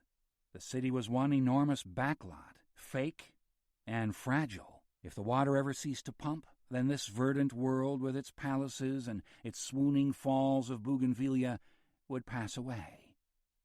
As it turned out, Todd hadn't ended up buying any of the properties Jerry had shown them that day, which was probably for the best. He finally decided to stay in his house in Bel Air, but substantially remodel it. It didn't matter, Jerry had said, apparently reserving his opinion on whether Todd would join the pantheon of guests. Nobody legendary had ever lived there. Once Todd had said yes to the house in the hills, it took a day to get the move to the hideaway properly organized. A day in which Todd spent sitting at the window of the Malibu house, staring at the pale reflection of his bandaged face in the rain-spattered glass. Technically, the painkillers Burroughs had given him should have left him without any discomfort whatsoever, but for some reason, even when supplemented by some of Bunny's specials, not a minute of that day passed without his being acutely aware of the pressure of the gauze and the bandages on his face. He morbidly wondered if perhaps he wouldn't be left with this residue of feeling for the rest of his life. He'd heard of people who'd had certain operations who were made much worse by the surgeon's knife, and indeed were never the same again. The thought terrified him that he'd done something completely irreversible. But there was no use regretting it. All he could do now was hope to God that this unavoidable complication, as Burroughs insisted it was, would be quickly cured, and he'd have his face back intact. He wasn't even hoping for improvement at this point. Just the old familiar Todd Pickett face would do fine, creases, laugh lines, and all. In the early evening, Marco came to pick Todd up, having spent the morning moving some essentials over to the new house. Todd went with him in the sedan. Maxine and Jerry followed on. "I got lost twice this morning," Marco said, "going back and forth from the old house to the new one. I don't know why the hell it happened, but twice I got all turned round and found myself back onto Sunset again." "Weird," Todd said. "There are no street signs up there." "No? There aren't many houses either, which is what I like. No neighbors, no tour buses, no fans climbing over the walls. Dempsey used to get them." "Oh, yes. Old Dempsey was great. Remember that German? Huge guy, climbs over the wall, gets Dempsey's teeth clamped in his ass, and then tries to sue you. Tries to sue me." They chuckled at the incident for a moment, then rode in silence for a while. 6. "So what exactly did Jerry tell you about this place?" Todd asked Maxine as they stood outside the hideaway. "Not much. I told you he'd played here as a kid?" "Yes, I did. Well, he said he had wonderful memories of the house. That was about all. Maxine hadn't taken any pictures of the exterior. It had been raining so hard that day. Now, seen clearly for the first time, the house appeared much larger than Todd had anticipated, perfectly deserving of the term dream palace. He couldn't get a complete grasp of its size because the vegetation around it had been left to run wild. A large grove of bamboo to the right of the front door had grown fully 30 feet, its tallest stalks standing higher than the chimney stacks. Bougainvillea grew everywhere in lunatic abundance, purple, red, pink, and white, and even the humble ferns planted in the shade of the perimeter wall had flourished there and grown antediluvian. There was room beneath the fronds to stand with your hands raised and still not touch the nubby spores on their underbellies. The house itself was palatial Spanish in style, with more than a hint of Hollywood fantasy in its genes. The stucco was a washed-out pink, the roof a washed-out red. There was a great deal of elaborate tile work at the front steps and around the windows, the tiles themselves still bright blue and turquoise and white, the complex interplay of their patterns lending a touch of Moorish beauty to the facade. The front door looked as though it had been purloined from the set of a medieval epic, the kind of door Douglas Fairbanks Sr. might have slammed and bolted shut to keep out an army of evildoers. It would have sufficed, too, in its enormity. Maxine had to push hard to open it, and when it finally swung wide, it did so not with a Gothic creak, but with a deep rumble, as a system of counterweights hidden in the wall aided her labor. "Very dramatic," Todd remarked, playing it off. In truth, he was impressed by the scale of the place, by its scale and theatricality. But guileless enthusiasm he'd had shamed out of him long ago. It wasn't cool to like anything too much except yourself. Maxine led the way through the turret with its grandiose spiral staircase and its trompe-l'oeil ceiling into the house. The photographs she'd taken had come nowhere near doing the place justice. Even stripped of most of its furniture as it was, and in need of repair, it was still nothing short of magnificent. There was everywhere evidence of master craftsmen at work, from the pegged wood floors to the elegantly carved ceiling panels, from the exquisite symmetry of the marble mantels to the filigree of the wrought iron handrails. Only the best had been good enough for the man or woman who'd owned this place. Marco had artlessly arranged a few items of Todd's furniture in the living room, a little island of brittle modernity in the midst of something older and more mysterious. Todd made a mental note to give everything he owned away and start again. In future, he was going to buy antiques. They went through to the kitchen. It was built on the same heroic scale as everything else. 10 cooks could have happily worked in it and not got in one another's way. "I know it's all ridiculously old-fashioned," Maxine said, "but it'll do for a little while, won't it?" "It'll do just fine," Todd said, still surprised at how much the place pleased him. "What's out back?" "Oh, the usual, a pool, tennis courts, and a huge koi pond. Probably a polo field, for all I know." "Any fish in the pond?" "No, you want fish?" "It's no big deal. I can get koi for you if you want them. Just say the word." "I know, but it's not worth it. I'll be here a month and gone." "So take them with you." "And where would I put them?" "Okay," Maxine shrugged. "No fish." She went to the kitchen window and continued her description of the real estate. "The whole canyon belongs to the house, as far as I can see, but the gardens spread down the hill 1.5 acres and all the way up to the top of the hill behind us. There's a guest house up there, perhaps 2. I didn't go look. I figured you wouldn't be having any visitors." "Does Jerry know anything about the history of the place?" "I'm sure he does, but to be honest, I didn't ask." "What did you tell him about me?" "I told him you had a stalker and she was getting dangerous. You needed to get out of the Bel Air house for a while until the police had caught her. Frankly, I'm not sure he bought it. He's got to have heard the rumors. I think we'd be best letting him in on what's been happening. We've had this conversation once. Hear me out, will you? If we make him feel like he's part of the conspiracy, he'll stay quiet just because he wants to please you. He'll only get chatty if he thinks we kept him out because we didn't trust him." "Why the hell would he want to please me?" "You know why, Todd. He's in love with you." Todd shook his bandaged head, which was a mistake. The room around him swam for a moment, and he had to grab hold of the table. "You okay?" Maxine said. He raised his hands, palms out, in mock surrender. "I'm fine. I just need a pill and a drink." "You've had so many pills. Are you sure I sent Marco out to get some liquor?" "Todd, it's not even noon." "So? If I stay here and get shit-faced every day for the next month, who's going to care? Find me something to drink, will you? What about Jerry? We didn't finish. We'll talk about Jerry some other time. Am I telling him or not? I said I don't want to talk about it anymore. All right. But if he starts to gossip, don't say I didn't warn you. If he tells the fucking National Enquirer, it's my fault. Happy? Todd didn't wait for a reply. Leaving Maxine to search for the liquor, he wandered out to the back of the house. The lawn, which lay at the bottom of a long flight of steps from the house, their railings entirely overtaken by vines, was the size of a small field, but it had been invaded on every side by the offspring of the plants, shrubs, and trees which surrounded it, many of them in premature flower. Bird-of-paradise trees 20 feet tall, sycamore and eucalyptus, rose bushes and foxgloves, early California poppies shining like satin in the grass, meadow foam and corn lily, hairy honeysuckle and wild grape, golden yarrow, blue blossom and red huckleberry. And everywhere, of course, the ubiquitous pampas grass, soft, fleecy plumes swaying in the sun. It was uncommon, even uncanny verdancy. Todd strode across the lawn, which was still wet from the rain, down to the pool. Dragonflies flitted everywhere, bees wove their nectar trails through the balmy air.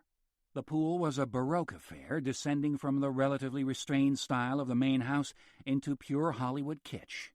The model, perhaps, was Cecil B. DeMille Roman. A large, mock classical bronze fountain was set at the back of the pool, the intertwined limbs of its figures, a sea god and his female attendants, rendered more Baroque still by the tracery of living vines which had crept up over it. A sizable conch in the sea god's hands had once been a source of rejuvenating waters for the pool, but those waters had ceased to flow a long time ago. Todd was mildly disappointed.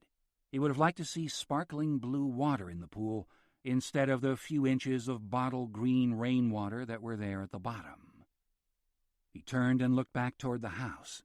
It was still more impressive from this side than it had been from the front, its 4 floors rising like the tiers of a wedding cake, its walls lush with ivy in places and in others naked. Beyond it, further up the hill, Todd could just see a glimpse of one of the guest houses that Maxine had mentioned. Altogether, it really was an impressive parcel of land, with or without the buildings. Had Jerry shown it to him as part of the grand tour, Todd might well have been tempted to invest. The fact that Jerry hadn't done so probably meant that it had not belonged to anyone of significance, though that seemed odd. This wasn't just any Hollywood showplace. It was the creme de la creme, a glorious confection of a residence designed to show off all the wealth, power, and taste of a great star. By the time he'd made his way back inside, Marco had turned up from Greenblatt's with a carload of supplies. He welcomed his boss with his usual crooked smile and a generous glass of bourbon. "So, what do you think of the old dark house?" "You know, in a weird way, I like it here." "Really?" said Maxine. "It's nothing like your taste."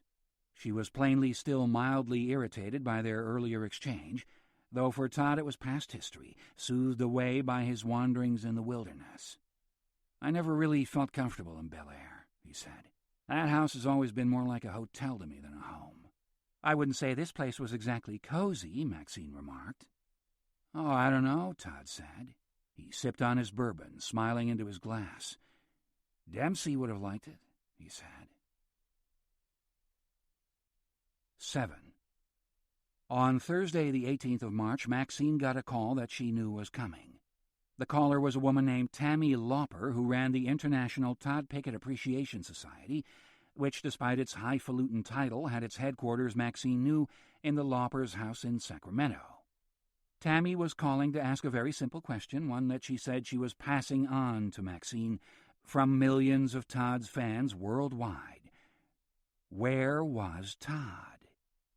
Maxine had dealt with Tammy on many occasions in the past, though if she possibly could, she ducked the calls and let Sawyer deal with them. The trouble was that Tammy Lauper was an obsessive, and though in the 8 years she'd been running the Appreciation Society, she'd once said to Maxine she hated to hear it called a fan club. "I'm not a hysterical teenager," she'd said. This was true. Tammy Lauper was married, childless, and when last spotted an overweight woman in her middle 30s, though in that time she'd done a great deal to support Todd's movies and could on occasion be a useful disseminator of deliberately erroneous information, She was not somebody Maxine had much time for. The woman annoyed her with her perpetual questions about trivia and her unspoken assumption that somehow Todd belonged to her. When she was obliged to speak to the Lauper woman because there was some delicate matter in the air and she needed to carefully modulate the flow of news, she always aimed to keep the exchanges brief. As courteous as possible, Tammy could be prickly if she didn't feel as though she was being given her due, but brief. Today, however, Tammy wasn't about to be quickly satisfied. She was like a terrier with a rat. Every time Maxine thought she'd satisfied the woman's curiosity, back she'd come with another enquiry. "Something's wrong," she kept saying. "Todd's not been seen by anyone. Usually when he goes away, members of the society spot him and they report to me. But I haven't heard one word. Something's wrong, because I always hear." "I'm sure you do. So what's going on? You've got to tell me." "Why should anything be going on?" Maxine said, doing her best to maintain her equilibrium. "Todd's tired, and he needs a break, so he went away for a few weeks." "Out of state?" "Yes, out of state." "Out of the country?" "I'm afraid he asked me not to say." "Because we've got members all over the world." "I realize that, but when he went on his honeymoon to Morocco," Tammy went on, "I had 6 reports of sightings." This was a reference to the event which had caused Maxine more publicity problems than any other in Todd's life. His short-lived marriage to the exquisitely emaciated model Avril Fox, which had been strewn with potentially image-besmirching scenes, adulteries, a menage a trois involving Avril's sister Lucy, and a spot of domestic violence. "Sometimes," Maxine said, a trace of condescension creeping into her voice now, "Todd likes to be out in public. Sometimes he doesn't." "And right now?" "He doesn't." "But why would he mind being seen?" Tammy went on, "if there's nothing wrong with him?" Maxine hesitated, wondering how best to calm the suspicions she was clearly arousing. She couldn't just drum up an excuse and jump off the phone. That would make the Lauper woman even more curious than she already was. She had to maneuver the conversation away from this dangerous area as carefully as possible. "I'll tell you why," she said, dropping her voice a little, as though she were about to share something of real significance with Tammy. "He's got a secret project in the works." "Oh?" Tammy said. She didn't sound persuaded. "This isn't Warrior, is it? I read that script, and no, it isn't Warrior. It's a very personal piece, which Todd is writing himself." "He's writing it? Todd is writing something?" "He said in an interview with People last July he hated writing. It was too much like hard work." "Well, I lied a little," Maxine said. "He's not doing the actual writing. He's working with somebody on the project. A very well-respected screenwriter, actually. But he's pouring out his heart, so it'll be a very personal project." There was a silence. Maxine waited. Had Tammy taken the bait or not? "So this is autobiographical, this movie?" "I didn't say it was a movie," Maxine said, taking some petty pleasure in catching Tammy out. "It may end up on the screen, but right now he's just working hard to get his feelings down. He and the writer, that is." "Who is the writer?" "I can't say." "You know, it would make this all very much more believable if you gave me some more details," Tammy said. That was it. Maxine lost her composure. How dare this little bitch suggest her lies weren't believable? "You know, I've really said more than I should already, Tammy," she snapped, "and I've got 6 calls waiting. So if you'll excuse me, wait, what am I going to tell the members?" "What I just told you." "You swear Todd's fine?" "Good God, how many times? Yes, Todd is perfectly fine. In fact, he's never been better." She drew a deep breath and attempted to calm herself a little before she ended up saying something she would regret. "Look, Tammy, I really wish I could tell you more, but this is a matter of Todd's privacy, as I'm sure you understand. He needs a little time away from the pressure of being a celebrity so he can work on this project, and when he's finished, I'm sure you'll be one of the first to hear about it. Now, really, I've got to go." "One more question," Tammy said. "Yes?" "What's it called?" "What's what called?" Maxine replied, playing for time. "The script, or the book, or whatever it's going to be. What's it called?" Oh, shit, Maxine thought. Now she was in deep. Well, why the hell not give the damn woman a title? She'd lied herself into a hole as it was. One more shovelful wouldn't hurt. She pictured Todd in an image now indelibly inscribed in her mind's eye, sitting, waiting for Burroughs to start cutting away the bandages. And the title came. "The Blind Leading the Blind," she said. "I don't like that," Tammy said, already proprietorial. "Neither do I," Maxine replied, thinking not just of the title, but of this whole sprawling, exhausting mess. Trust me, Tammy, neither do I. Tammy Jane Lauper lived on Alberta Road in Rio Linda, Sacramento, in a one-story ranch-style house 15 minutes from the Sacramento International Airport, where her husband had worked for 8 years as a baggage handler. They had no kids, nor any hope of having any, this side of a miracle of biblical proportions. Arnie had a 0 sperm count. Tammy didn't mind much. Just because God had given her breasts the size of watermelons didn't mean she was born for motherhood. And, of course, the absence of children left plenty of space in the house for all the files relating to what Arnie sneeringly called Tammy's little fan club. It isn't a fan club, Tammy had pointed out countless times. It's an appreciation society. Arnie said Tammy wasn't no appreciator. She was a fan, plain and simple, and he knew every time they'd used to sleep together and she closed her eyes, it was that dickhead Pickett she'd been imagining on top of her fat ass, and that was the whole unvarnished truth of it. When Arnie got to talking like that, Tammy would just tune him out. He'd stop eventually when he knew she wasn't listening, go back to sitting in front of the TV with a beer. The main center of the Todd Pickett Appreciation Society's operations was the front bedroom. The room she and Arnie slept in was considerably smaller, but as she pointed out to him, it didn't really matter since all they did was sleep in it. They still had a double bed, though God knows why. He never touched her, and a couple of years back she'd stopped wanting him to. The third bedroom and all the closets were used for storage. Files of clippings, issues of the fanzine, quarterly for the first year, then monthly, now quarterly again, photographs and biographies to be distributed to new members, copies of press kits from every film Todd had ever made in 26 languages. Downstairs, in what would have been the family room, she kept the collection. This was made up of items related to Todd and his career, all of them relatively rare, some one-of-a-kind items. Hanging in zipped-up plastic laundry bags were articles of clothing made for the cast and crew of his pictures. On the mantelpiece, still sealed in their boxes, were 6 Todd Pickett dolls that had been the hot thing to own during his teen idol period, the boxes signed by Todd. Preserved in a vacuum pack were several unused latex makeup pieces for his Oscar-nominated performance as the maimed firefighter in The Burning Year. She didn't ever look at those. She'd been warned that they deteriorated when they were exposed to sunlight. The collection also contained a comprehensive library of scripts for his movies, with all their addenda, including one marked up in Todd's handwriting, along with a complete set of novelizations of the movies, leather-bound with gilt lettering. There were also credit listings on all the crews who worked with him, costume sketches and call sheets, and, of course, posters of every size and nationality.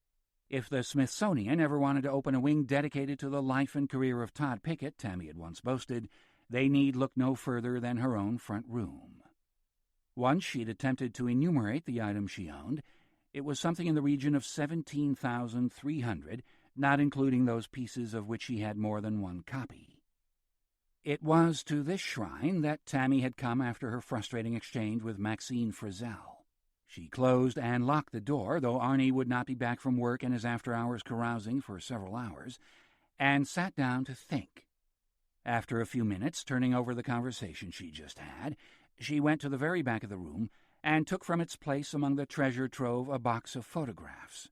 These were her special pride and joy, pictures of Todd, 14 of them in all, which she'd managed to buy from somebody who'd known the still photographer on Todd's 4th picture, Life Lessons. This was Todd's coming-of-age picture, the one in which he'd changed from being a boy to being a man. Of course, his smile would always be a boy's smile. That was part of its magic. But after Life Lessons, he went on to play tougher roles. A homecoming soldier, a firefighter, a man wrongfully accused of his own wife's murder. Here, then, caught in the moment before his cinematic adulthood, was the boy-man of Tammy's dreams. She had even purchased the negatives from which the series of pictures had been printed, and along with them the assurance from the person she'd got them from that they had been lost in the production offices before they were ever seen by the director, the producer, or by Todd himself. In short, she had the only copies. Their rarity wasn't the reason she valued them so highly, however. What made them her special treasure, the quality that made her return to them over and over when Arnie was out at work and she knew she had time for reverie, was the fact that the photographer had caught his subject unawares. Well, shirtless and unawares. Todd was sleek and pale, his body not heavy at all, not all muscle and veins popping out, just a nice, ordinary body. The body of the boy next door, if the boy next door happened to be perfect. She had never seen a body she thought so beautiful. Then there was his face. Oh, that face. She'd seen literally thousands of photographs of Todd in the last 11 years, and to her adoring eyes he was handsome in every single one of them. But in these particular pictures he was something more than handsome.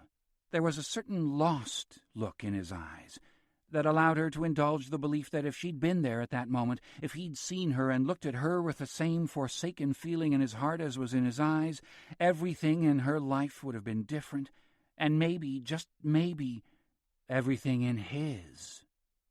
When she was thinking clearly, she knew all this was romantic nonsense. She was a plain woman, and even though she'd shed 32 pounds in the last 2 years, she was still 30 overweight. How could she hope to compare with the glossy beauties Todd had romanced, both on screen and off? Still, she allowed herself the indulgence once in a while. It made life in Sacramento a little more bearable to know that her secret glimpses of Todd were always there, hidden away, waiting for her. And best of all, nobody else had them. They were hers, and hers alone. There was one other wonderful thing about the 14 pictures. They had been snapped in such quick succession that if she leafed through them fast enough, she could almost create the illusion of movement. She did that now, while she thought about the way Maxine had talked to her on the phone. That nonsense about Todd going away to write his life story or whatever she'd said it was going to be, it didn't ring true. It simply wasn't like Todd to be so inaccessible.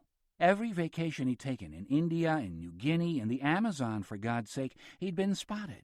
Somebody had had a camera, and he'd posed, smiled, waved, goofed around. It just wasn't like him to disappear like this. But what could she do about it? She wasn't going to get any answers out of anybody close to Todd. They'd all trot out the same story. She'd already exhausted her contacts at the studios, all of whom claimed to not have seen Todd in a while. Even over at Paramount, where he was supposedly making his next picture, nobody had seen him in many months. Nor, according to her most reliable source over there, the secretary to Sherry Lansing's assistant, were there any meetings on the books with either Todd or any of his production team. It was all very strange, and it made Tammy afraid for her man. Suppose they were covering something up. Suppose there had been an accident or an assault, and Todd had been hurt. Suppose he was in a hospital bed somewhere on life support, his life slipping away while all the sons of bitches who'd made fortunes off his talent were lying to themselves and anyone who'd listen, pretending it was going to be okay. Things like that happened all the time, especially in Hollywood. Everyone lied there. It was a way of life. Her thoughts circled on these terrible images for an hour or more while she sat among her treasures. At last she came to a momentous decision. She could do nothing to solve this mystery sitting here in Sacramento. She needed to go out to Los Angeles and confront some of these people. It was easy to tell somebody a lie on the telephone. It was harder to do when you were face to face with someone, when you were looking into their eyes. She took one last look through the sequence of photographs, lingering on the last of the 14, the one in which Todd's gaze was closest to making contact with the camera. Another shot, and he would have been looking directly at her. Their eyes, as it were, would have met. She smiled at him, kissed his picture, then put the photographs away, tucked the box out of sight, and went through to the kitchen to call Arnie at the airport and tell him what she planned to do. He was in the middle of his shift and couldn't come to the phone. She left a message for him to call her. Then she made a reservation on Southwest for the flight to Los Angeles and booked a room in a little hotel on Wilshire Boulevard, which she'd stayed in once before when she'd come into L.A. for a Todd Pickett convention. The flight was scheduled for 3:10 that afternoon and was to get into Los Angeles at 4:15, but the departure was delayed for almost 2 hours, and then they circled over LAX for almost 3/4 of an hour before they could land. So it wasn't until 7:30 that she stepped out of the airport into the warm, sweet smog air of her beloved city. She didn't know what she was going to do now she was here, how or where she was going to begin, but at least she wasn't sitting at home brooding. She was closer to him here, whatever Maxine Frizzell had said about him being off in some faraway place. That was a lie. Tammy knew it in her bones. He was here. And if he was in any trouble, then by God, she would do her best to help him. Because whatever anybody might say, she knew one thing for certain. There wasn't a soul on earth who cared for the well-being of Todd Pickett more than she. And somewhere, tucked away in a shameful corner of her head, she almost hoped that there was some conspiracy here, because that would give her a chance to come to his rescue, to save him from people like Frizzell, and make him understand who really cared about him. Oh, wouldn't that be something? She didn't dare think about it too much. It made her sick with guilt and anticipation. She shouldn't be wishing anything but the best for her Todd. And yet the same thought kept creeping back, that somewhere in this city he was waiting for her, even if he didn't know it yet, waiting to be saved and comforted. Yes, she dared think it, perhaps even loved. 8. Todd and Marco had settled into life at the hideaway in the canyon quite easily. Todd occupied the enormous master bedroom, which had, as Maxine had boasted, an extraordinary view down the canyon. On clear days, of which there were many in that early March, Todd could sit at his window and watch the ocean glittering beyond the towers of Century City. On exceptional days, he could even make out the misty shape of Catalina Island. Marco had taken a much smaller bedroom on the floor below with an adjacent sitting room, and did as much as he had in the Bel Air home.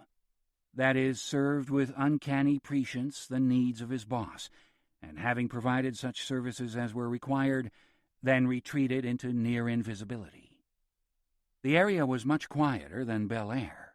There seemed to be no through traffic on the single road that wound up through the canyon, so apart from the occasional sound of a police helicopter passing over or a siren drifting up from sunset, Todd heard nothing from the city that lay such a short distance below. What he did hear at night were coyotes, who seemed to haunt the slopes of the canyon in significant numbers. On some nights, standing on one of the many balconies of his new mansion, nursing a drink and a cigarette, he would hear a lone animal begin its urgent yapping on the opposite slope of the canyon, only to hear its call answered from another spot, then another, the din rising into a whooping chorus from the darkness all around him, so that it seemed the entire canyon was alive with them. They'd had coyotes up in Bel Air, too, of course. Their proximity to the house would always send Dempsey into a frenzy of deep-chest barking, as though to announce that the dog of the house was much larger than he was in reality. "I'm surprised we've got so many coyotes up here," Marco said, after one particularly noisy night. "You'd think they'd go somewhere with a lot more garbage. I mean, they're scavengers, right?" "Maybe they like it here," Todd observed. "Yeah, I guess. There's no people to fuck with them. Except us. We won't be here long," Todd said. "You don't sound too happy about that." "Well, I guess I could get used to it here." "Have you been up on the ridge yet?" "No, I haven't had the energy." "You should go up there. Take a look. There's quite a view." The exchange, brief as it was, put the thought of a trip up the hill into Todd's head. He needed to start exercising again, as Maxine had pointed out, or he was going to find that his face was all nicely healed up and his body had gone to fat. He didn't believe for a minute that his face was anywhere near being healed, but he took her point. He was drinking too much and eating too many Elvis midnight specials, peanut butter, jelly, crispy bacon, and sliced banana on Wonder Bread sandwiches deep-fried in butter for the good of his waistline. His pants were feeling tight, and his ass, when he glimpsed it in the mirror, was looking fleshy. In a while, he'd have to get back to some serious training, start running every morning, maybe have his gym equipment brought over from the Bel Air house and installed in the guest house.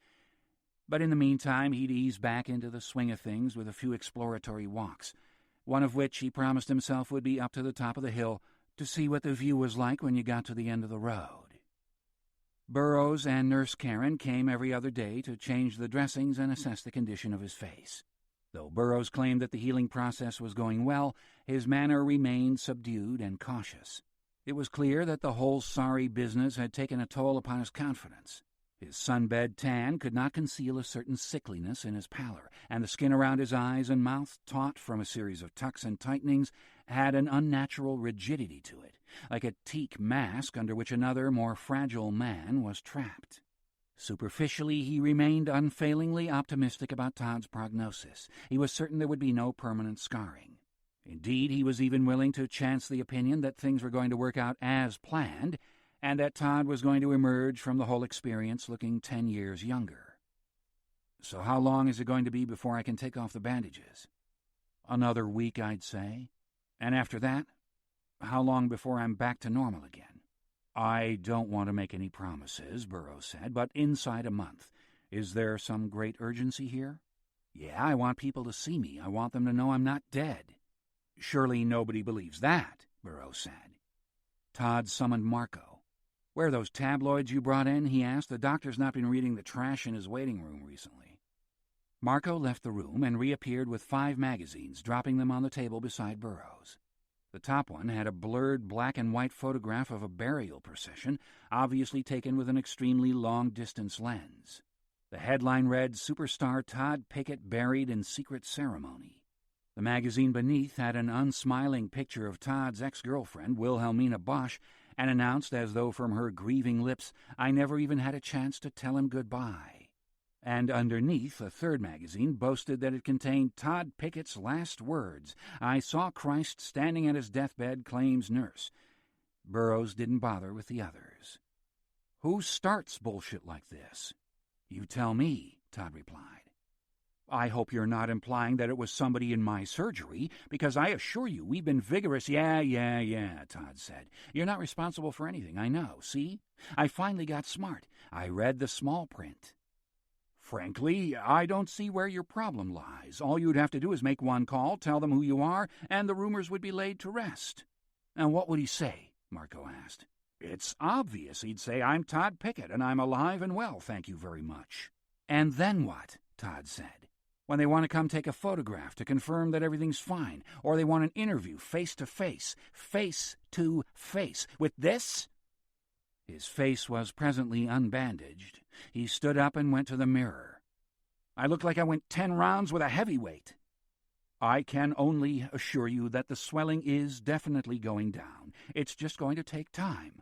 And the quality of the new epidermis is first-rate. I believe you're going to be very pleased at the end of everything. Todd said nothing for a moment. Then, with a kind of simple sincerity he'd seldom, if ever, achieved in front of a camera, he turned and said to Burroughs, You know what I wish? Burroughs shook his head. I wish I'd never laid eyes on you, you dickhead. 9. Tammy knew only a very few people in Los Angeles, all of them members of the Appreciation Society, but she decided not to alert anybody to the fact that she'd come into town. They'd all want to help her with her investigations, and this was something she preferred to do alone, at least at the outset. She checked herself into the little hotel on Wilshire Boulevard, within a few hundred yards of the Westwood Memorial Park, where a host of stars and almost stars were buried or interred. She'd made her rounds of the famous who rested there on her last visit. Donna Reed and Natalie Wood were among them, so was Darryl F. Zanuck and Oscar Levant. But the park's real claim to fame, the presence that brought sightseers from all over the world, was Marilyn Monroe, who was laid to rest in a bland concrete crypt distinguished only by the number of floral tributes it attracted. The crypt beside it was still empty, kept, so it was said, for the mortal remains of Hugh Hefner. Tammy had not much enjoyed her visit to the park. In fact, it had depressed her a little. She certainly had no intention of going back this time. It was the living she was concerned with on this visit, not the dead. When she was settled in, she called Arnie, gave him her room number in case of emergency, and told him she'd be back in a couple of days at most. She heard him pop a can of beer while she was talking, not, to judge by his slightly slurred speech, his first of the night. He'd be fine without her, she thought, probably happier. She ordered up some room service food and then sat, plotting how she'd proceed the next day. Her first line of inquiry would be the most direct. She'd go up to Todd's home in Bel Air and try to find out whether or not he was there. His address was no secret. In fact, she had pictures of every room in the house, including the en-suite bathroom with the sunken tub, taken by the realtor when the house was still on the market, though of course it had been remodeled since and its layout had probably changed. She knew that her chances of even getting to the front door, much less of seeing him, were remote. But it would be foolish of her not to try. Maybe she'd catch him going out for a jog or spot him standing at a window. Then all her concerns would be laid to rest, and she would be able to go back to Sacramento happy, knowing that he was alive and well. She'd hired a car at the airport and had planned to drive up to Bel Air the evening she arrived. But after the hassles of the delayed flight, she was simply too tired. So she went to bed at 10 and rose bright and early. The room service offered at the hotel was nothing special, and she liked a good breakfast, so she crossed over Wilshire and went into Westwood Village, found herself a diner, and ate heartily. Scrambled eggs, bacon, hash browns, white toast, and coffee. While she ate, she skimmed People and USA Today. Both had pieces about the upcoming Oscars, which were now only 3 days away. Todd had never won an Oscar, which Tammy believed to be absolute proof of the corruption of the Academy, but he'd been nominated 4 years ago for The Burning Year, one of his less popular pictures. She'd been very proud of him. He'd done fine work in the movie, and she'd thought he had a crack at winning. Watching the ceremony had been nearly impossible. Her heart had hammered so hard as Susan Sarandon, who'd been presenting the award, had fumbled with the envelope. Tammy thought she was going to pass out from anticipation before the winner was even named. And then, of course, Sarandon had named the winner, and it hadn't been Todd. The cameras had been on him throughout the whole envelope-fumbling routine, and there'd been a moment between the naming of the winner and his applauding when his disappointment had been perfectly clear, at least to someone who knew the language of his face as well as Tammy. She'd only seen one of the movies in this year's race, and she'd only gone to that because Tom Hanks was in it and he seemed such a likable man. She skimmed the articles rather than reading them, hoping maybe there'd be some reassuring mention of Todd. But there was nothing. Breakfast finished, she walked back to the hotel, left a message for Arnie at the airport just to say all was fine, and then picked up a map at the front desk in case her sense of direction failed her. Thus prepared, she set off for Todd's home. It took 25 minutes driving through the heavy morning traffic to get up into the narrow, winding streets of Bel Air. There wasn't much to see. Most of the mansions were hidden behind high walls, bristling with spikes and video cameras, but there was no doubting the fact that she was in a very select neighborhood. The cars, parked on the narrow thoroughfares, were all expensive. In one spot, she maneuvered past a coffee-and-cream Rolls-Royce on the left and a red Porsche on the right. On another street, she encountered some glamorously hooded superstar out running, a black limo following close behind, presumably carrying the bottled water and the granola bars. What must it be like, she wondered as she drove, to be so pampered and cosseted? To know that if there was no toilet paper in the house, no ice cream in the freezer, then it was somebody else's damn job to go and get it. Never have to worry about taxes or mortgage payments. Never to wake up at 3 in the morning and think, who am I? I'm nobody. If I died tomorrow, nobody would really notice. Nobody would really care.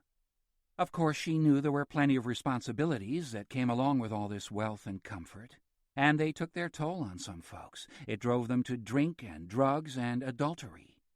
It was hard to be idolized and scrutinized. But she'd never had much sympathy for the complainers, so people paid you millions to see you smile and it made you feel inadequate. Tough shit. She found Todd's house readily enough.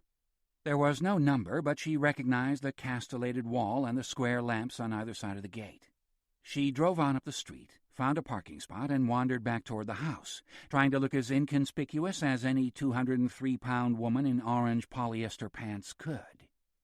When she reached the gate, she saw that there was a car parked in the driveway, 20 yards inside the gates, its trunk open. There was no sign of anyone loading or unloading. She watched from the street for a minute or two, her courage alternately rising, then failing her.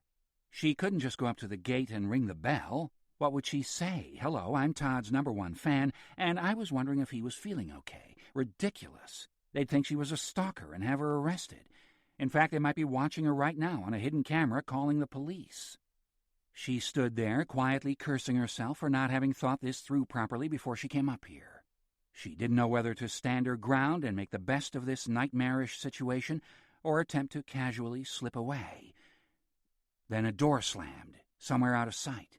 She wanted to make a run for it, but she was too far from the car to make a quick retreat. All she could do was stand there and hope to God there was nobody looking at the security monitors at that particular moment. Now came the sound of somebody whistling, and seconds later the whistler himself stepped into view. Tammy recognized him instantly. It was Marco Caputo, Todd's assistant and bodyguard. She'd encountered the man twice before, once at the premiere party for The Burning Year, and a second time in Las Vegas when Todd had been named Actor of the Year at Show West. She'd very politely presented her credentials as the president of the Appreciation Society and politely asked Caputo if she could have a minute to talk with Todd. On both occasions he'd been rude to her. The second time, in fact, he'd called her a crazy bitch, which she'd complained to Maxine Frizzell about. Maxine had apologized in a half-hearted way and said it would never happen again, but Tammy wasn't about to put Caputo's temper to the test a third time, especially under these dubious circumstances. Before he could look up and see her, she backed off into the thicket of blackberry bushes that grew unchecked on the other side of the street. She kept her eyes on him at all times. He was too busy with his present labors to notice her, thank God. And now, hidden in the bushes, she had the perfect vantage point from which to observe him as he went back and forth between the house and the car. He was loading his vehicle up with an odd assortment of things, including several awards she knew belonged to Todd. He was also removing some other items, a variety of fancy ornaments, a marijuana plant in a pot, some framed photographs. All this, plus 9 or 10 sealed cardboard boxes, carefully placed in the trunk or on the back seat of his car. There was no sign of Todd through the process, nor did she hear any exchange from inside the house. If Todd was here, he was not engaged in conversation with Marco. But her instincts told her he was not here. For fully a quarter of an hour, she watched him work, and finally, putting all the evidence together, she came to the conclusion that she was witnessing an act of theft. Of course, her dislike of the thief factored into her assessment, but there was no doubt that Caputo looked furtive as he went about his labors. Every now and then he'd glance up as if he was afraid he was being watched. Perhaps he sensed that he was. And when he did, she saw that his face was ill-shaven and his eyes heavy. Sleep wasn't coming too easily of late. She had already decided what she was going to do well before he'd finished with his felony. She'd follow him when he departed and find out where he was dropping off all his booty. Then she'd call the police and have him arrested. Hopefully that would improve Maxine's low opinion of her. She might even find herself trusted enough to be invited into the charmed circle around Todd. Well, perhaps that was a little too much to hope for, but at the very least she'd be stopping Caputo profiting from his theft. With the car now filled to capacity, Caputo slammed the trunk and headed back to the house, presumably to lock up. Once he'd gone, Tammy disentangled herself from the blackberry bushes and hurried back to her own car. It was getting warm. She felt sweat running from beneath her breasts, and her underwear was bunched in the groove of her butt. She turned the air conditioning to its coldest setting, then drove on up the street a little way until she had sufficient room to turn around, and came back down in time to see Caputo's black Lexus easing out of the driveway. He was the only occupant of the vehicle. Keeping her distance, she followed the Lexus down through the maze of Bel Air's walls and cameras to Sunset Boulevard. She almost lost her quarry at the lights, but luckily the eastbound traffic on Sunset was heavy, and with a little discourteous driving, she was able to keep him in sight, finally catching up with him again. He drove with ease and impatience, slipping lanes to overtake tardy drivers, but she was a match for him. Wherever he was going, she was going to be on his thieving tail. She had no time to consult the map she'd picked up. She was too busy keeping her eyes on him. So when he suddenly swung a left and took off up into the hills again, she instantly lost all sense of where they were headed. The traffic soon grew sparse, the streets narrow and serpentine. Once he halted at a stop sign and he looked back over his shoulder. She was certain he'd realized he was being followed and prepared herself for a confrontation. But no, something he'd laid on the back seat had moved, it seemed, and he was simply leaning over to reposition it. The job done, he then proceeded on his way, and she continued to follow at a discreet distance. The road wound so tightly on itself as it ascended that she let him slip out of sight several times rather than risk his realizing he was being pursued. But she didn't fear losing him. Unlike Bel Air, which was made up of a warren of small streets, the canyon into which they were climbing seemed to have only one thoroughfare, and they were both on it. What little sign of habitation she saw, a wall and occasionally a gate in a wall, suggested this was not particularly well-fancied real estate, which was surprising given its location. The trees had been allowed to grow over the road, in some places intertwining their branches to form a leafy vault overhead. In one spot, where a number of tall palm trees grew close to the road, fallen fronds lay in a brittle carpet on the potholed tarmac. She began to get just a little anxious. Although she reassured herself that she was just a couple of minutes' drive away from Sunset, this felt like a very different world, a backwater, where who knew what went on. That very fact, of course, supported her shadier suspicions.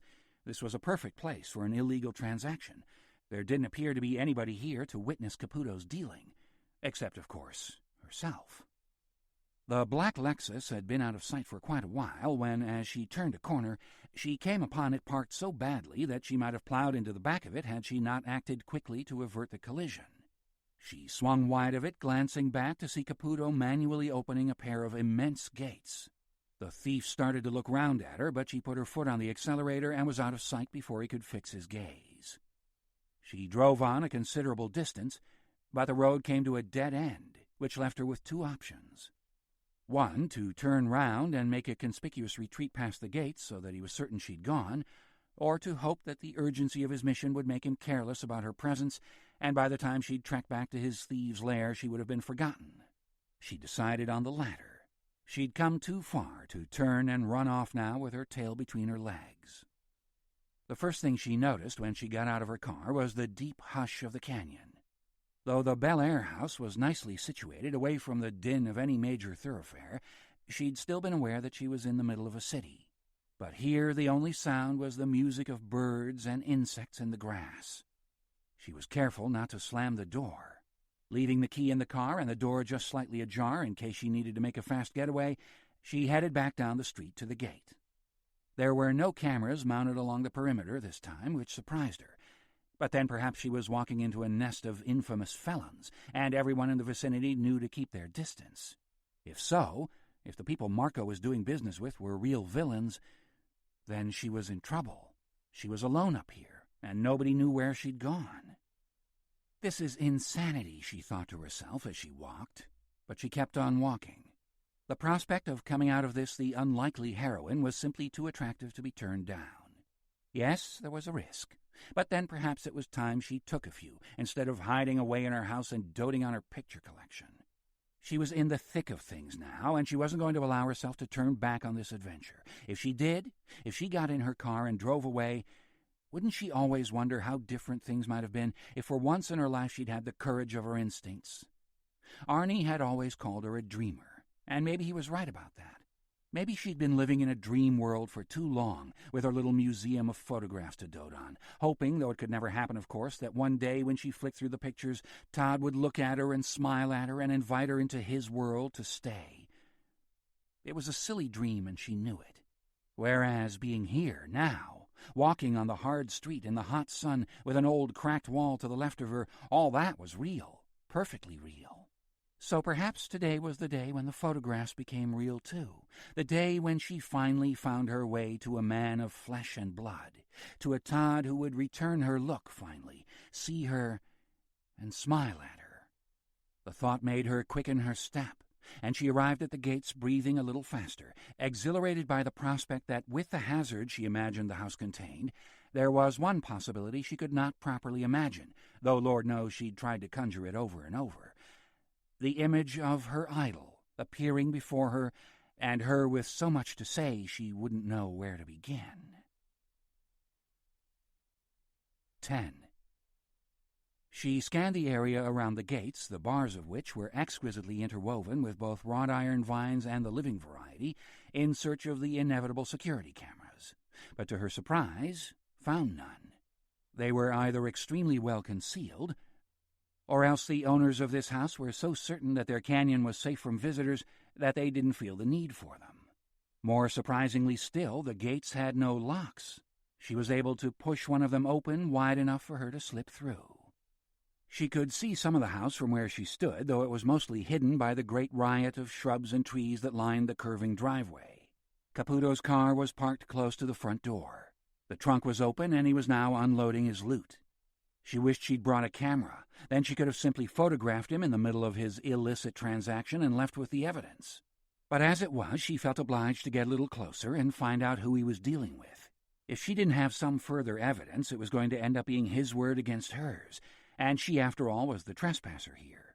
Her accusations weren't going to carry much weight unless she could be very specific about what she had witnessed. She waited until Caputo had gone into the house and then crept toward the front door, covering perhaps half the distance between door and gate before the thief strode out of the house again and returned to the car. She ducked for cover behind a bird of paradise, its sickly sap gummy beneath her heels.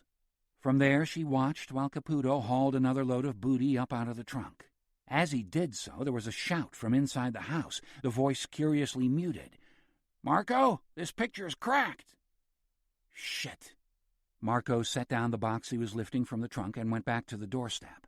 As he did so, the owner of the picture and of that curiously muffled voice came out of the house. The sight of him made Tammy's heart quicken. First, he was shirtless, his slacks hanging low on his hips. His torso was tanned, but far from trim.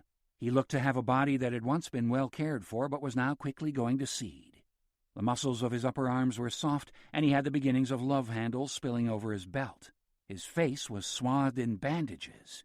They weren't tight to his skull like the bandaging on a mummy.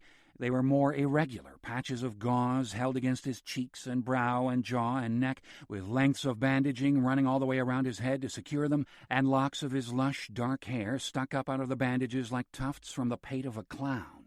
All in all, that was what he resembled, with his ill-fitting pants and his little paunch, something from a circus, part clown, part freak. He lifted up the picture for Marco to see. "Look, it's just the glass that's cracked. Easy fix." "You're careless." "I said I'd get it fixed, boss." "That's not the point. You're fucking careless."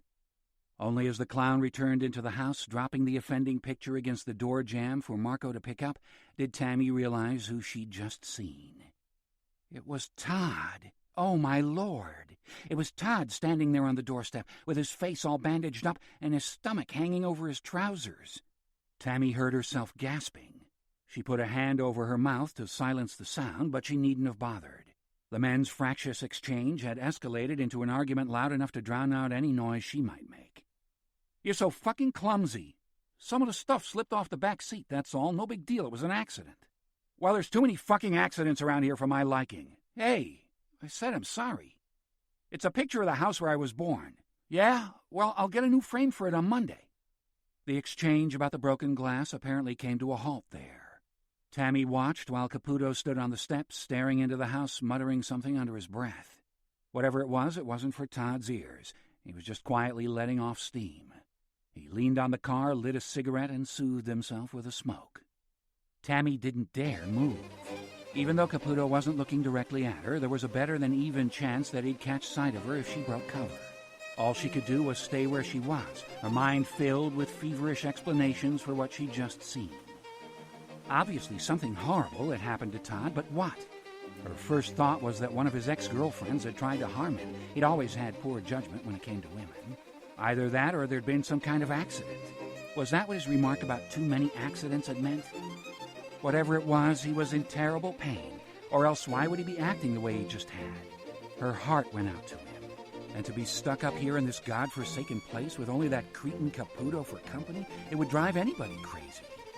Finally, Caputo dropped his cigarette, ground it out, and went back to his work. Tammy waited until he disappeared inside the house and stepped out of her hiding place.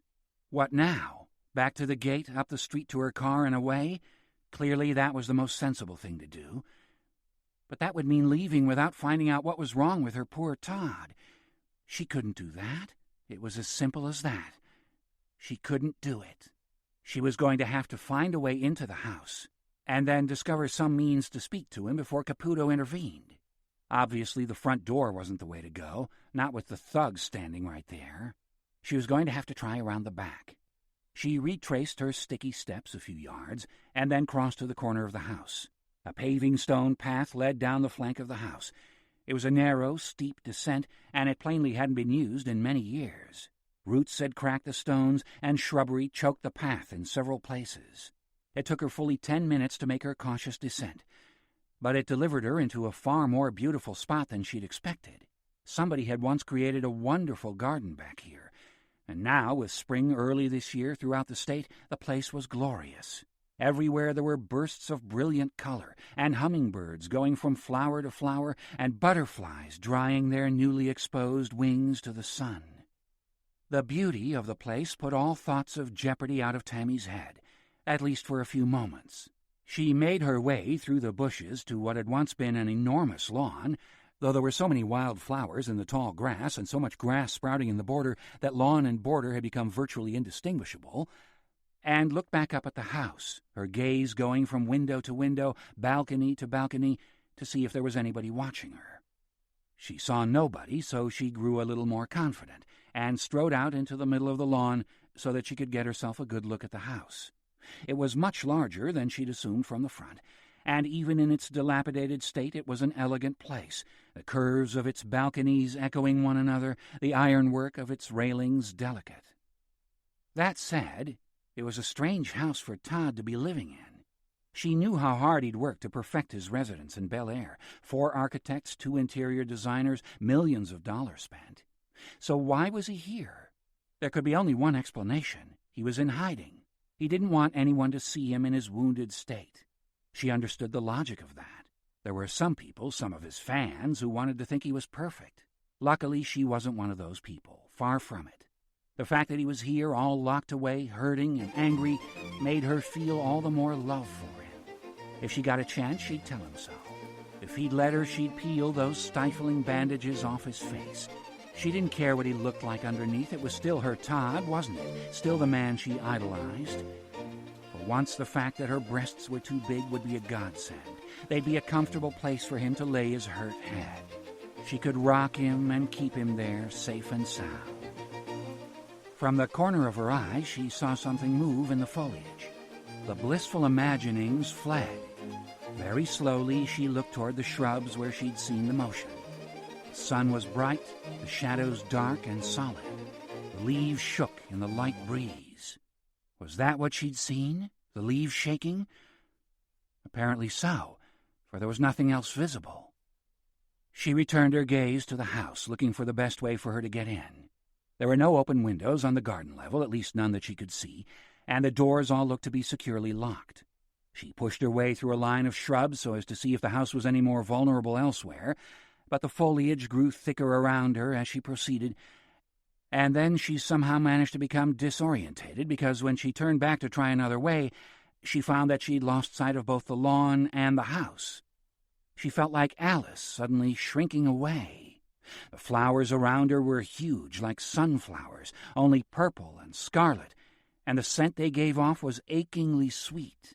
They grew so tall, however, and in such preternatural numbers, that she could not see the house at all, not a chimney pot, not a balcony. Her only hope was to make a guess at the direction in which the house lay, which she did, plunging on through the enormous blooms. But her guesswork was hopelessly amiss. The shrubbery simply thickened, the sunflowers giving way to bushes whose branches carried bell-shaped yellow blossoms almost the size of her head. She couldn't yell for help, of course. That would bring Caputo running. She had no choice but to head on in the same hopeless fashion until at last the thicket cleared somewhat and she had sight of the sky again. Emerging from the shrubbery, she was instantly on her guard in case she'd come to a place where she could be spotted. But she needn't have worried. Her travels had brought her down the hill and put a line of cypress trees, which she could not remember moving through, between herself and the house. Only one reasonably sensible option presented itself. Directly ahead of her was a narrow pathway, as overgrown as the one that had brought her down the side of the house. She had no idea where it led, but it was a pathway. It implied that others had been here before her, perhaps in the same predicament, and this trail of trodden ground marked their exit. If it had worked for them, why not for her? Pulling pieces of twig and blossom from her hair and blouse as she went, she followed the path. She suddenly had a mental picture of herself in her present state. What a sight she must be, stumbling out of the greenery like some crazed explorer. What the hell was she thinking of? Out there on the open street, it had been easy to talk herself into this trespass. Now she was beginning to think the whole idea wasn't so smart. It wasn't the fact that she was lost in the environs of the house that discomfited her. She'd find her way back to the street eventually. Nor was she particularly concerned about the threat posed by Caputo, not now that she knew Todd was here. Caputo might yell a bit and threaten her with the police if she didn't leave, but he was more bark than bite. No, what had brought her to a halt was the distinct sense that she wasn't alone out here in the undergrowth. There was somebody close by. She couldn't see anybody, but the feeling was too strong to be ignored. She slowly started to turn on her heel, viewing the scene around her.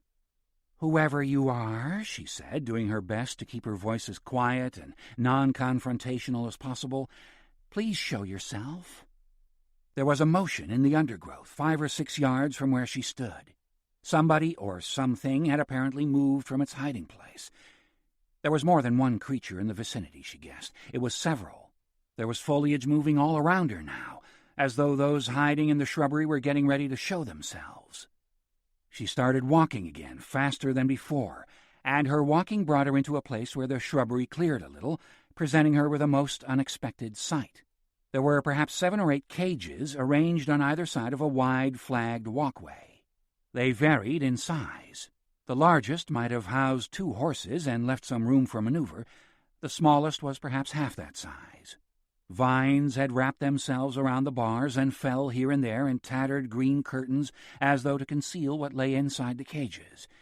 In fact, there was nothing to conceal. The occupants of this menagerie had long since disappeared. She moved down the walkway cautiously, increasingly certain that her stalkers were matching her motion step by step on the other side of the cages. Some of the cages had high wooden bars, which suggested they'd housed small monkeys. Others were built more robustly, their bars 2 or 3 times the thickness. What kind of animal had been held in a cage like this? It was too small to comfortably accommodate a rhinoceros, or even a bear or tiger. And in a day rife with unanswered questions, here was another one. What had happened to the occupants of this tawdry private zoo?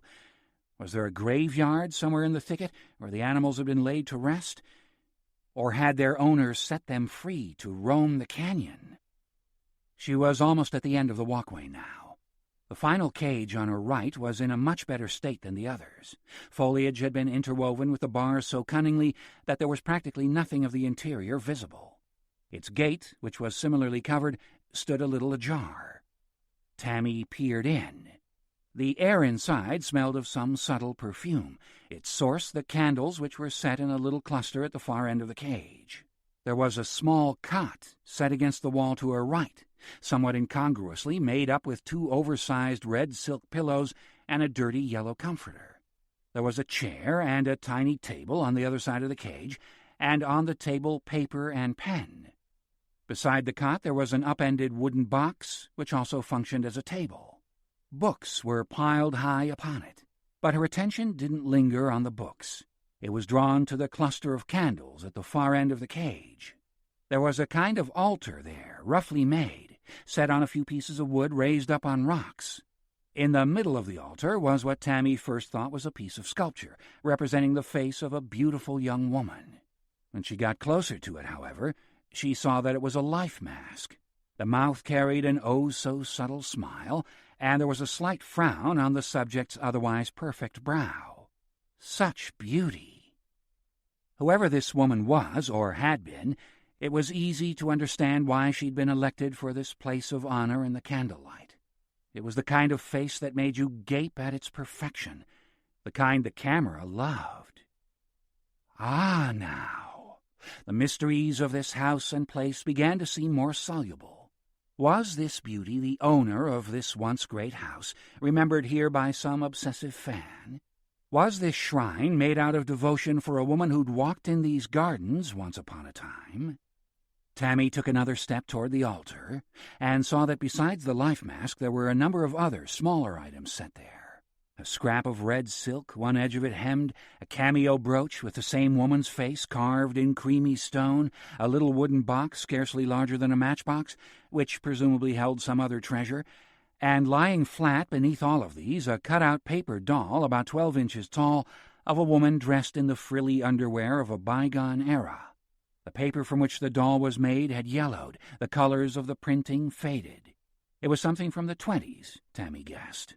Her knowledge of that era of cinema was sketchy, but the 3 faces, one of cardboard, one of plaster, one of stone, teased her. She knew the woman whose image was thrice-fold copied here. She'd seen her flickering black-and-white picture on some late-night movie channel. She tried to put a name to the face, but nothing came. Despairing of the puzzle, she took a step back from the altar, and as she did so, she felt a rush of cool air against the back of her neck. She turned, completely unprepared for what met her gaze. A man had come into the cage behind her, entering so silently he was literally a foot from her, and she hadn't heard his approach. There were places in the leafed and barred roof where the sun broke through, and it fell in bright patches upon him. One of them fell irregularly upon his face, catching both his eyes and part of his nose and the corner of his mouth. She saw immediately that it wasn't Caputo. It was a much older man. His eyes, despite the sun that illuminated them, gray, cold, and weary. His hair, what was left of it, grown out to shoulder length and quite white. He was gaunt, but the lack of flesh on his skull flattered him. He looked, she thought, like a saint in her grandmother's old Bible, which had been illustrated with pictures by the old masters. This was a man capable of devotion, indeed, addicted to it. He raised his hand and put a homemade cigarette to his lips. Then, with a kind of old-fashioned style, he flicked open his lighter, lit the cigarette, and drew deeply on it. "And who might you be?" he said. His voice was the color of his eyes. "I'm sorry," Tammy said. "I shouldn't be here." "Please," he said gently. "Let me be the judge of that." He drew on the cigarette again. The tobacco smelled more pungent than any cigarette she'd ever inhaled. "I'd still like your name." "Tammy Lauper? Like I said, you're sorry." "Yes." "You don't mean to be here." "No." "You got lost, I dare say. It's so easy in the garden." "I was looking for Todd." "Ah," the stranger said, glancing away at the roof for a moment. The cigarette smoke was blue as it rose through the slivers of sun. "So you're with Mr. Pickett's entourage?" "Well, no, not exactly." "Meaning?" Well, he knows me." "But he doesn't know you're here." "That's right." The man's gaze returned to Tammy, and he assessed her, his gaze, though insistent, oddly polite. "What are you to our Mr. Pickett?" he said. "A mistress of his once?" Tammy couldn't help but smile at this. First the very thought of it, then the word itself, mistress. Like the flick of his lighter, it was pleasantly old-fashioned, and rather flattering.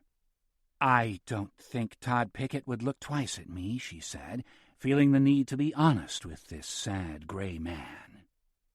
"And that would be his loss," the man replied, the compliment offered so lightly that even if it wasn't meant, it was still beguiling. Out of nowhere, she remembered a phrase her mother had used to describe Jimmy McIntosh, the man she'd eventually divorced Tammy's father to pursue. He could charm the birds off of the trees, that one. She'd never met a man with that kind of charisma before, in the flesh. But this man had it. Though their exchange so far had been brief and shallow, she knew a bird charmer when she met one. "May I ask?" "Ask away." "Who are you?" "By all means. One name deserves another." "I'm Willem Zephyr." "I'm pleased to meet you," Tammy said. "Again, I'm sorry." She made a half-hearted glance over her shoulder at the altar. "I shouldn't have come in here." "You weren't to know. It's easy to get lost in this jungle. We should have it all cut back." He smiled thinly. "You just can't get the staff these days." "That woman," Tammy said, "the one in the mask?" "In the mask?" Zephyr said. "Oh, I see. Yes, in the mask." "Who is she?" He stepped to the side in order to have a clear view of the altar and what was upon it. "She was an actress," he explained, "many, many moons ago." "I thought I recognized her."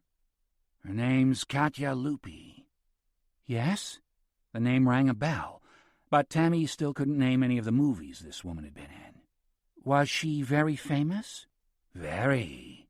She's up there with Pickford and Swanson and Theda Bara, or she was." "She's dead?" No, just forgotten. At least that's my impression. I don't get out into the world anymore, but I sense that the name Katya Lupi doesn't mean very much." "You'd be right." "Well, she's lucky. She still has her little dominion here in Coldheart Canyon." "Coldheart?" "That's what they called the place. She was such a heartbreaker, you see. She took so many lovers, especially in the early years, and when she was done with them, she just threw them aside." "Were you one of them?" Zephyr smiled. "I shared her bed a little when I first brought her to America, but she got tired of me very quickly." "What then?" "I had other uses, so she kept me around. But a lot of the men who loved her took her rejection badly. 3 committed suicide with bullets, a number of others with alcohol. Some of them stayed here where they could be close to her, including me. It's foolish, really, because there's no way back into her affections. Why would you want to be? Back, I mean, Tammy said. She must be very old by now. Oh, time hasn't staled her infinite variety as the bard has it. She's still beautiful. Tammy didn't want to challenge the man, given that he was plainly besotted with this Lupi woman, but the idol of his heart must be approaching 100 years of age by now. It was hard to imagine how any of her beauty remained. Well, I guess I should be getting along, Tammy said.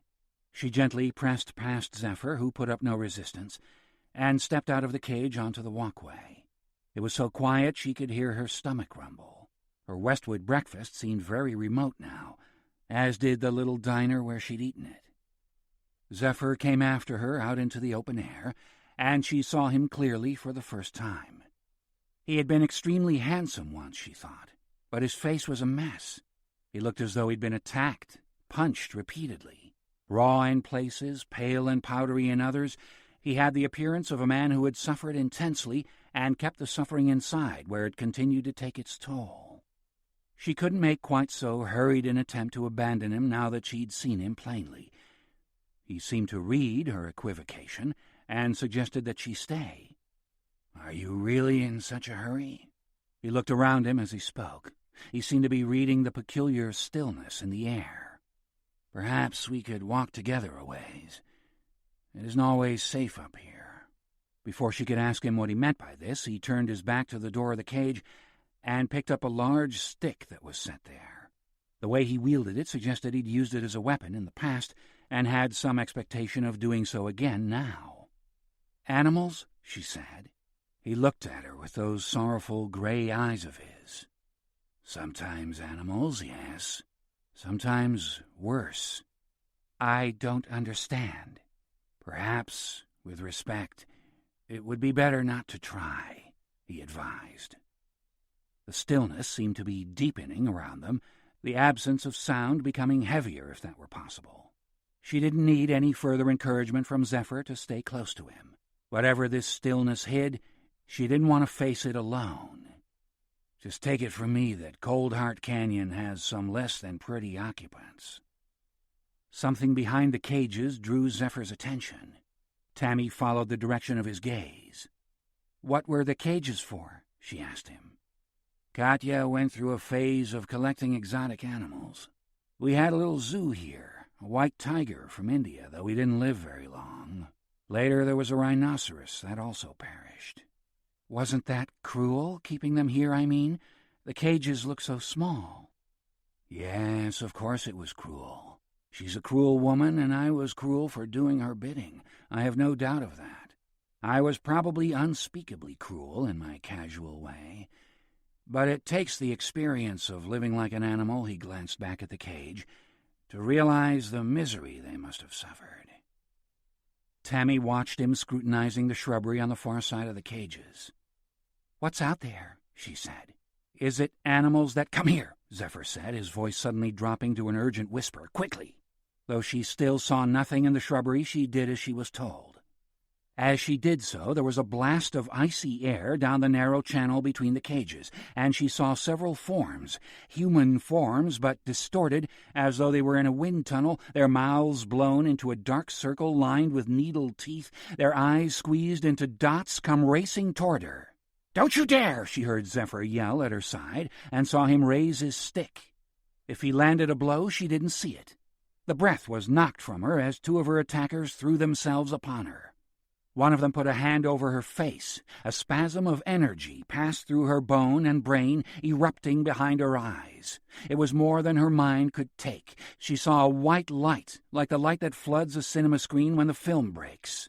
The cold went away in the same instant, sounds and sights and all the feelings they composed gone. The last thing she heard, dying away, was Willem Zephyr's voice yelling, "Damn you all!" Then he, too, was gone.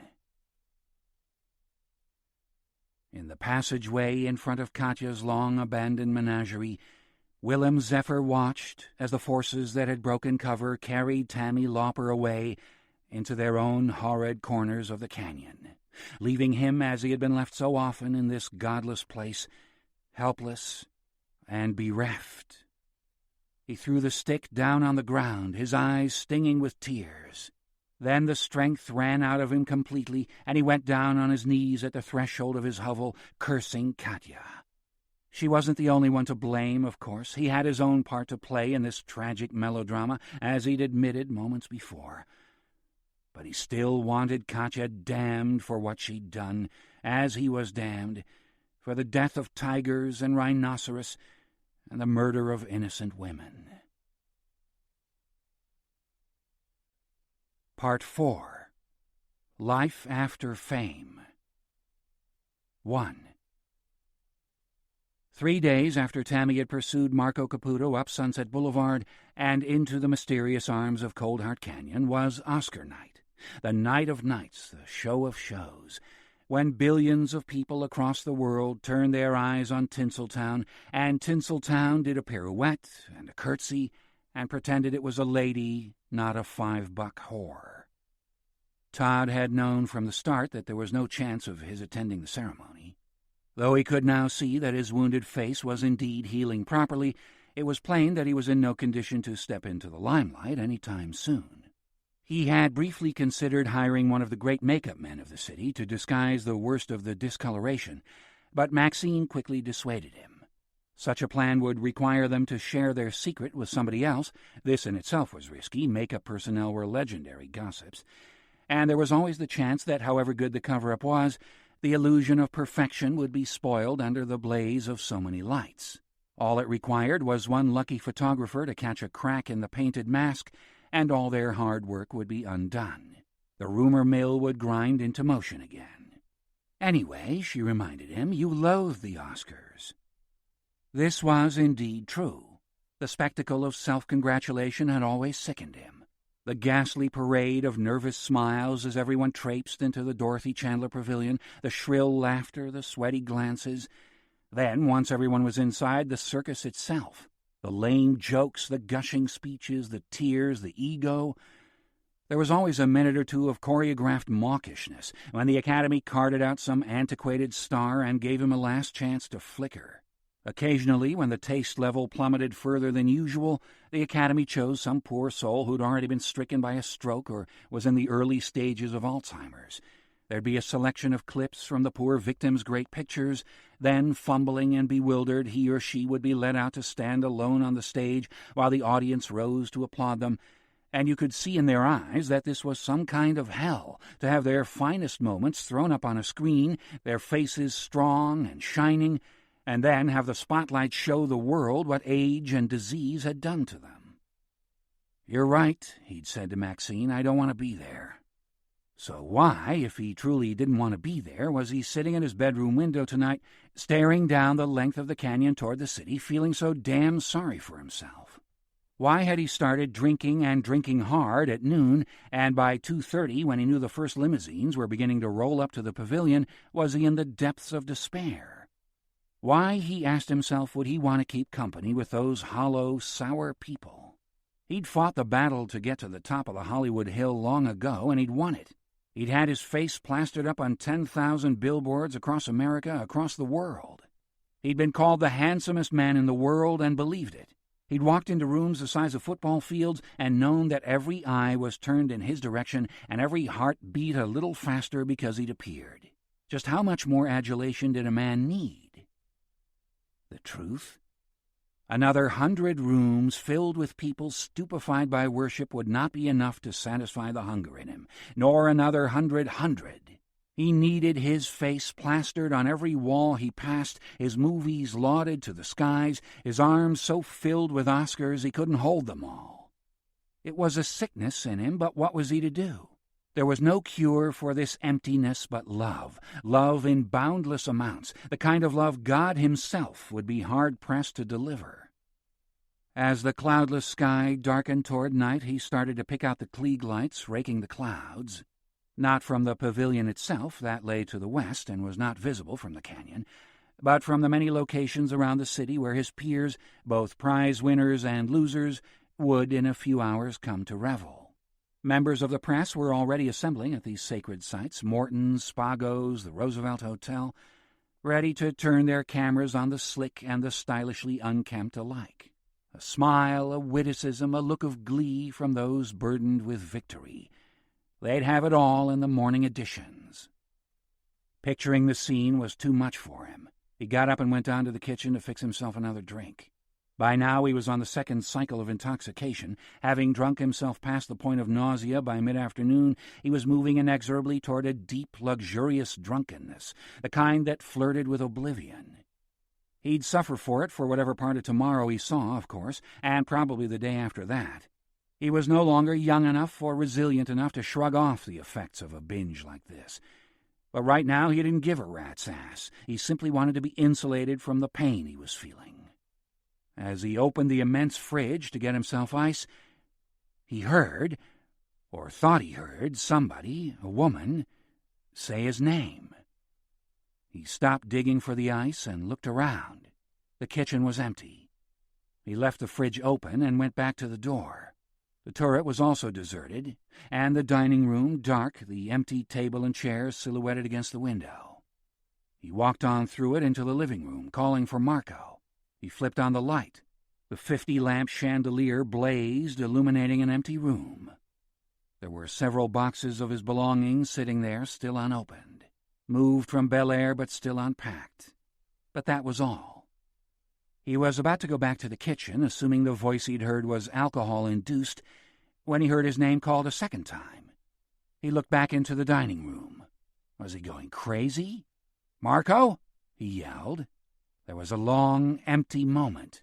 Somewhere in the darkness of the canyon, a solitary coyote was yelping. Then came the sound of a door opening, and he heard Marco's familiar voice. "Yes, boss?" "I heard somebody calling." "In the house?" "Yeah, I thought so, a woman's voice." Marco appeared on the stairs now, looking down at his employer with an expression of concern. "You okay?" "Yeah, I just got unnerved is all." "You want me to check around?" "Yeah, I guess so. I don't even know where it was coming from, but I heard somebody, I swear." Marco, who'd emerged from his bedroom in his boxers, headed back upstairs to get dressed. Todd went back to the kitchen, feeling a little stupid. There wasn't going to be anybody here, inside the house or out. Every stalker, every voyeur, every obsessive was canvassing the crowds around the pavilion, looking for a way to slide past the security guards, under the velvet rope, and into the company of their idols. They weren't wasting their time stumbling around in the darkness, hoping for a glance at Todd Pickett all fucked up. Nobody even knew he was here, for Christ's sake. Worse, nobody cared. As he returned to the business of making his drink, he heard Marco coming back down the stairs, and was half tempted to tell him to forget it. But he decided against it. No harm in letting one of them feel useful tonight. He dropped a handful of ice cubes into his glass and filled it up with scotch, took a mouthful, topped it up, took another mouthful, and then the voice came again. If there had been some doubt in his head as to whether he'd actually heard the call or simply imagined it, there was now none. Somebody was here in the house calling to him. It seemed to be coming from the other side of the hallway. He set his drink down on the counter and quietly crossed the kitchen. The turret was deserted. There was nobody on the stairs, either above or below. He took the short passageway down to what Marco had dubbed the casino, an immense wood-paneled room lit by a number of low-slung lights, which indeed looked as though it had been designed to house a roulette wheel and half a dozen poker tables. Judging by the distance of the voice, it seemed the likeliest place for whoever had spoken to be lurking. As he walked down the passageway, it briefly occurred to him that to make this investigation without Marco at his side was foolishness. But the drink made him bold. Besides, it was only a woman he'd heard. He could deal with a woman. The door of the casino stood open. He peered in. The windows were undraped. A few soft panels of gray light slid through them, illuminating the enormity of the place. He could see no sign of an intruder. But some instinct instructed him not to believe the evidence of his eyes. He wasn't alone here. The skin of his palms pricked. So, curiously, did the flesh beneath his bandages, as though it were especially susceptible in its newborn state. "Who's there?" he said, his voice less confident than he'd intended. At the far end of the room, one of the pools of light fluttered. Something passed through it, raising the dust. "Who's there?" he said again, his hand straying to the light switch. He resisted the temptation to turn it on, however. Instead, he waited and watched. Whoever this trespasser was, she was too far from him to do any harm. "You shouldn't be in here," he said gently. "You do know that, don't you?" Again that subtle motion at the other end of the room. But he still couldn't make out a figure. The darkness beyond the pool of light was too impenetrable. "Why don't you step out where I can see you?" he suggested. This time he got an answer. "I will," she told him. "In a minute." "Who are you?" "My name's Katya." "How did you get in here?" "Through the door, like everybody else," she said. Her tone was one of gentle amusement. It would have annoyed Todd if there hadn't also been a certain sweetness there. He was curious to see what she looked like, but the more he pressed her, he thought, the more she'd resist. So he kept the conversation off the subject and casually wandered across the immaculately laid and polished floor as he talked. "It must have been hard to find me," he said. "Not at all," she said. "I heard you were coming from Jerry." "You know Jerry?" "Oh, yes. We go way back. He used to come up here when he was a child. You made a good choice with him, Todd. He keeps secrets." "Really? I always thought he was a bit of a gossip." "It depends if it's important or not. He never mentioned me to you, did he?" "No." "You see? Oh, yes, and he's dying. I suppose he didn't mention that either." "No, he didn't." "Well, he is. He has cancer, inoperable." "He never said a thing," Todd said, thinking not only of Jerry but of sick, silent Dempsey. "Well, why would he? To you of all people. He idolizes you." Her familiarity with Jerry and her knowledge of his sickness only added to the puzzle of her presence. "Did he send you up here?" Todd said. "No, silly," the woman replied. "He sent you. I've been here all the time."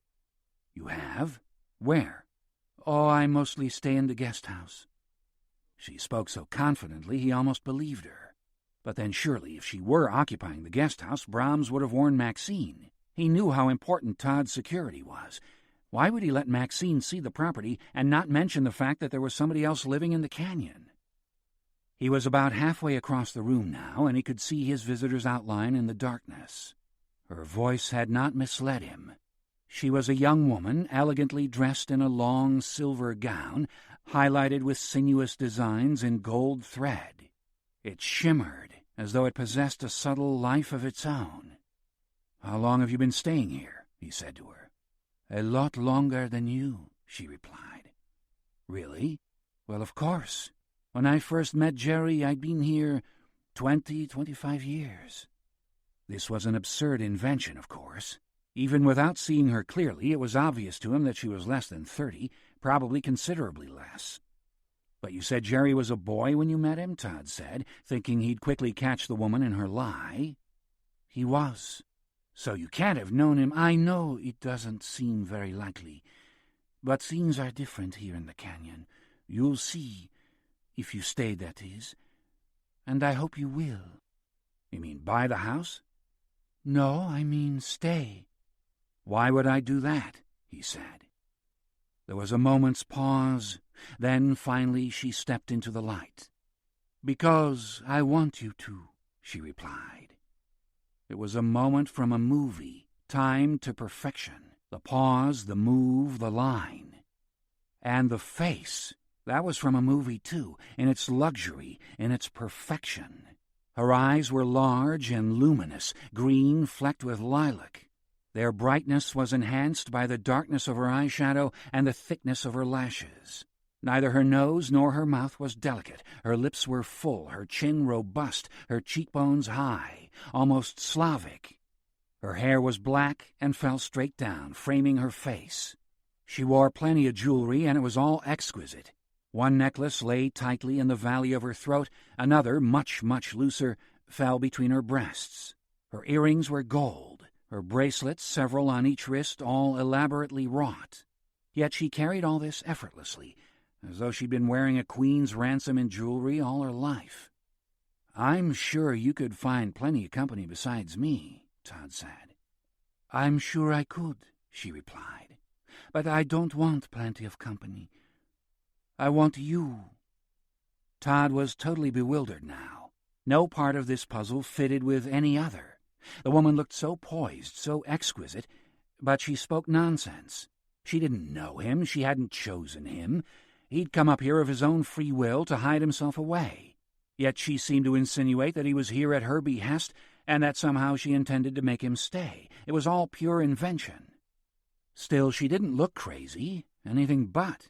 She looked, in fact, as though she'd just stepped out of her limo at the pavilion and was about to walk down the red carpet to a roar of adulation from the crowd. He wouldn't have minded being beside her, either, if she'd been taking that walk. They would have made quite a couple. "You haven't looked around the house very much," she said. "How do you know?" "Oh, I have eyes everywhere," she teased. "If you'd been in some of the rooms in this house, I'd know about it, believe me."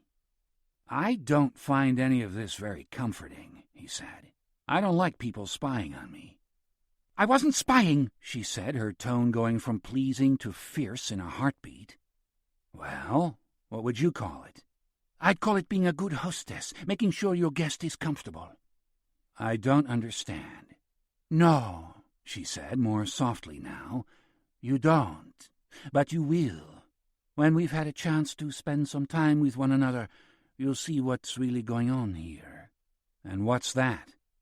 She half turned from him, as though she might leave, which was the last thing he wanted her to do.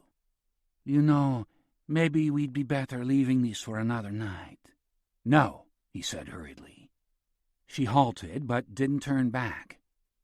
"I'm sorry," he said. They were rare words from his mouth. "Truly?" she said. Still, she didn't turn. He found himself longing to feel her gaze on him, as though, absurd as this was, she might go some way to filling the void in him. "Please," he said, "I'm truly sorry." "All right," she said, apparently placated. She looked back at him. "You're forgiven, for now." "So tell me what I've missed in the house." "Oh, all that can wait." "At least give me a clue." "Have you been downstairs? I mean, all the way down to the bottom?" "No." "Then don't," she said, lowering her head and looking up at him with a veiled gaze. "I'll take you there myself." "Take me now," he said, thinking it would be a good opportunity to find out how real all her claims were. "No, not tonight." "Why not?" "It's Oscar night." "So?" "So it's got you all stirred up. Look at you. You think you can drink the pain away? It doesn't work. Everyone here's tried that at some point or other." "Everyone?" "In the canyon, there are a lot of people here who are feeling exactly like you tonight." "And how's that?" "Oh, just wishing they'd had a few prizes for their efforts." "Well, they don't give Oscars to actors like me." "Why not?" "I guess they don't think I'm very good." "And what do you think?" He mused on this for a moment. Then he said, "Most of the time, I'm just being me, I guess." "That's a performance," Katya said. "People think it's easy, but it's not. Being yourself, that's hard." It was strange to hear it put that way, but she was right. It wasn't easy, playing yourself. If you let your attention drop for a moment, there was nothing there for the camera to look at. Nothing behind the eyes. He'd seen it, in his own performances and in those of others. Moments when the concentration lapsed for a few seconds and the unforgiving lens revealed a vast vapidity. "I know how it hurts," she said, "not to be appreciated." "I get a lot of other stuff, you know." "The other stuff being money." "Yes, and celebrity." "And half the time you think it doesn't matter anyway. They're all ignoramuses at the academy, voting for their friends. What do you want from them? But you're not really convinced. In your heart, you want their worthless little statues. You want them to tell you they know how much you work to be perfect." He was astonished at this. She had articulated what he'd felt on a decade of Oscar nights, an absurd mixture of contempt and envy. It was as though she were reading his mind. "How did you figure all that out?" Because I felt the same things. You want them to love you, but you hate yourself for wanting it. Their love isn't worth anything, and you know it. But you still want it. You still want it. Damn. Meaning yes? Yes, that's it, you got me. It felt good for once to be understood. Not the usual nodding, whatever you say, Mr. Pickett bullshit, but some genuine comprehension of the mess inside him, which made the mystery of its source all the stranger. 1 minute she was telling him lies, how could she possibly have known Brahms as a child? The next she was seeing into his soul. If you really do own this house, he said, why don't you live in it? Because there are too many memories here, she said simply, good and bad. I walk in here and... She smiled, though the smile was thin. It's filled with ghosts. So why not move away? Out of Coldheart Canyon, I can't. Are you going to tell me why? Another time. This is a bad time to tell that story. She passed her delicate hand over her face, and for a moment, as the veil of her fingers covered her features, he saw her retreat from her beauty, as though for a moment the performance of selfhood was too much for her. You ask me a question, he suggested. Her hand dropped away. The light shone out of her face again. You swear you'll answer me truthfully if I do? Sure. Swear. I said so. Does it hurt behind the bandages? Oh. You said you'd answer me. I know, and I will. It's uncomfortable, I'll tell you that. But it doesn't really hurt anymore, not like it used to. I just wish I'd never messed with this. I mean, why couldn't I be happy the way I was? Because nobody is. We're always looking for something we haven't got. If we weren't, we wouldn't be human. Is that why you came spying on me, he said, matching her mischief with some of his own, looking for something you haven't got? I'm sorry. It was rude of me. Watching you, I mean. Spying. You've as much right to your privacy as I have to mine. And it's hard to protect yourself sometimes. You don't know who's a friend and who is not. That can make you crazy. Her eyes flashed, and the playfulness was back. Then again, sometimes it's good to be crazy. Yes? Oh, sure. Sometimes it's the only thing keeps you sane. You're obviously talking from experience. Of getting crazy once in a while, sure. I'm talking from intimate experience. Care to give me an example? You don't want to know. Really, you don't. Some of the things I've done in this very room... Tell me. I wouldn't know where to begin.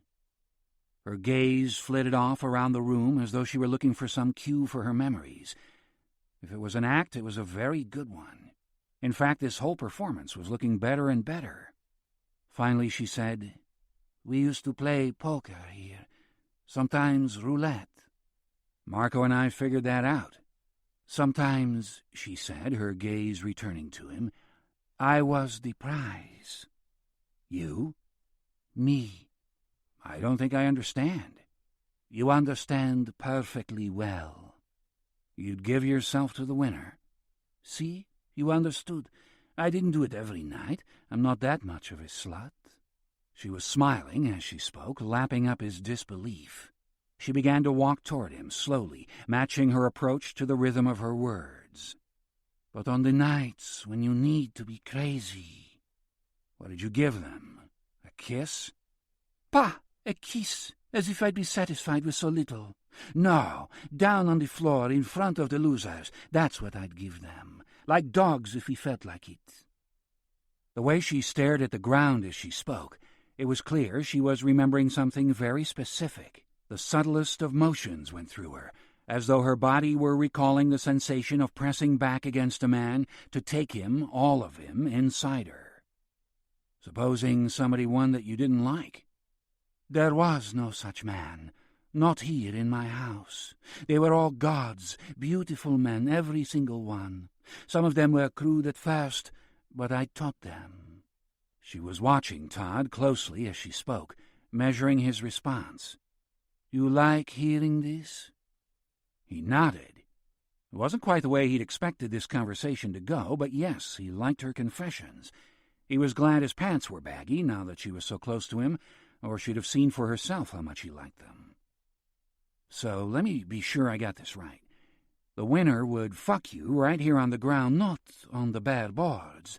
There used to be carpets, beautiful Persian carpets, and there were silk cushions, red ones, which I kept in a heap over there. I like to make love among cushions. It's like being held in somebody's hand, isn't it? She opened her cupped hand in front to demonstrate the comfort of it. In God's hand. She lifted the bed of her palm in front of his eyes, and then without warning she reached out and touched his face. He felt nothing through the bandages, but he had the illusion that her hand was like a balm upon his cheek, cooling his raw flesh. "Does that hurt?" "No." "Do you want me to go on telling you?" "Yes, please." "You want to hear what I did?" "On the cushions, yes. But first I want to know, who?" "No, not who. Why?" "Why? Lord in heaven, why would I fuck? Because I loved it. It gave me pleasure." She leaned closer to him, still stroking his cheek. He could smell her throat on the breath she exhaled. The air, for all its invisibility, was somehow enriched by its transport into her and out again. He envied the men who'd taken similar liberties, in and out, in and out. Wonderful. "I love to have a man's weight bearing down on me," she went on, "to be pinned like a butterfly, open. And then, when he thinks he's got you completely under his thumb, roll him over and ride him." She laughed. "I wish I could see the expression on your face." "It's not pretty under there." He paused, a chilling thought on his lips. "The answer's no," she said. "The answer to what?"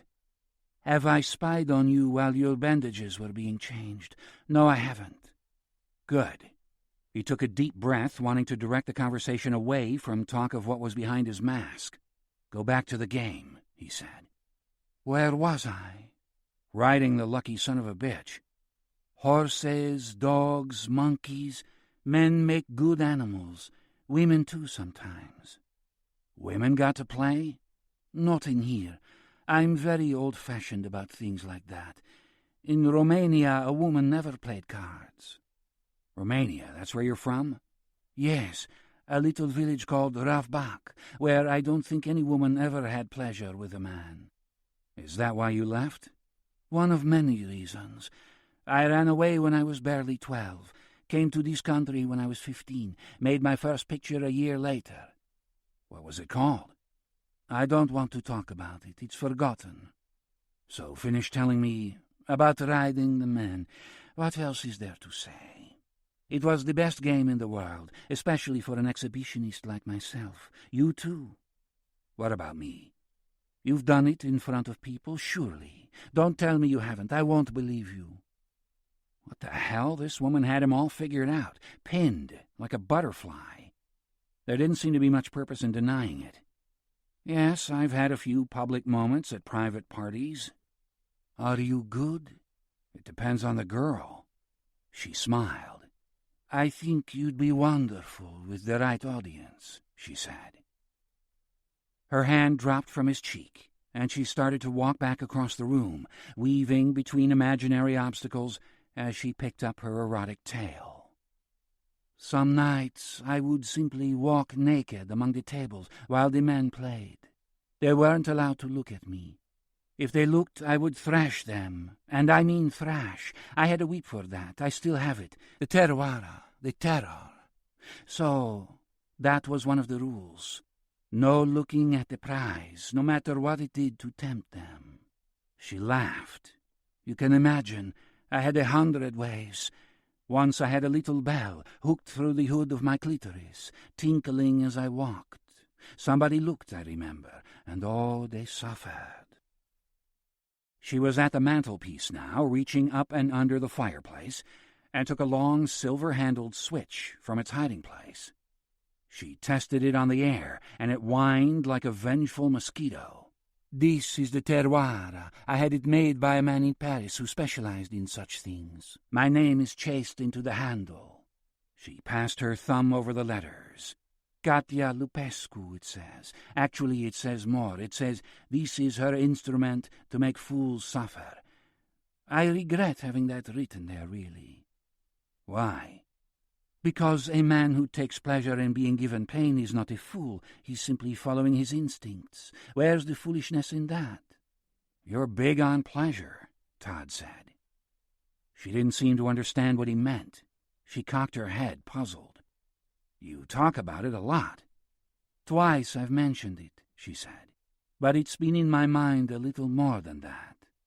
Why?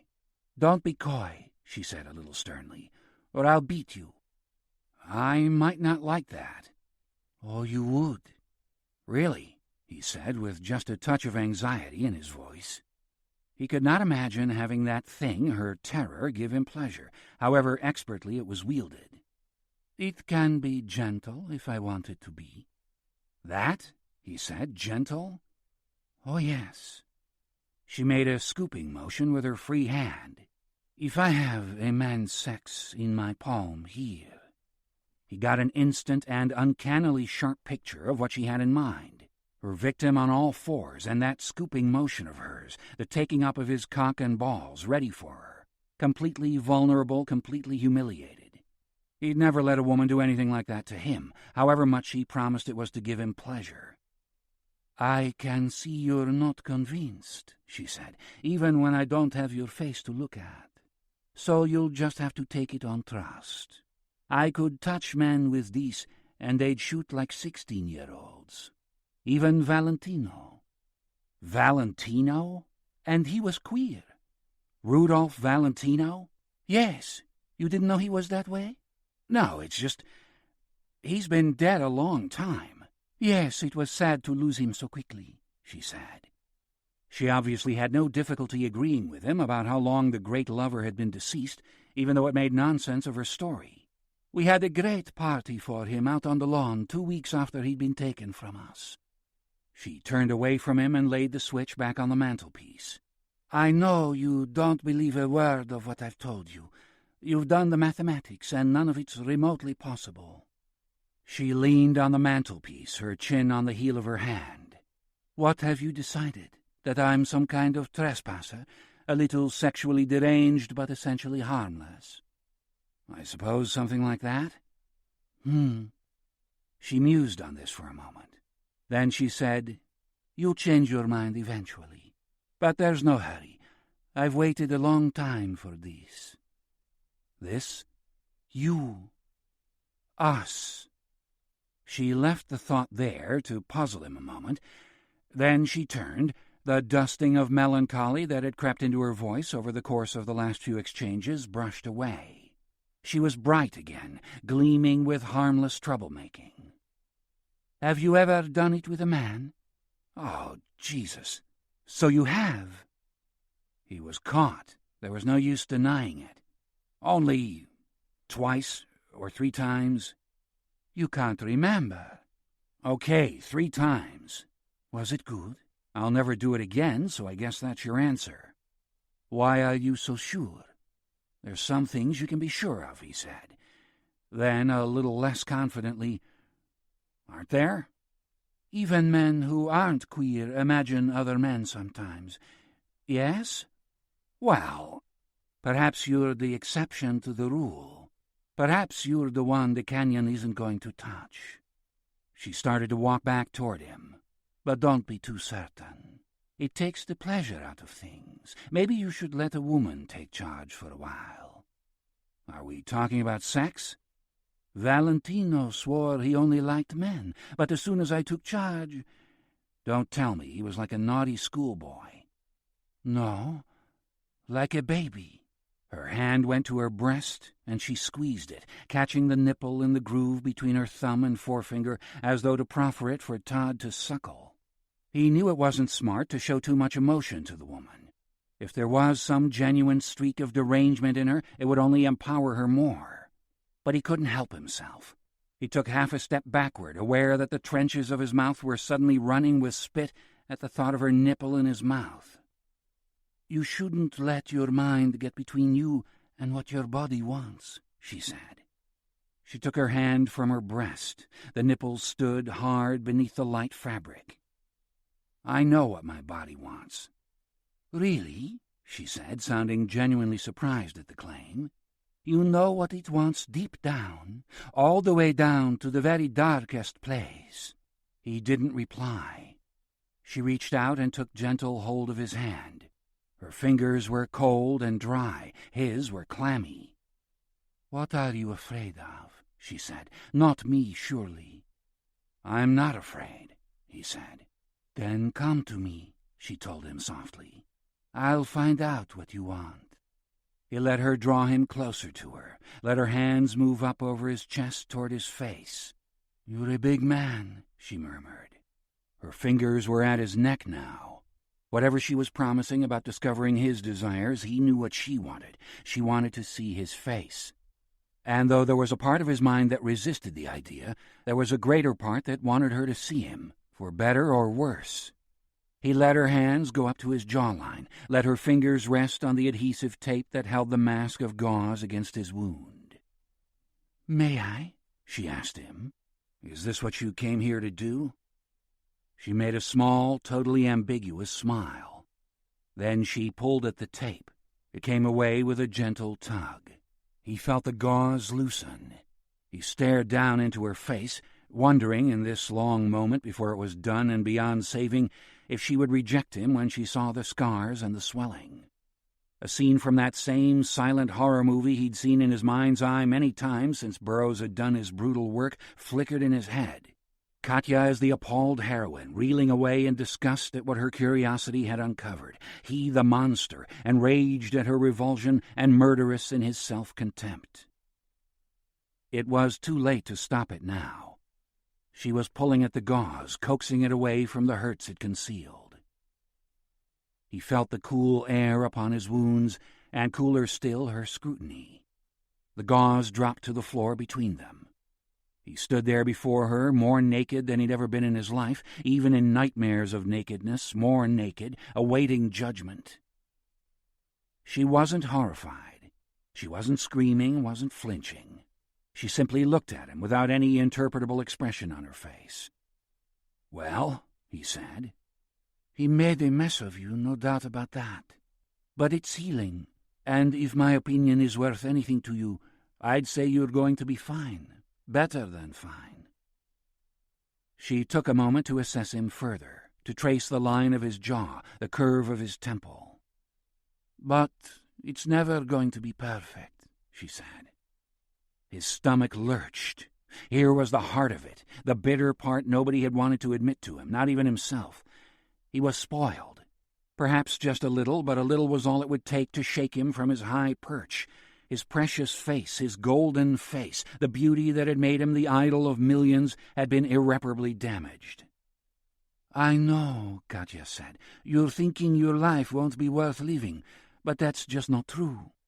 "How the hell do you know?" he said, smarting from the truth, angered by her honesty. "Because I knew all the great stars in the silent days, and believe me, the smart ones, when they weren't making the money any longer, just shrugged and said, 'Okay, I've had my time.'"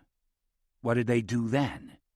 "Listen to yourself. There's life after fame. Sure, it'll take some getting used to, but people have perfectly good lives." "I don't want a perfectly good life. I want the life I had." "Well, you can't have it," she said very simply. It was a long time since somebody had told Todd Pickett that he couldn't have something, and he didn't like it. He took hold of her wrists and pulled her hands away from his face. A quick fury had risen in him. He wanted to strike at her, knock her stupid words out of her mouth. "You know you are crazy," he said. "Didn't I tell you?" she said, making no attempt to touch him again. "Some nights I'm so crazy I'm ready to hang myself, but I don't. You know why? I made this hell for myself, so it's up to me to live in it, isn't it?" He didn't respond to her. He was still in a filthy rage about what she'd said. "Do you understand what I'm saying?" "I think I've had it with your advice for the night," he said. "So why don't you just go back wherever you came from?" In mid-sentence, he heard Marco calling. "Boss? Are you okay? Where the hell are you?" He looked toward the door, half expecting to see Marco already standing there. He wasn't.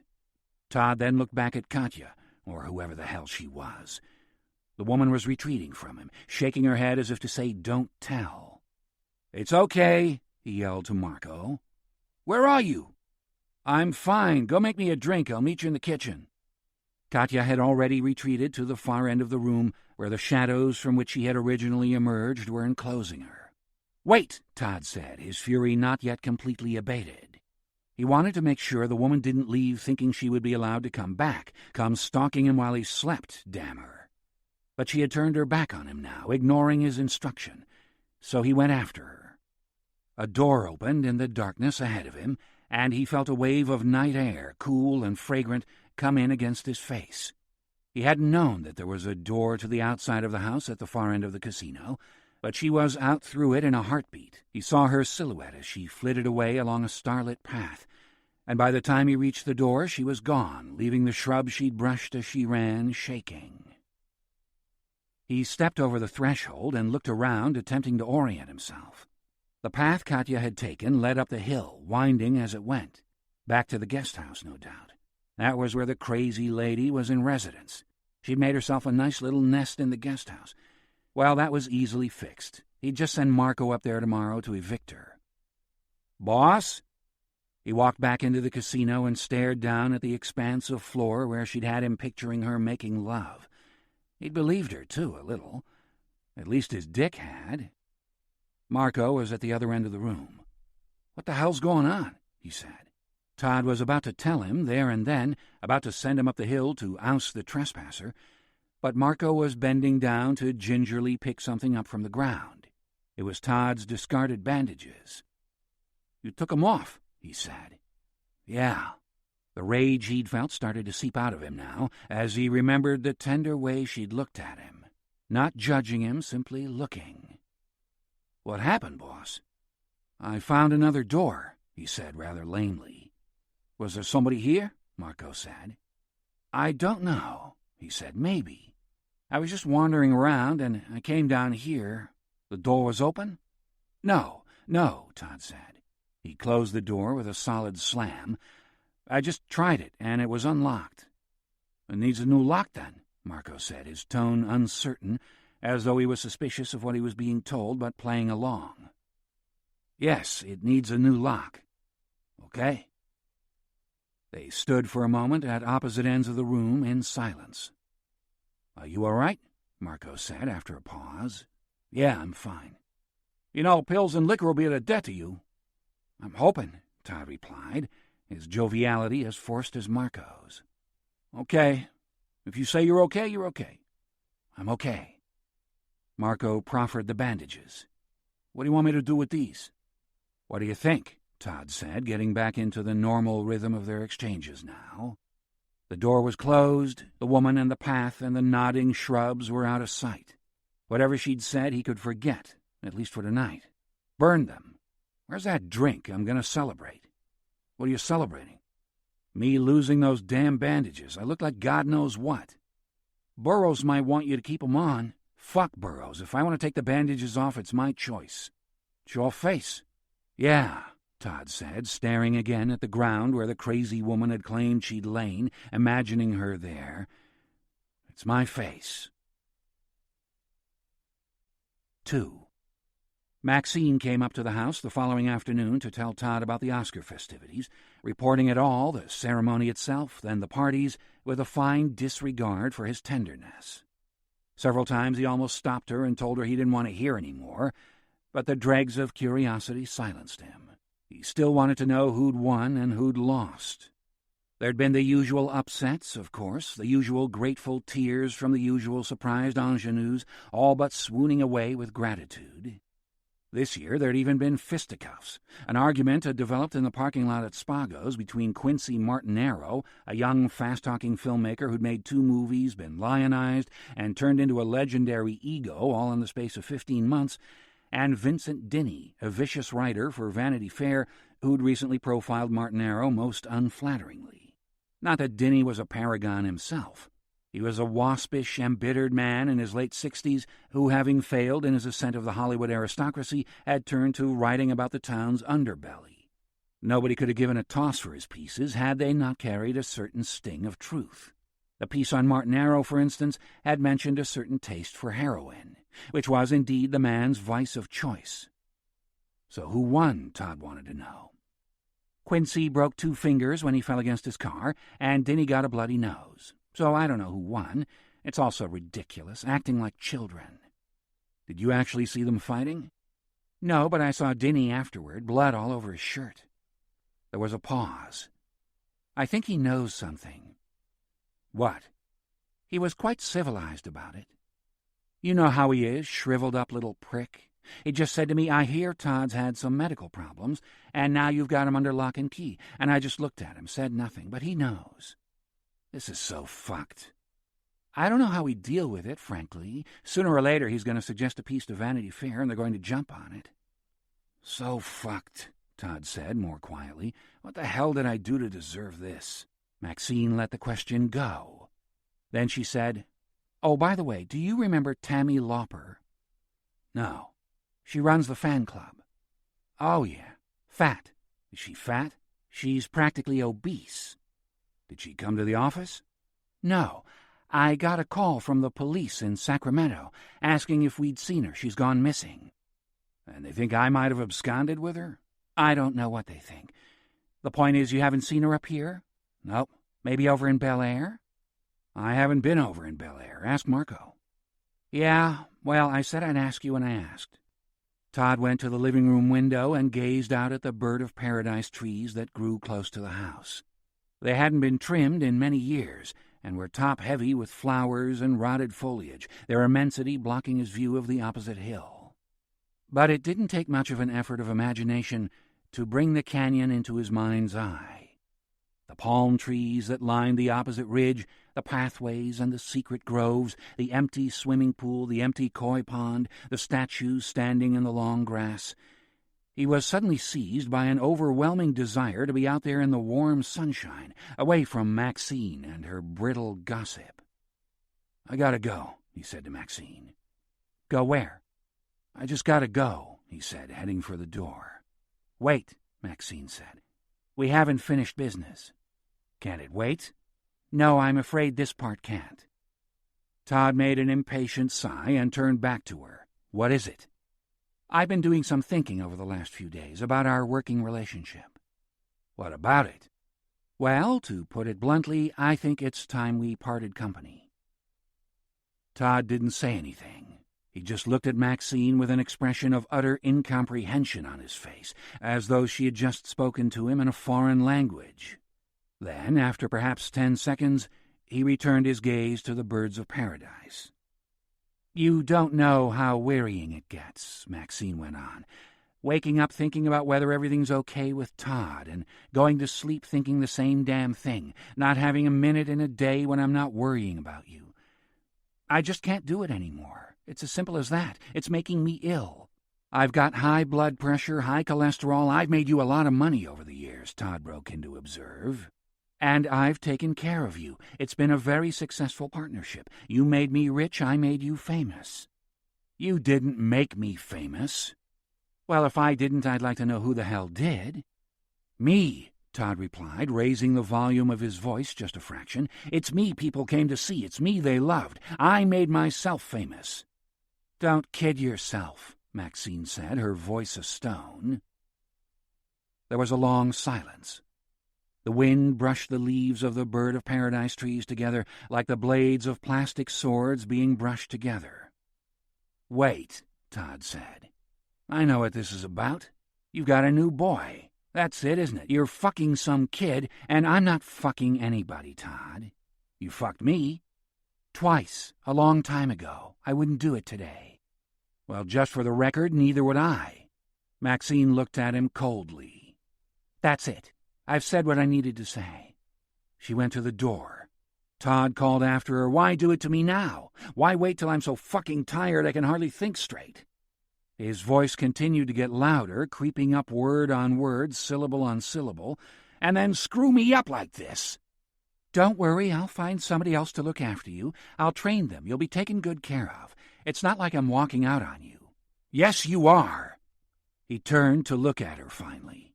The blood had rushed to the surface of his half-mended face. It was grotesquely red. "You think I'm finished, so you're leaving me to be crucified by every piece of shit journalist in the fucking country." Maxine ignored the outburst and picked up what she was saying. "I'll find somebody to take over who'll protect you better than I can, because I'm just as tired as you are, Todd. Then I'm going to have one last party down at the beach house and get the hell out of this city before it kills me." "Well, I'm not going to let you go." "Oh, now, don't start threatening. I'm not starting anything. I'm just reminding you, we've got a contract. I'm not going to allow you to make a fortune out of me and then just walk away when things get difficult. You owe me." "I what?" "Whatever's on the contract, another 2 years." "I can't do it. I won't do it. Then I'll sue your ass for every fucking cent you earned off me." "You can try, and I'll win." "Like I said, you can try. If you want all our dirty washing dragged out for everyone to see, then do it. I guarantee you'll come out looking worse than I will. I've covered for you so many times, Todd. And you signed a confidentiality agreement. If you break it, I'll sue you for breaking that, too." "Who cares? Nobody gives a rat's ass about me. I'm just a professional parasite. You're the movie star. You're the all-American boy, the one with the reputation to lose." She paused, then murmured almost ruminatively, "The tales I could tell. I can tell just as many. There's nothing anyone can call me that I haven't been called 100 times. I know everyone says I'm a cunt. That's what they say, right? How can you work with that fucking cunt? If I have to hear it in a courtroom one more time, I can take that. As long as when it's all over, I don't have to hear your whining and complaining anymore." "Okay," Todd said, "if that's the way you want to play it." Maxine headed for the door. "For your information," she said, "I could go down to LAX right now and I could fill a limo with kids who have 10 times your talent. They're all coming here, looking to be the next Tom Cruise, the next Leonardo DiCaprio, the next Todd Pickett. Pretty boys with tight asses and nice abs who'll end up, most of them, selling their tight asses on Santa Monica Boulevard. The lucky ones will end up waiters. If I wanted to, I could make any one of them a movie star. Maybe not a star like you, but then again maybe bigger. Right face, right time, right movie. Some of it's luck, some of it's salesmanship. The point is, I sold you, Todd. I told people you were going to be huge, and I said it so often that it became the truth. And you were so sweet back then, so natural. You were the boy next door, and yes, for your information, I was a little in love with you like everyone else. But it didn't last long. You changed, I changed, we both got rich, we both got greedy." She put her hand to her mouth and gently passed her fingers over her lips. "But you know what, Todd? Neither of us was ever happy. Am I right? You were never happy, even when you had everything you'd ever dreamed of wanting. What's your point?" "I don't know what the point is," she said softly. "I guess that's the problem in a nutshell, isn't it? I don't know what the point is." She stared into the middle distance for a while. "You'll be fine, Todd," she said finally. "Things will work out better without me, you'll see. I'll find someone to take care of you, Epstad will find a movie for you, and you'll be back in front of the cameras in a few months looking perfect. If that's what you want." "Why wouldn't I want that?" he said to her. She looked at him wearily. "Maybe because none of it's worth a damn." He knew he had a riposte for that. He just couldn't figure out what it was at that particular moment. And while he was trying to figure it out, Maxine turned her back on him and walked out. He let her go. What was the use of a feud? That was for the lawyers. Besides, he had more urgent business than trading insults with her.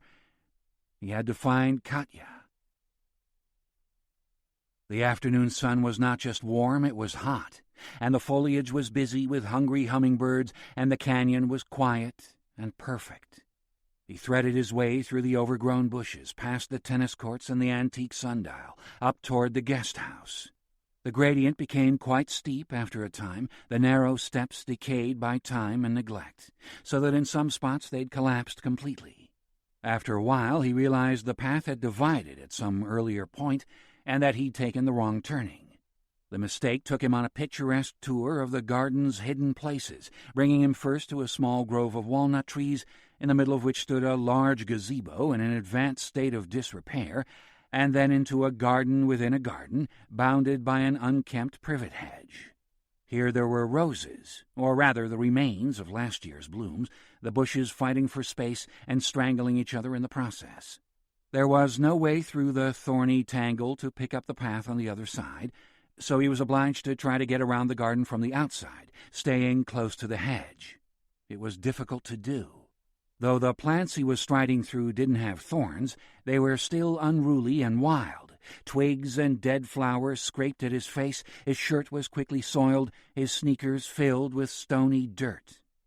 By the time he got to the other side of the garden and took to the path again, he was short of breath and patience, and had 24 little nicks and scratches to call his own.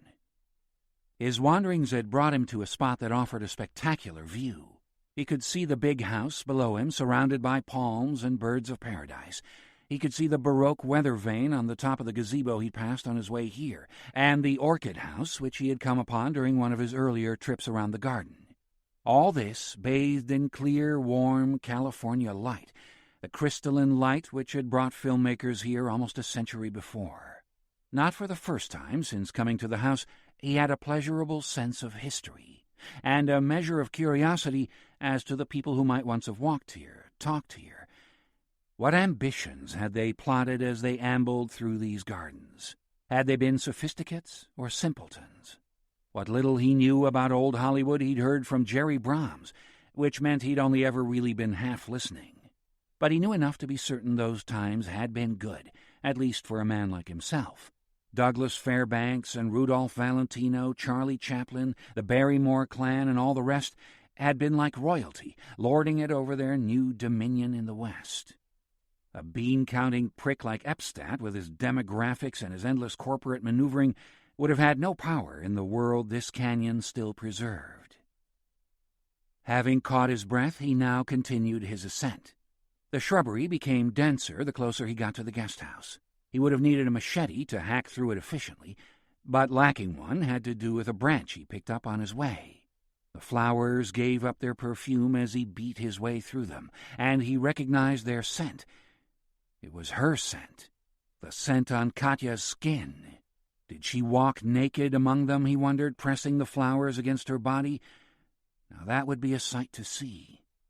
The thought of this had stirred him up. He actually had a hard-on. Not an everyday order of hard-on either, but the kind that was so strong it actually hurt. It was a long time since he'd had a woody so fierce, and it added immeasurably to his sense of well-being. With the guest house now in view, he pressed toward his goal, feeling curiously, happily adolescent. So what the hell if Maxine was deserting him? What the hell if he'd never be a golden boy again? He was still alive and kicking, still had a stick in his hand and a woody in his pants, and the thought of Katya's flower bath in his mind's eye. The thicket had finally thinned, and he was at last delivered into a small, unkempt lawn. The house before him was a 2-story affair, built in the same style as the main house, simply on a much more modest scale. Above the door, set into the stucco, was a single tile, with a man on a horse painted upon it. He glanced up at it for only a moment. Then he pressed his flattened hand down the front of his jeans to push his erection into a less obvious position on the clock, and knocked on the madwoman's door. 3. There was no reply from within, nor any sound of movement in response to his knocking. He knocked a second time, and then, after a short pause, a third. Still there was no response, so he tried the latch. The door was unlocked. He pushed it open and stepped out of the sunlight into the cool interior of the house. At first glance, he assumed that he'd misunderstood what Katya had told him, and the house was not occupied after all, merely used as a storage space of some kind. The room before him, which was large and high-ceilinged, was little more than a junk room, filled with furniture and bric-a-brac. But as his eyes became more accustomed to the murky light after the blaze of sun outside, he began to make sense of what he was seeing. Yes, the place was overfilled, but the contents of the room were far from junk. On the wall to the left hung an enormous tapestry depicting a scene of medieval revelry. On the wall opposite was a series of white marble bas-reliefs that looked to have been filched from a Roman temple. In the far corner, close to a great oak door, were more slabs of stone, these carved with hieroglyphics. There was an elegant chaise longue in front of the massive fireplace, and a table, its legs elaborately carved with Baroque grotesqueries, stood in the middle of the room. All of this had presumably been removed from the big house at some point, but that hardly explained the strange confusion of periods and styles. Moving deeper into the room, Todd called out again to announce his presence. Again there was no reply. He didn't linger now to study the furniture or the antiquities, but crossed the room to the large oak door. Here again he knocked, but receiving no reply, he turned the carved handle and pushed the door open. Given its size, he'd expected it to be heavy, but it wasn't. On the other side was a wide hallway, the walls of which were hung with white masks. No, not masks, life casts, white plaster faces, all caught with that expression of eerie and forced repose that such masks always wore. He'd had similar things made of his own face by special effects men, once for the face wound in Gunner, once for a bullet wound. It was an eerie experience to look at the finished work. This is what I'll look like when I'm dead, he'd thought, when he'd been shown the final results. There were 30 or 40 masks displayed on the wall, mostly of men. He thought that he vaguely recognized some of the faces, but he couldn't have put names to any of them. They were all handsome, some of them almost beautiful. He remembered Katya's crazy talk about the party she'd had in the house, how she'd seduced Valentino. Was this collection the inspiration for that fantasy? Had she dreamed of fucking the famous because she had plastered copies of their faces up on her wall? The door at the other end of the wall of life masks was, like the last, deceptively light. This time he paused to puzzle out why, and examining it a little more closely had his answer. It was fake. The large rusted nails weren't iron at all, but carved and stippled wood. The patina of antiquity had been achieved by a skilled painter. It was a door from a movie set, all illusion. And if the doors had been made that way, what about the tapestry and the bas-reliefs and table carved with grotesqueries? They were all most likely fakes, stolen off a backlot or bought from a studio fire sale. None of it was real. He pushed the door open and came into a second room, this one much smaller than the first, but just as cluttered. On the wall opposite him hung a large mirror, its gilt frame elaborately carved with naked figures, men and women knotted together in configurations which looked both sensual and tormented. He seldom let a mirror go by without putting it to use, and even now, knowing he wouldn't like what he saw, he paused and assessed his reflection.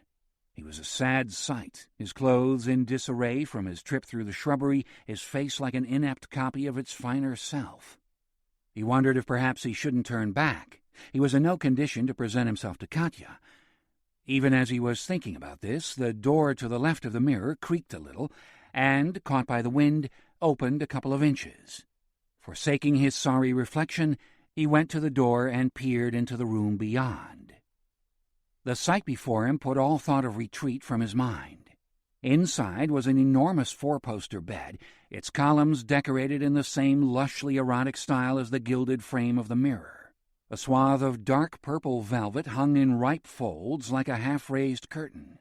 The red pillows heaped on the bed were just as excessive, creamy silk fringed with lace. The sheet, which was also silk, was pulled back so that the sleeper was left uncovered. It was Katya, of course. There she lay, face down, her hair unloosed, her body naked. He stood at the door, enraptured. The pillow she lay on was so soft and deep that her face was almost concealed, but he could still see the high curve of her cheek, the tender pink of her ear. Was she awake behind her pale lids, he wondered, her nakedness a deliberate provocation? He suspected not. There was something too artless about the way her legs were splayed, too childlike about the way her hands were tucked up against her breasts. And the final proof? She was snoring. If this was indeed a performance, then that was a touch of genius, the perfectly human thing which made all the rest so believable. His eyes went to the cleft of her buttocks, to the gloss of the hair that showed between her legs. He was suddenly stupid with lust. He took a step toward the bed. The floor creaked under his weight, but thankfully the noise wasn't loud enough to stir her. He continued his approach, his gaze fixed upon her face, looking for the merest flutter of a lash. But there was none. She was deeply asleep and dreaming. He was close enough now to see that her eyes were in motion behind her lids, watching something happening in another place. At the bedside, he dropped down onto his haunches, his left knee popping loudly. There was a faint dusting of goose flesh on her limbs, he saw. He couldn't resist the temptation to reach out and touch her skin, as though he might smooth the goose flesh away with his fingertips. Surely she would wake now, he thought. But no, she slept on. The only sign that she might be surfacing from sleep was the slowing of the motion of her pupils. The dream was leaving her, or she was departing from the dream. He was suddenly alarmed. What would she think if she woke to find him this close to the bed, his intent so unquestionably voyeuristic? Perhaps he should go, quickly, before she woke. But he couldn't bring himself to move an inch. All he could do was kneel there like a suppliant, his heart beating furiously, his face a furnace. Then, in her sleep, she murmured something. He held his breath, trying to catch the words. It wasn't English she was speaking. It was an Eastern European language, probably her native Romanian. He could make no sense of what she was saying, of course, but there was a softness to the syllables, a neediness, which suggested they were supplications. She turned her face up from the pillow, and he saw that her expression was troubled. Her brow was furrowed, and there were tears welling beneath her lids. The sight of her distress bothered him. It brought back memories of his mother's tears, which he'd watched her shed so often as a child. Tears shed by a woman left to raise her sons alone. Tears of frustrated rage sometimes, but more often tears of loneliness. "Don't," he said to her softly. She heard him speaking, it seemed. Her entreaties grew quieter. Then she said, "Willem?" "No." The frown nicking her brow deepened, and her lids began to flutter. She was waking up now, no doubt of that. He got to his feet and began to retreat to the door, keeping his eyes fixed on her face. Only when he reached the door did he finally, regretfully relinquish sight of her and turn away. As he slipped through the door, he heard her speak. "Wait," she said. He was sorely tempted to exit rather than turn and face her, but he resisted his cowardice and looked back toward the bed. She had pulled the sheet a little way up to partially cover her nakedness. Her eyes were open, and the tears her dreams had induced were now running down her cheeks. Despite them, she was smiling. "I'm sorry," Todd said. "For what?" "Coming in here uninvited." "No," she said sweetly. "I wanted you to come." "Still, I shouldn't have stayed, watching you. It's just that you were talking in your sleep." "Well, it's nice to have somebody listening," she said. "It's a long time since anyone was with me when I slept." She wiped the tears from her cheeks. "Are you all right?" he asked her. "Yes, I'm fine." "Were you having a bad dream?" "I can't remember," she said, glancing away from him. He knew from his acting coach what such glances indicated, a lie. She knew exactly what she'd been dreaming about, she just didn't want to tell him. Well, that was her business. God knows everybody was allowed their share of secrets. "What time is it?" she said. He glanced at his watch. "Almost 4:30. "You want to go for a walk before it gets too dark?" she said. "Sure." She threw off her sheet and got up out of bed, glancing up at Todd as she did so, as though to assure herself of his scrutiny. "I'm going to bathe first," she said. "Would you do me a little favor in the meantime?" "Sure." "Go back to the gaming room where we met last night, and don't tell me. Fetch your whip." She smiled. "You read my mind." "As long as you promise not to be beating me with it." "Nothing could be further from my mind," she said. "Okay, I'll get it, but no beating." "Take your time. There's still plenty of light in the sky." He left her feeling oddly light-footed, pleased to have an errand from her. What did that say about their relationship, he wondered as he ran, that he was naturally subservient, ready to do her will at the snap of her fingers? Well, if so, so. He found his way back down to the big house without difficulty. Marco heard him in the gaming room, heavy-footed as ever, and came to see what all the noise was about. You okay? That's all you ever ask. Am I okay? Yes, I'm better than okay. Good. Only I heard from Maxine. Fuck Maxine. So, it doesn't bother you? No. We had a good run together, now it's over. He picked up the switch from the mantelpiece. What the hell is that? What does it look like? He beat the air 2 or 3 times. The switch was beautifully balanced. He could imagine learning how to use it with considerable cunning. Perhaps she would let him stroke her body with it. Marco studied him in silence for a few moments. Then he said, "You never told me why you took your bandages off. Were they too tight?" "I didn't take them off. She took them off." "Who's she?" "The woman who owns this house, Katya Lupi. I'm sorry, you've lost me." Todd smiled. "No more explanations," he said. "You'll meet her later. I gotta go." He left Marco standing at the door with a befuddled expression on his face and headed out into the light again, climbing the slope toward Katya's house, aware that he was behaving like a man who'd just been given a new lease on life. He didn't call her name as he entered this time. He simply made his way through the rooms of fake relics. The sound of running water came from the room adjacent to the bedroom. Apparently Katya was still running her bath. He paused and looked around the bedroom. There were several enormous posters on the wall, which he had not noticed until now. Framed posters, one-sheets for movies, many decades old to judge by the stylized graphics and the yellowing of the paper they were printed on. The same image dominated all 7 posters, that of a woman's face.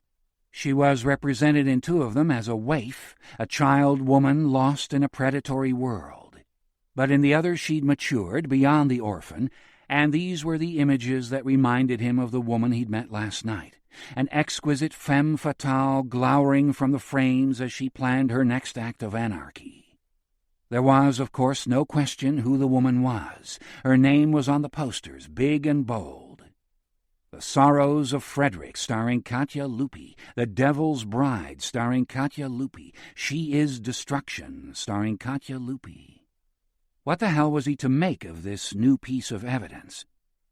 Of course, it was possible that Katya had paid to have 7 posters representing fictitious films printed on aged paper and framed to look like objects of antiquity, but it wasn't very likely. Was it possible this Katya Lupi, who bore such a resemblance to the Katya he knew, was hardly the same woman at all but a granddaughter, with an uncanny resemblance to her older relative? It was a more plausible solution than any other he could think of. Certainly the flawless woman he'd seen naked minutes before, her face without so much as a wrinkle upon it, could not be the woman who'd starred in these movies. There had to be some other explanation. He was about to call out and announce his presence when he heard a soft intake of breath echoing off the bathroom walls. He went quietly to the door and glanced in. In a large, old-fashioned ceramic bath, half filled with water, lay Katya, her legs spread, her hips lifted clear of the water, so that he could see how her fingers slid inside her. Her eyes were closed. Not for the first time this afternoon, Todd could feel the head of his dick tapping out the rhythm of his pulse against the inside of his pants. But he had no desire to interrupt Katya's game. He was perfectly happy to watch her, her face in ecstasy, her breasts clearing from the water as her body arched, her legs lifted up and straddling the sides of the bath. The mysteries of who she was and how she came to be here suddenly seemed absurdly irrelevant. What the hell did it matter? Look at her. "Did you bring it?" He'd had his eyes on her cunt, but when he looked back up at her face, she was staring at him, her expression fierce with need. "The terroir. Did you bring it?" He was mortified with embarrassment, but plainly she couldn't have cared less. She had other priorities. "Yes," he said, showing her the switch. "I brought it." "So use it." "What?" She lifted her hips even higher, spreading her legs to give him a full view of her sex. It was ripened by her own touches, but also, he knew, from the anticipation of his return. "Touch it," she said. "Lightly." His target stood, proud of its hood, presented for his delectation. "Please," she begged. He took 4 steps to the bottom of the bath, keeping his eyes fixed upon her. He felt the weight of the switch in his hand. He'd never done anything remotely like this before, but something about the way her body was contorted to offer her sex up to him lent him confidence. "Are you ready?" "Just do it." He lifted the terror. Her clitoris looked as hard and as red as a ruby. He lay the switch on it with a short little stab that made her sob. "Again," she demanded immediately. The ruby was already a little redder. "Again," she said. He struck her again, twice, 3 times, 4 and 5 and 6, while every muscle in her body went rigid so as to be his perfect target. "More," he said. There were tears on her face, but she simply growled at him between gritted teeth. He took it to mean yes and went to work again, until the sweat was running from his face and down his back. His breath was rough with exertion. But she would not let him stop. Her gaze, her sneer, her offered body spoke the same demand, and he dutifully answered it over and over and over, and suddenly her eyes rolled up in her head. Her mouth opened. He could barely make sense of the words. They were so thick with feeling. "Again."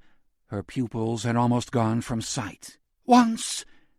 He lifted the terror, which for all its litheness, its lightness, suddenly felt brutal in his aching hand. Her body had started to shake. He was shaking too now. But the terror had its own imperative. Down it came once more. She let out a cry that sounded more like something a bird would utter rather than a woman. Then her limbs lost their solidity, and her legs slipped gracefully off the sides of the bath. A tiny plume of crimson tinted the water. He dropped the switch and retreated to the door in a kind of childish terror at what he'd done, and at how much it had aroused him. Katya's eyes had closed.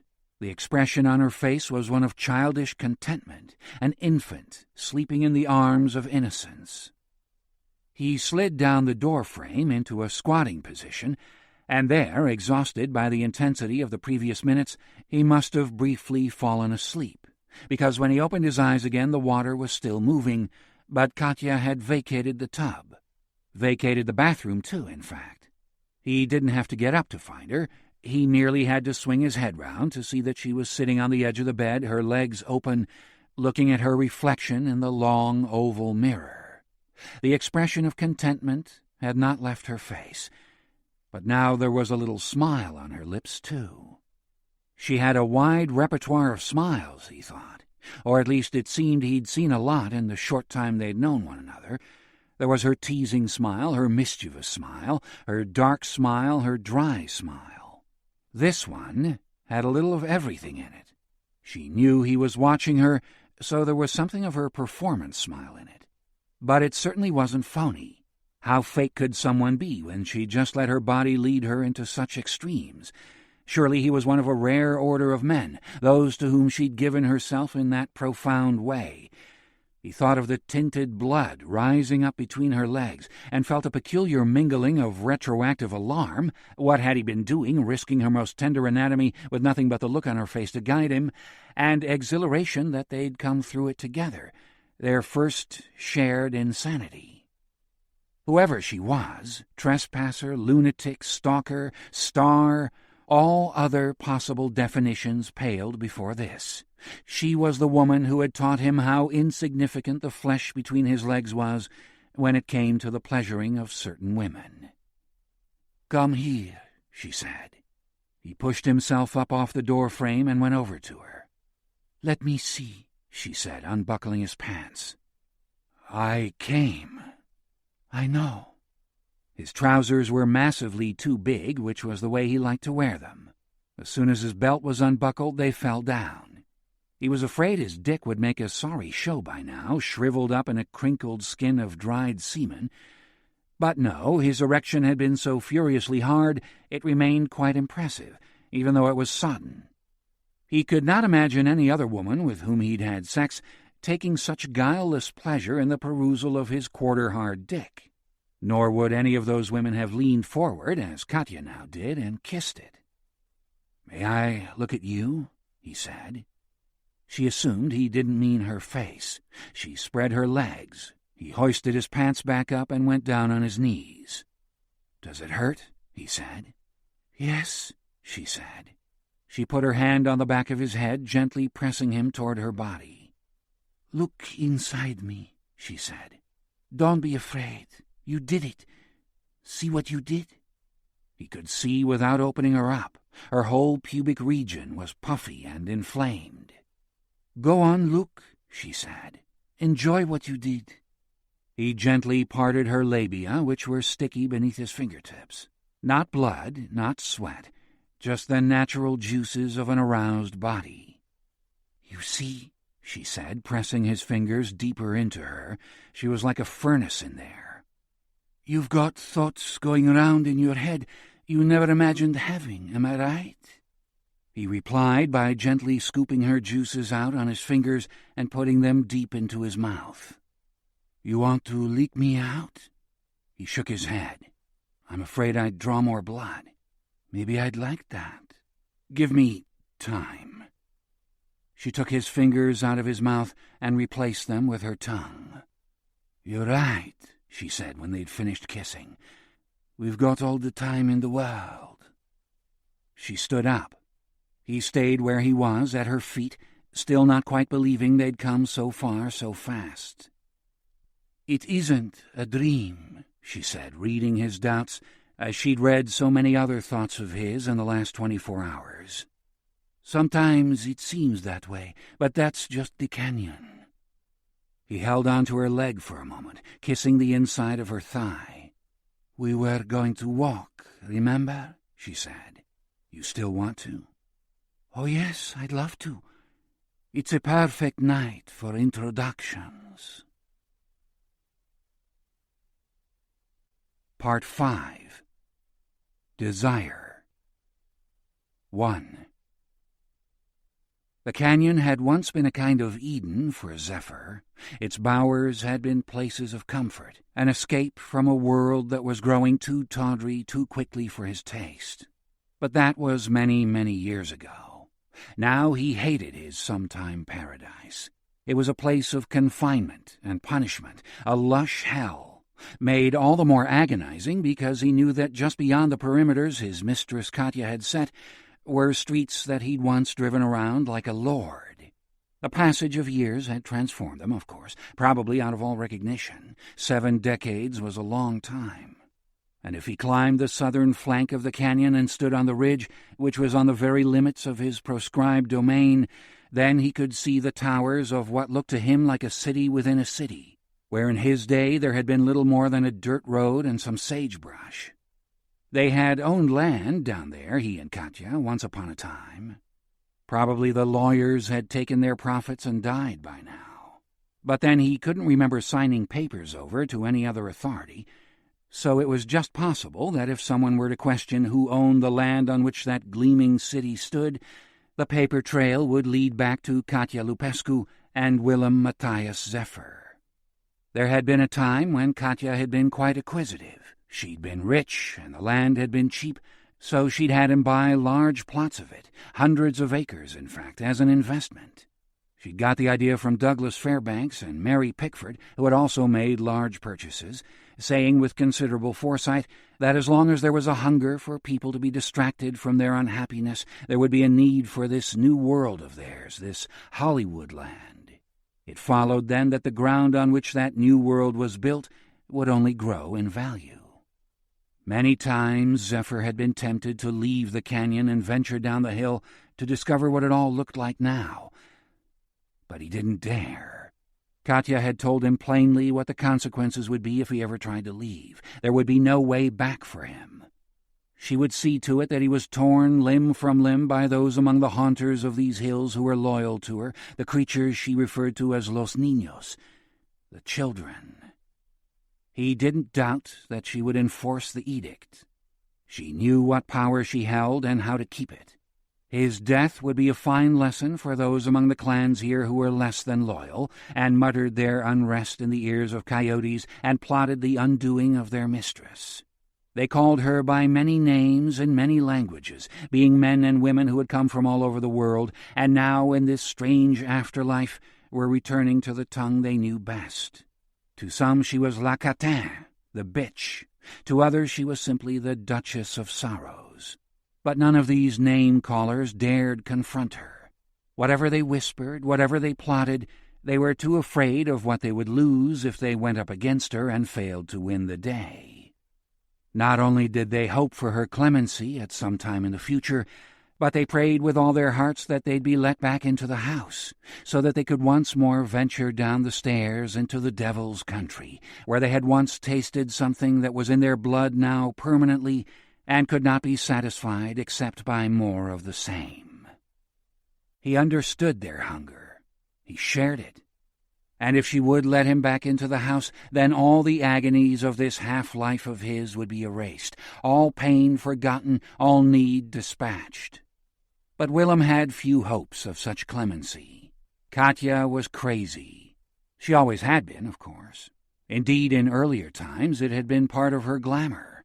Wasn't that part of what had made her so incredible to watch up there on the screen? A gleam of madness always lit up the eyes of her characters, whatever she was playing. Her innocents were crazy with their sinlessness, just as the vamps she played later were maddened by their sin. Of all the names that she was called, it was Cesar Romero's nickname that suited her best, La Puta Enojada, the mad bitch. That was the name Zephyr used when he talked about her. Katya, La Puta Enojada. But bitch or no, mad or no, she had the reins, and that was that. She was not going to wither any time soon, thanks to the machinations of that damnable room, nor was she likely to get up one morning and vacate her canyon. She was just as afraid of the world beyond its perimeters as he was. In truth, for all her bombast and her brutality, it was fear that shaped her life. Fear of living, fear of dying, fear of staying, fear of going, fear of remembering, and yes, fear of forgetting.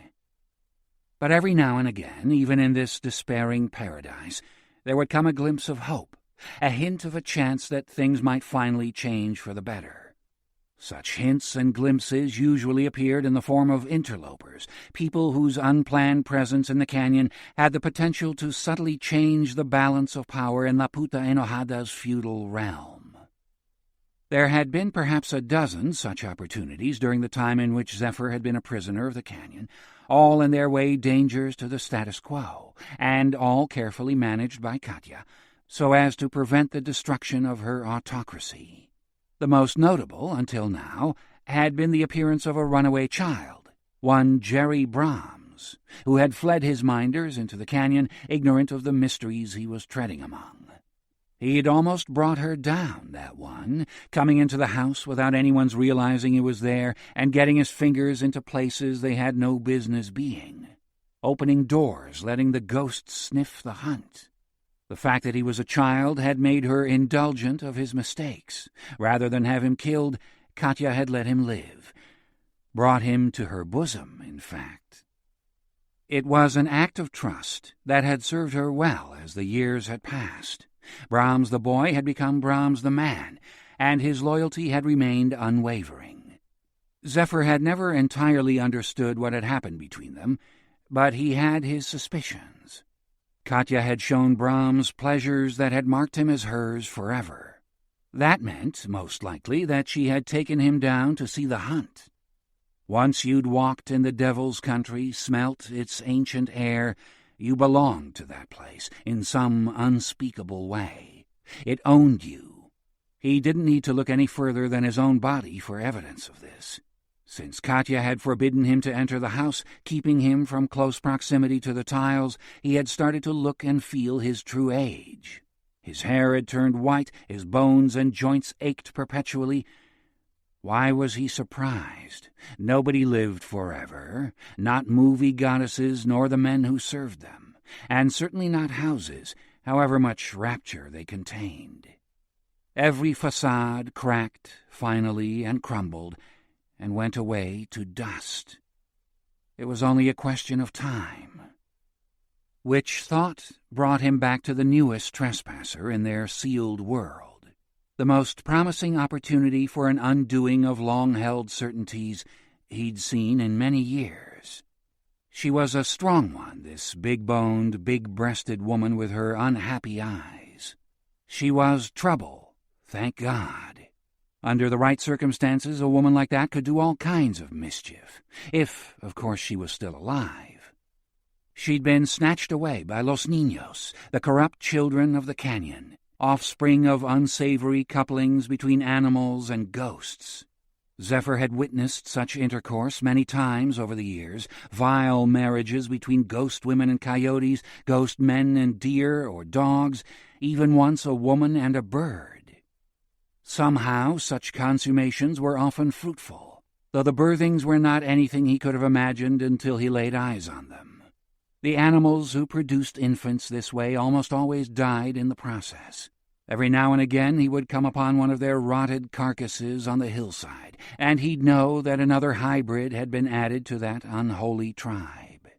The revenant women who allowed such congress, some of them famous in their day, reduced in their frustration and madness to mating with wild animals, these women seemed to show no signs of trauma when the birth was over, their bodies being less than flesh and more than ether, malleable, mendable. But that was not to say their matings were without consequence. These ghosts were also the wildest, in his experience, the most prone to sudden violence. The beast had got into them in more ways than one. They were touched by a kind of rabidity, which was in distressing contrast to what remained of their elegance. Their glossy skins were pulled tight over something feral, and their beauty could not conceal it. Women who had once been household names, paragons of elegance and sophistication, walking on all fours, their gait crabbed, their speed uncanny, baring their perfect teeth in the thicket, and yelping like coyotes who'd just come upon a fresh kill. There was reason, then, for him to believe the interloper had not survived her abduction.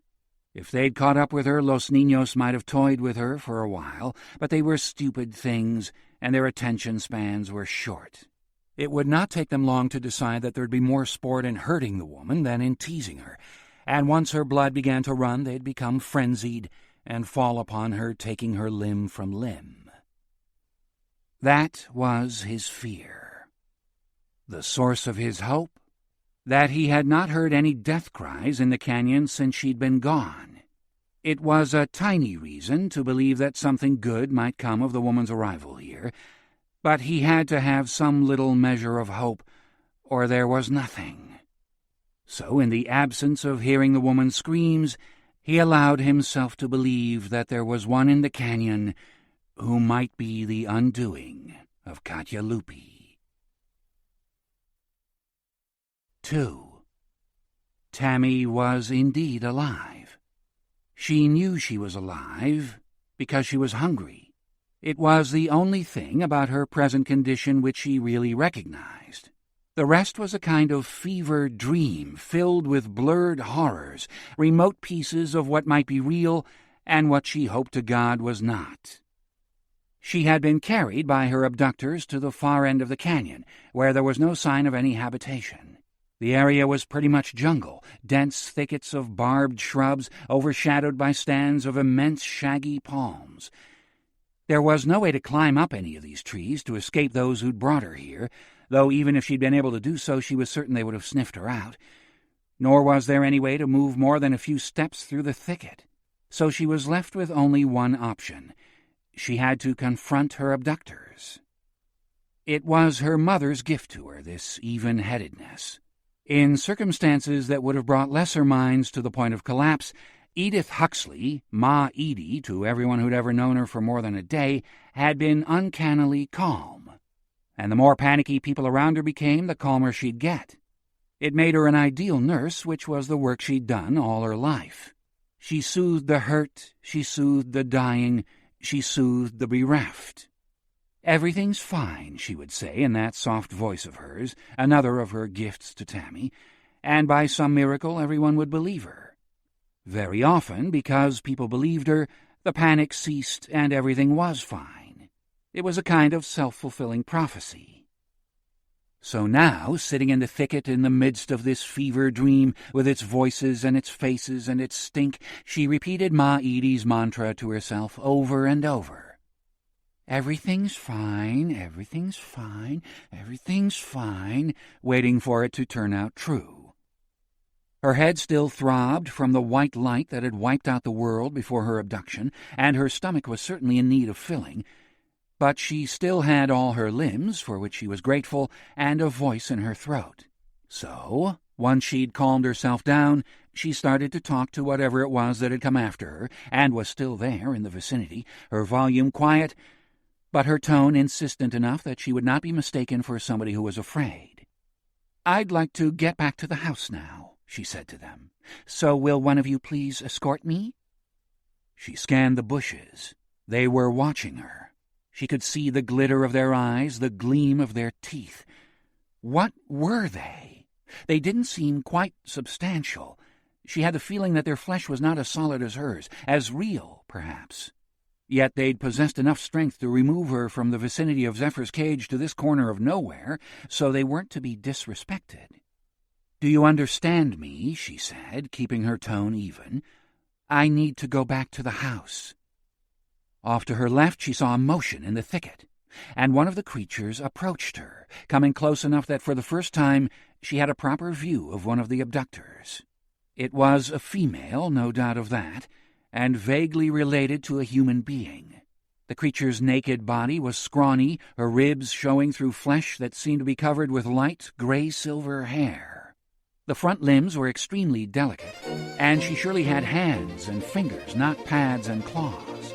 But the back legs were as crooked as a dog's, and rather too large for the rest of her anatomy, so that when she was squatting, her proportions were almost frog-like. But the head, that was the worst of her. Her mouth was nearly human, as was her nose, but then the skull curved and suddenly flattened, so that her eyes, which were devoid of whites and set to either side of the skull like the eyes of a sheep, stuck out, black and shiny and stupid. She turned her head and stared at Tammy with her shiny eyes.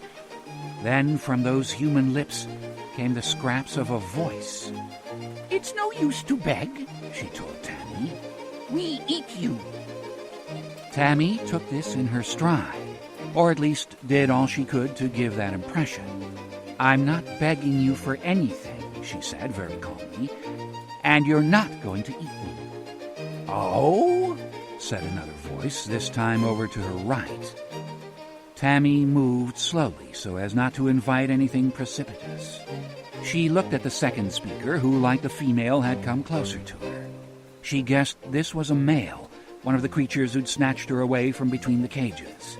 He had a head of ungainly size and shape, his nose flattened out like the nose of a bat, his mouth wide and lipless.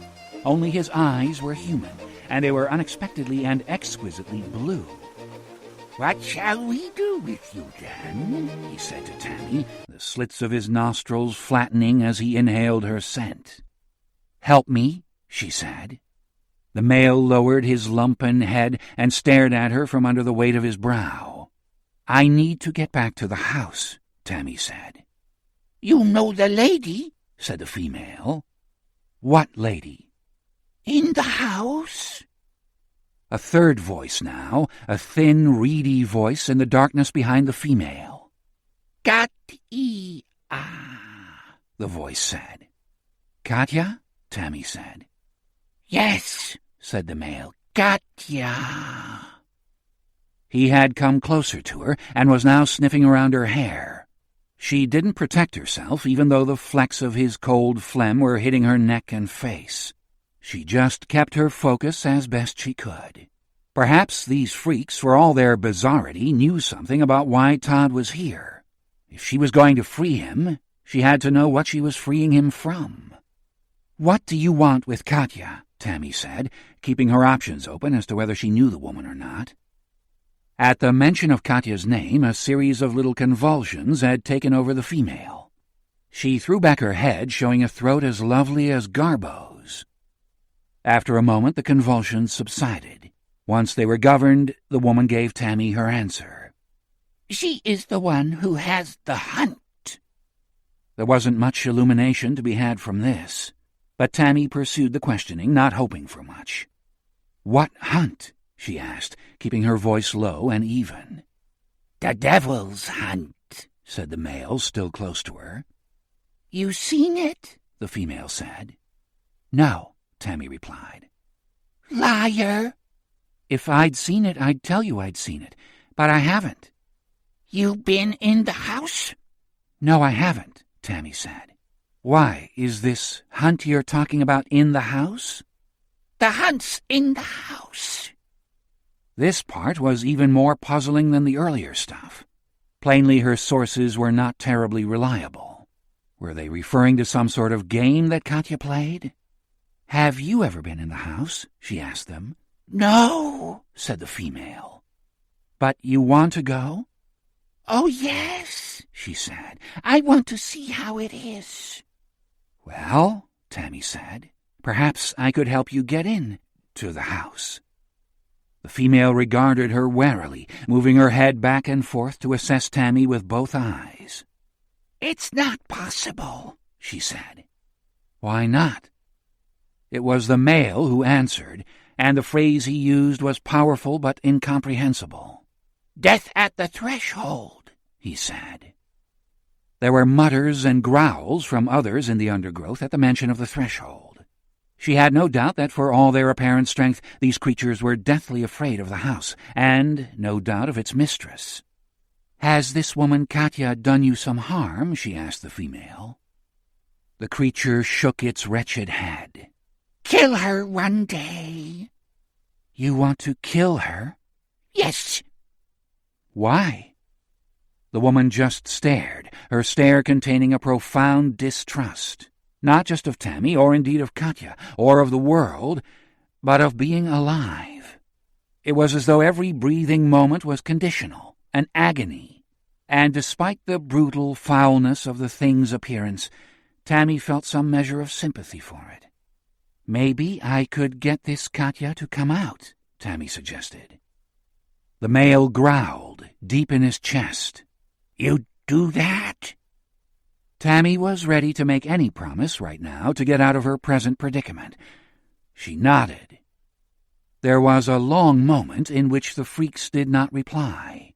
Then, glancing around the company of her fellows, as if to check that she would not be challenged, the female caught hold of Tammy's wrist and pulled her up out of the thicket. "We're going?" Tammy said. "Yes, yes," the female replied. "Quickly, though, quickly." She didn't get any argument from Tammy, who was happy to be on her way. Whatever dangers the house held, they could hardly be worse than staying out here in the open. The day was quickly passing away. It would soon be dark, and judging by the repeated glances the woman gave the sky, she too was cognizant of the failing light. After the third or fourth glance, Tammy couldn't help but ask her what she was so nervous about. "Peacock," she said. A peacock? There had been peacocks here? It wasn't so surprising, on second thoughts. It fitted with the extravagance of the place. But they belonged on well-clipped lawns, not in this jungle of thorns and flowers. And even assuming the bird could push its way through the thicket without being stripped of all its finery, what could it do if it did catch up with them? They had bad tempers, she remembered reading once, but they were nervous things. She'd just shoo it away. "Nothing to be scared of," Tammy said. The woman gave her another disconcerting sideways look. The male, meanwhile, came up beside Tammy and stared at her breasts. Not about to be intimidated, Tammy stared back. There was something vaguely recognizable in this freak, a cast to his features which reminded her of somebody famous. Who the hell was it? Some movie star. Was it Victor Mature? Yes, it was Victor Mature. It was uncanny. The lookalike, meanwhile, leaned forward, hooked a long, cold finger through a hole in Tammy's blouse, and before she could do a damn thing about it, tore the light cotton blouse away from her skin. "You keep away from me," she told the offender. He bared his teeth at her. "Pretty boobies," he said. "What?" The forbidding grimace had transformed into a weird version of a smile. "Titties," he said. He reached out and touched the side of her breast with his open palm, stroking it. Jugs, knockers, baby feeders, Tammy added, figuring it was better to play along with the joke, however witless. Fun bags, he said, grinning almost moronically. She wondered just for a moment if that was the answer to this mystery, that these pitiful remnants of humanity were cretins, mongoloids, retards, the children of Hollywood parents who could not bear the idea that they'd produced such freaks and given them over to somebody who'd simply dumped them in the empty canyon. No, that was ridiculous. Atrocities like that didn't happen in this day and age. It was unthinkably callous. But it did go some way to explaining the curious passages of starry flesh and bone she kept seeing, Garbo's throat on the woman, Victor mature in this breast-obsessed male. Odders, he said. Jigglies, she countered. Chi-chis, kazooms. Oh, she had a million. So presumably did every woman with larger-than-average breasts in America. It had started when she was 12, when, thanks to an unfortunate hormonal trick, she was walking around with a bosom that would have looked just fine on a big-boned 22-year-old. Suddenly men were looking at her and the dirty words just came tumbling out of their mouths. She went through a phase when she thought every man in Sacramento had Tourette's syndrome. Never mind that the girl with the hooters was 12, men got diarrhea of the mouth at the sight of large breasts. She heard them called everything, the twins, skin pillows, her rack, her set, her mounds, her missiles, her melons, her milk makers. At first it upset her to be the object of fun, but after a while she learned not to listen to it anymore, unless some unusual name came along to swell the lexicon, like global superstars or bodacious tatas, both of which had brought a despairing smile to her face. Of course, in 2 years' time, all her girlfriends had got bosoms of their own. Wait!